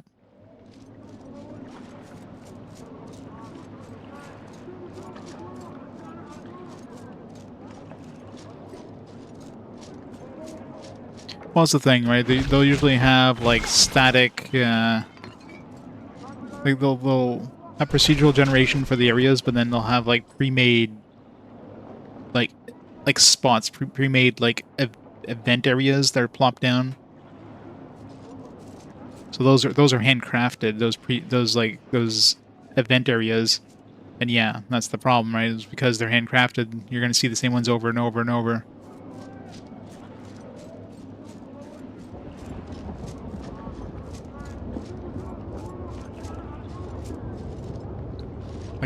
Doing like complete pure like procedural generation for everything is I mean that's pretty damn chaotic. If you do something like that, it's going to be hard to do it well and make it,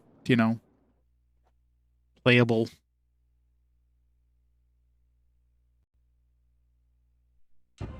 Just give it a year, and then you're going to have fan mods that make it look way better. I mean, it's Bethesda game.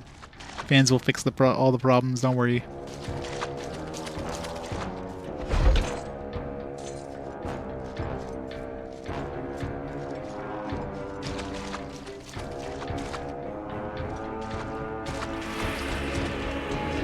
Yeah. Yeah, I'm sure it came out in a better state than it would have if it was just Bethesda by themselves.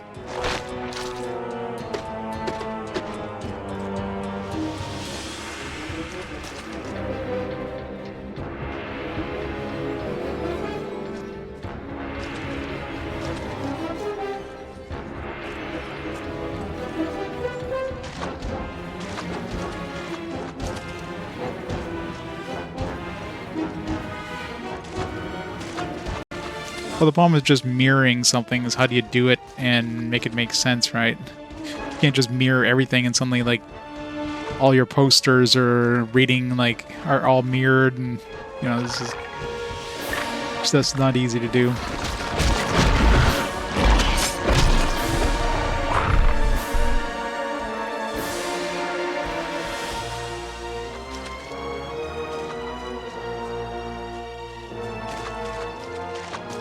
Obviously, adding more of the content, like more different like variations. But again, it's like it's a thing of like time.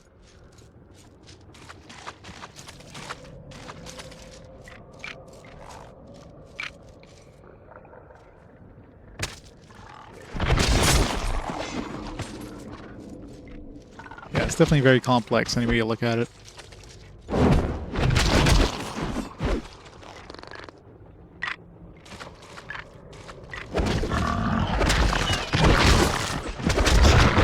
Whenever there's those new games, people just, it's like No Man's Sky. Like anything that's got this aspect of procedural generation, it's not going to be perfect.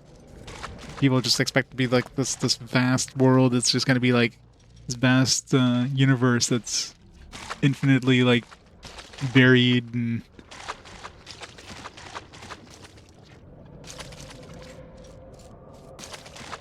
And that's not feasible in the amount of time that they have to put these things together and test them and all that stuff.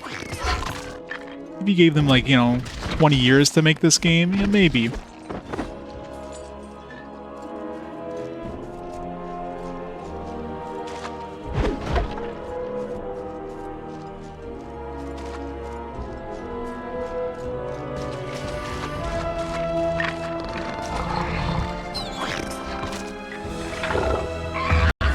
Yeah.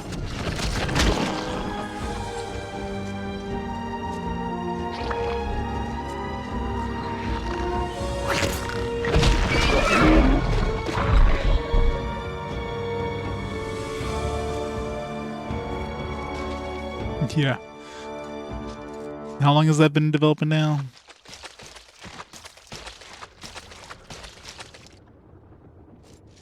Yeah.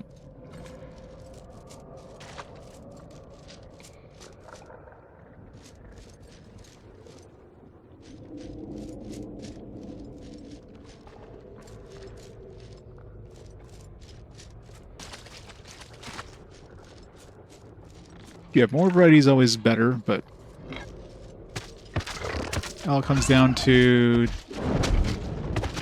time and money.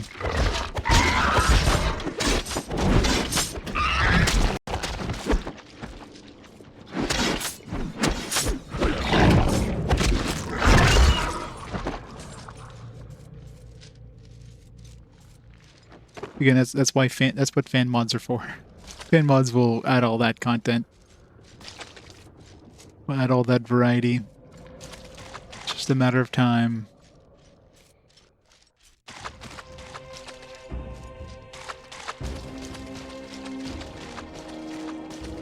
Shit.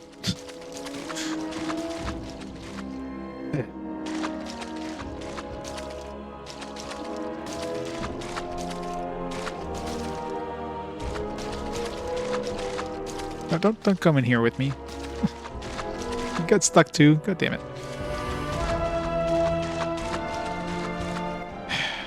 Sure he gets out.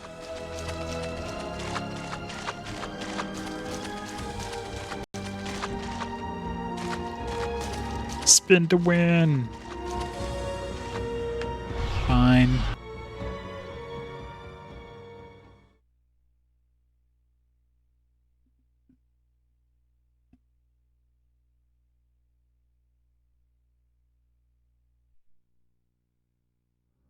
I am walking in brains. Alright. I don't know what happens if I, like, teleport back there, if I get stuck in the same spot. I mean, I guess I could try it.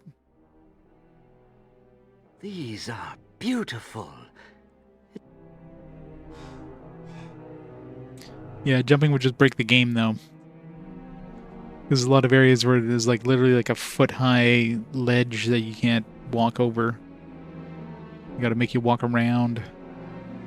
Can't have that.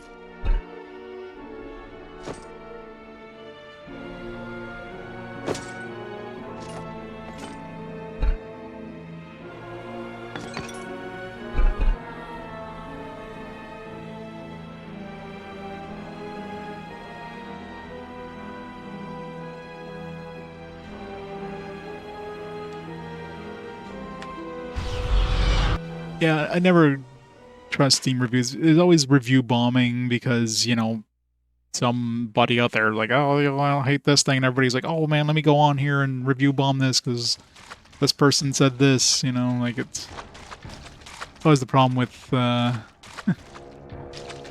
review bombs, right?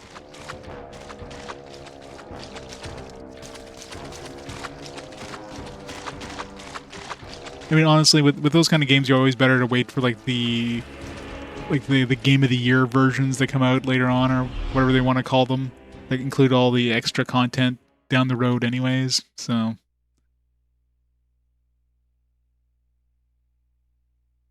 No, I just wanted to see if I teleported back, if I'd be stuck in the same spot, or if it would have, like, I don't know, teleported me, like, slightly to the side or something. Luckily, it's not too far, I just have to go up here. It's kind of a good thing this one's more of a, kind of a hub area style.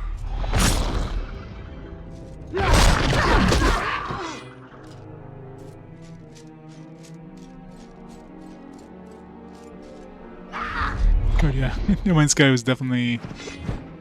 Did everything just respawn again? You get, like, respawns in here every time you go in here.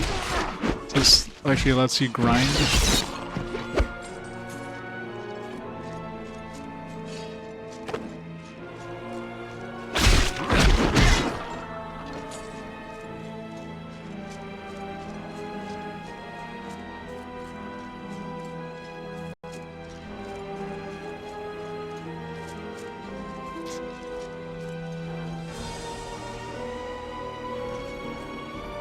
Yeah.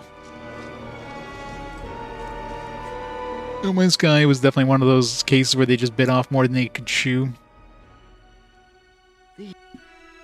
Like, yeah, too small of a team to be able to deliver anything remotely close to what they basically said they would deliver, so...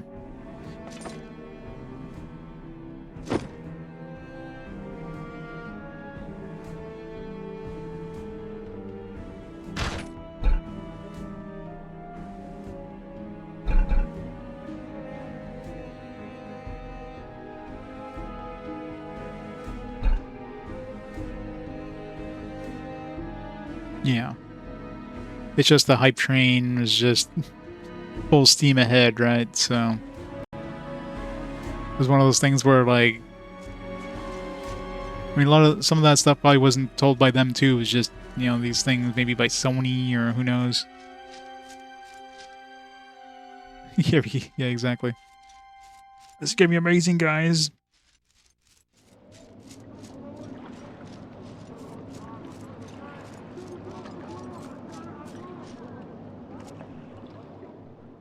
At least over time, you know, they delivered something a lot closer to what they promised. Wasn't just one of those like, all right, here you go, and then we're bankrupt now. See you guys.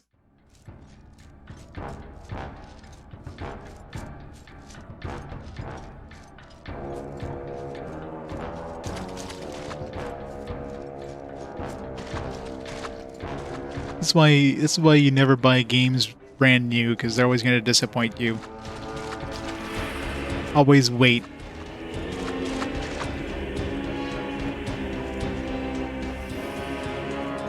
If you play a brand new game and you're disappointed, well, it's your own fault for buying it brand new and jumping on the train. Just wait. Especially something like a Bethesda game. Like you don't pick up Bethesda games brand new and expect it to be like, you know, an amazing thing. It's gonna disappoint you. You just wait.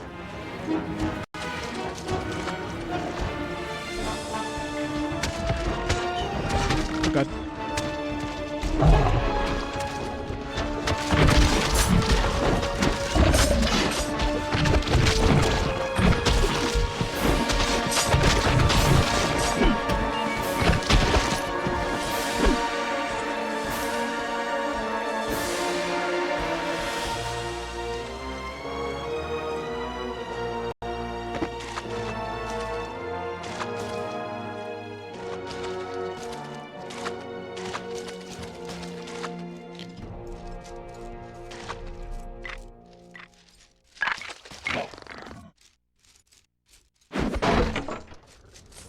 When you want to play games nowadays, you know, the best bet is just to, like, ignore your FOMO and just play some old games. Then pick up a game a year down the road after all the issues have been patched out and all, like, new add-ons have been put out, etc., and you get, like, a more complete experience. And the game's on sale, so you're paying, like, less. It's win-win.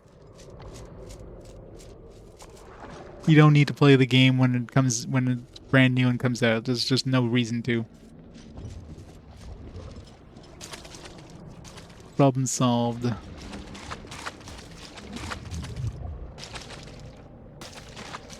Yeah, Game Pass, exactly. I mean, Game Pass is perfect for that because you're basically just like renting the game practically. You get to try it out,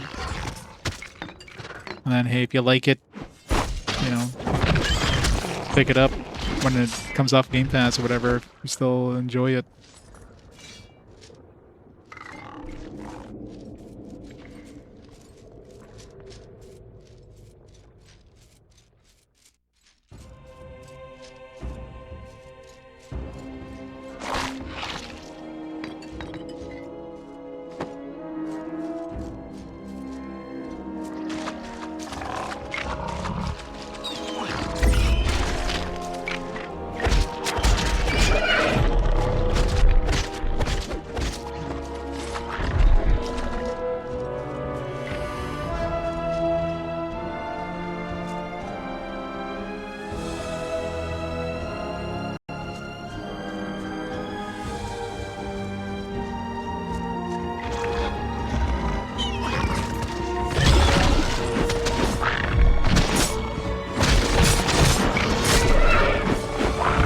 Well, the problem with Starfield is if you try to compare it to something like Skyrim or something, it's hard to do.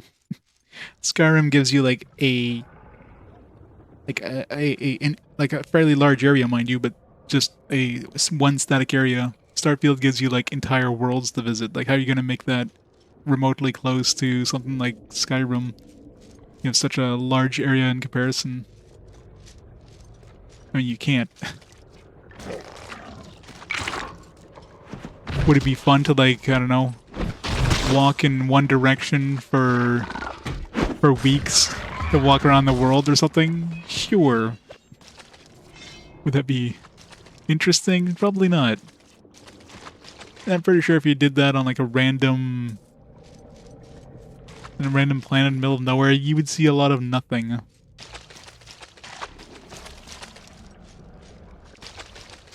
Skyrim had, you know, like villages and had, you know, sure they had content and stuff that makes sense for a medieval world. A barren planet? Well, you know, you're not going to see much.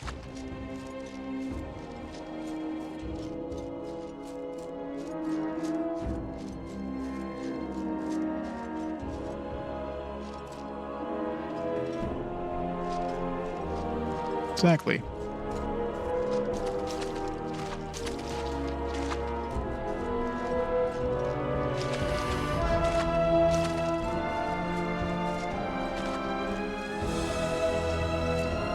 Like here, like let's say you got plopped down in the middle of Canada, middle of nowhere in Canada, you'd see a lot of nothing, just a whole bunch of forests with nothing to see for a long, long time. That's the real world. Sephiroth, Mr. Will with the 47 months of ups and support. Thanks so much, Mr. Will, for the 47 months.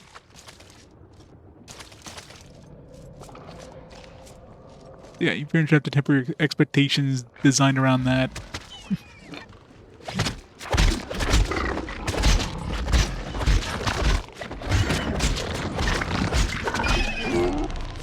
But of course, you know, being a Bethesda game, the closest thing people can compare it to be, you know, something like Fallout or Skyrim, which of course is a completely different style of game.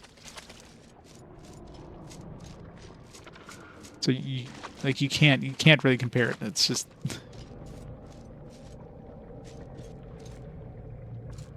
it's been a busy time. Hopefully it's quieting down. Oh, another one. Wait.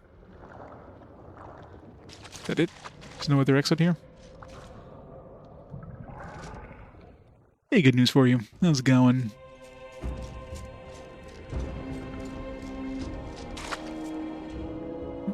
I guess that's it.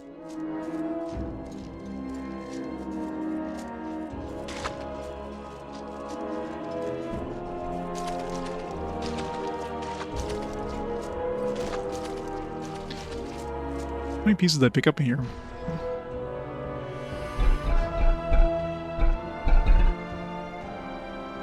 Two more.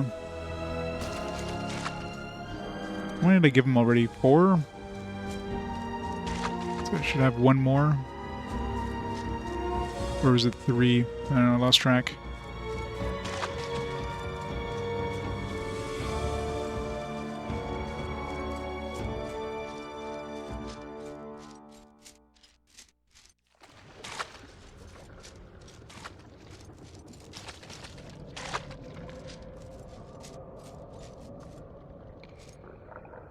Those are horizons in busier times. Beats being boring. Yeah, that's true. As long as you have some time to enjoy other things other than just work.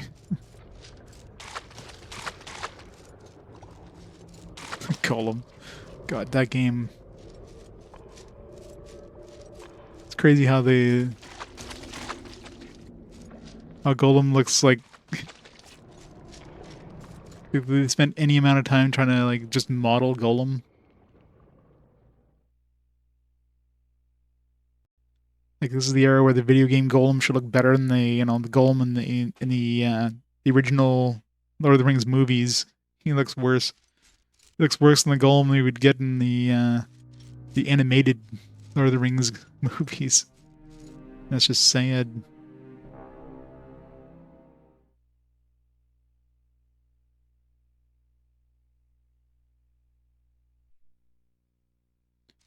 Done everything here.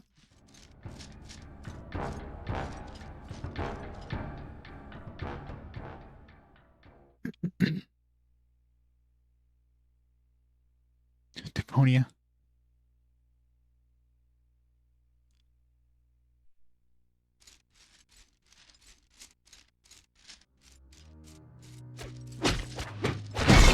Do all these guys respawn every time I come to town?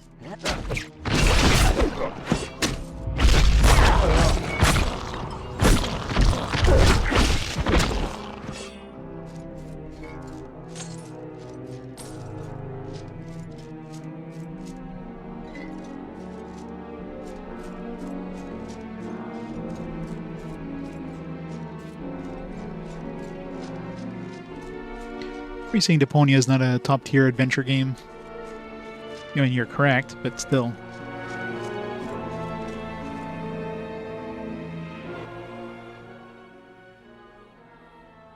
You've almost done it. You've retrieved all but one.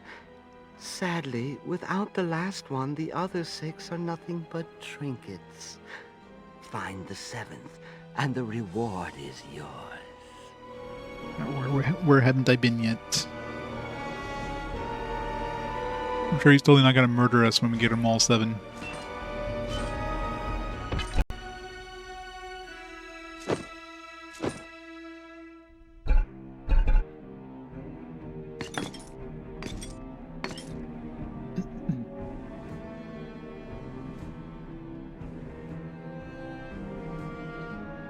Good bows, 48 to 60. What am I using right now? Way better.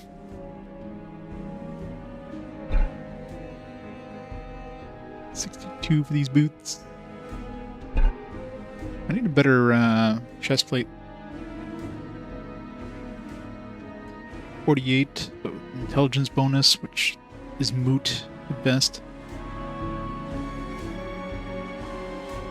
This would be better. It's spiky. Spiky is good.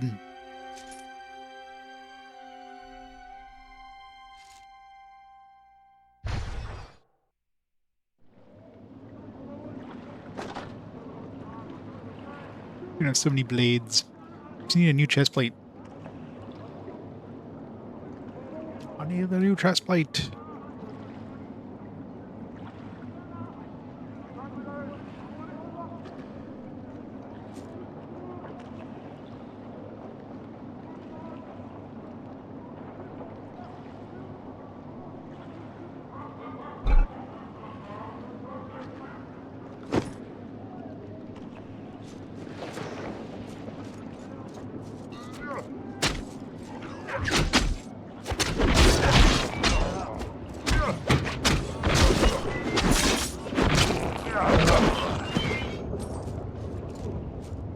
Hit hard.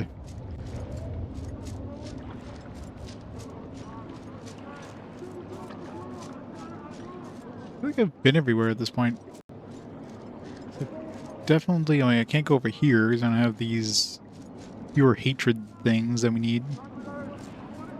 Just probably what this guy's gonna give us here. Pure hate can enter here. Either I missed a curiosity somewhere in these dungeons, or very possible.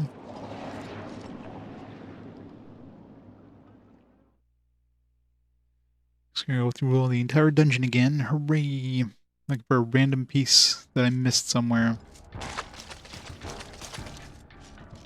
Well, so far they seem to be like in pretty standard rooms. They wouldn't be like just hanging out in a corner somewhere.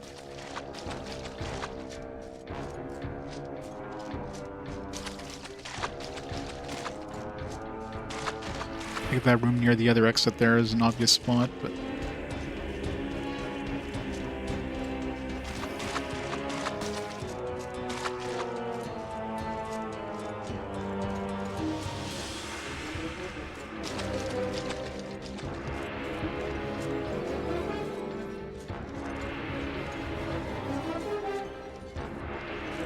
Here, already picked up.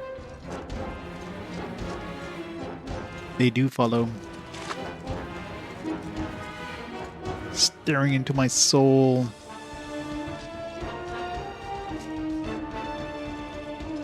Wonder who they would follow if you're playing 4 players, though. They just follow the closest player, or would they, like, follow the player 1?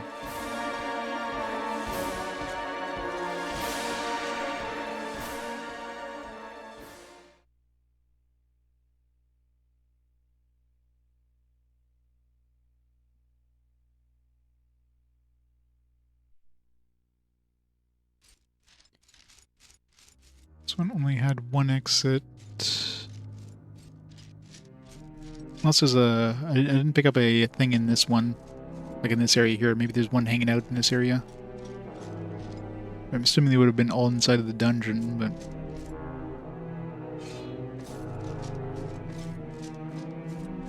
It's weird how this is considered to be the town, though. Like when I tried to use my gate thing here, it didn't work.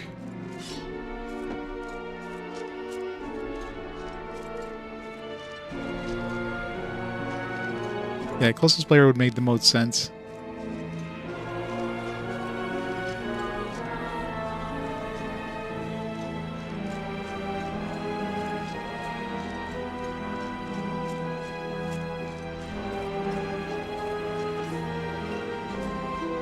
Pick up all the trash I left behind because I couldn't use the gate scroll.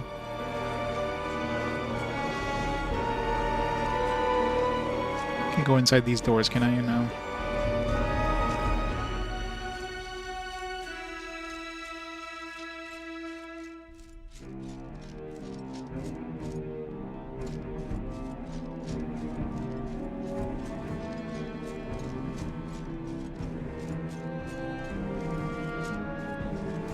Nope, right here, yep. Sure enough. Alright, so we gotta go into the dungeon so I can teleport back.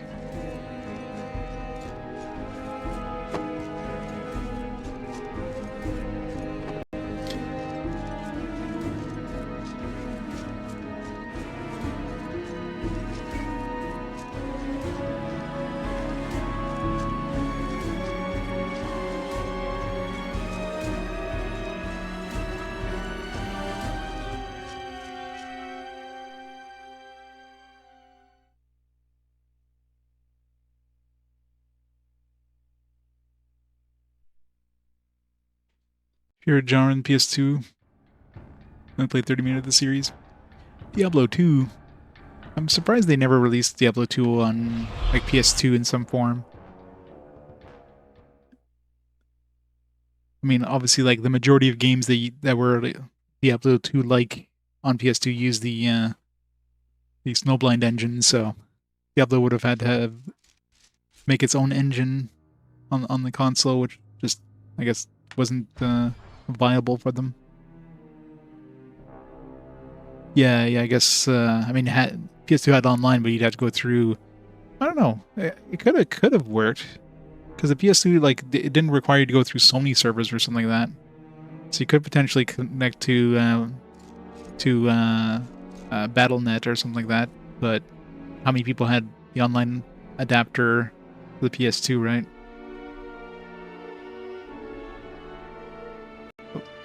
The possibility is just, yeah, unlikely. If anything, it would have been more likely to put it on the Xbox or something like that, which had a built-in online thing. But no, the Xbox, that one you would have had to go through Microsoft servers. I don't think that one had the ability of just connecting to anything, unlike the PS2. I don't know. It just wasn't worth it. It wasn't in their interest, I guess, to do that. Praise Inaruk! You've got them all! You've done me a great service, strange one. I think you will find my prices reasonable. Very reasonable indeed. It's the exact same prices. But that is but a small gift compared to this one. Here, take it. It looks to be a simple stone, but I assure you it is much, much more. Yeah, I imagine not a lot of people played this online. I mean, first of all, you would have had to... It would have been... First, everybody would have had to have like a PlayStation Network adapter thing, and I don't know if you needed a hard drive, but at least the adapter. And then you'd have to have like the host, and you'd have to have like know how to get those things connected together, which wasn't as easy as just, you know, putting in like a friend ID or something like that, like in more modern systems. So you'd have to know how networks work to get that stuff done. It wasn't as approachable compared to like later generations, right? So yeah, I'm sure the majority of people who play this multiplayer play that online on a single system, couch co-op.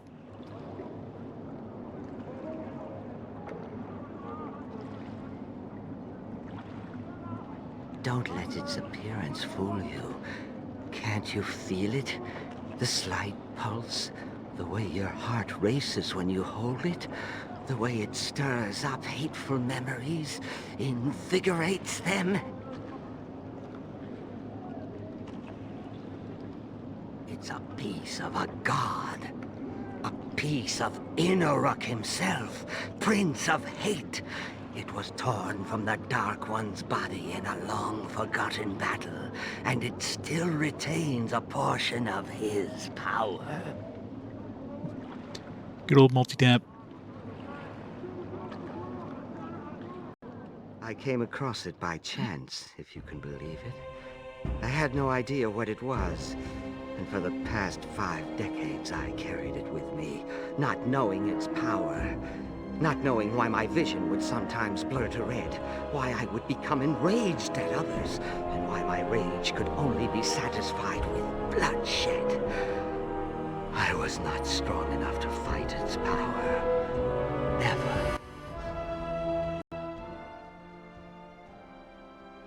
I've tried to rid myself of it hundreds of times, but it always finds its way back to me. There has been no escaping it. Until now. You had a TurboGrafx 16. I don't think I've ever seen a TurboGrafx 16 in real life. Definitely didn't know anybody growing up that had it. Had 2 of them. Wow. And the handheld color unit.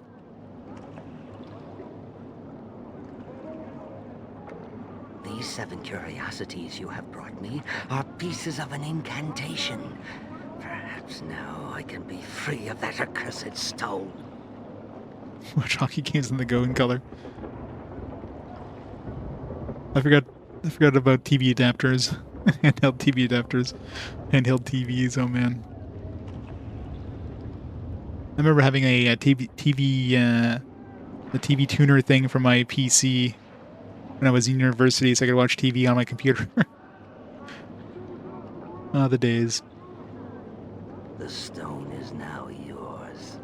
You'll find you cannot give it back to me. It is bound to you now.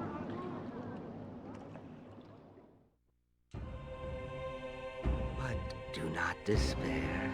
Your fate will be different than mine, for you are stronger than I am, much stronger. And I am certain your will can resist the stone's power, even the power of a god. And such a stone could prove useful to you. It is a piece of Inaruk, and such a thing may help you on your journey. Channel 4-3, yeah. Gotta plug in your consoles. Yeah, pretty much, right? Yeah, get rid of this thing. Here's this trash that I've been trying to offload all this time.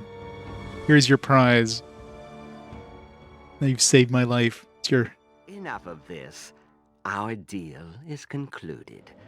If you wish to buy something, you will find my prices almost the same. Except the prices haven't changed at all. It is the least I can do for the freedom you have given me. Yep.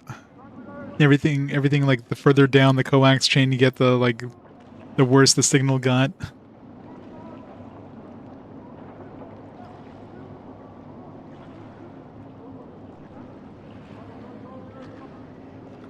Ah, the good old days. Those were not good days.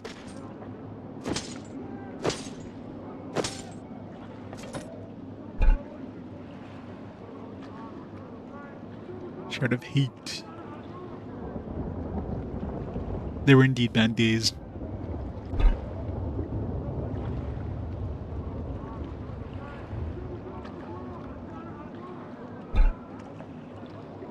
You have some new armor yet? Damn it. Some crazy spiky armor. Some spiky plate armor or something like that.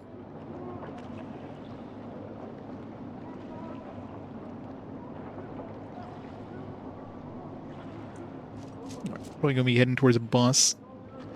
Before we do that, though, gonna pause the timer here for a minute. Gonna grab some food, and I'll be back shortly. So, be right back.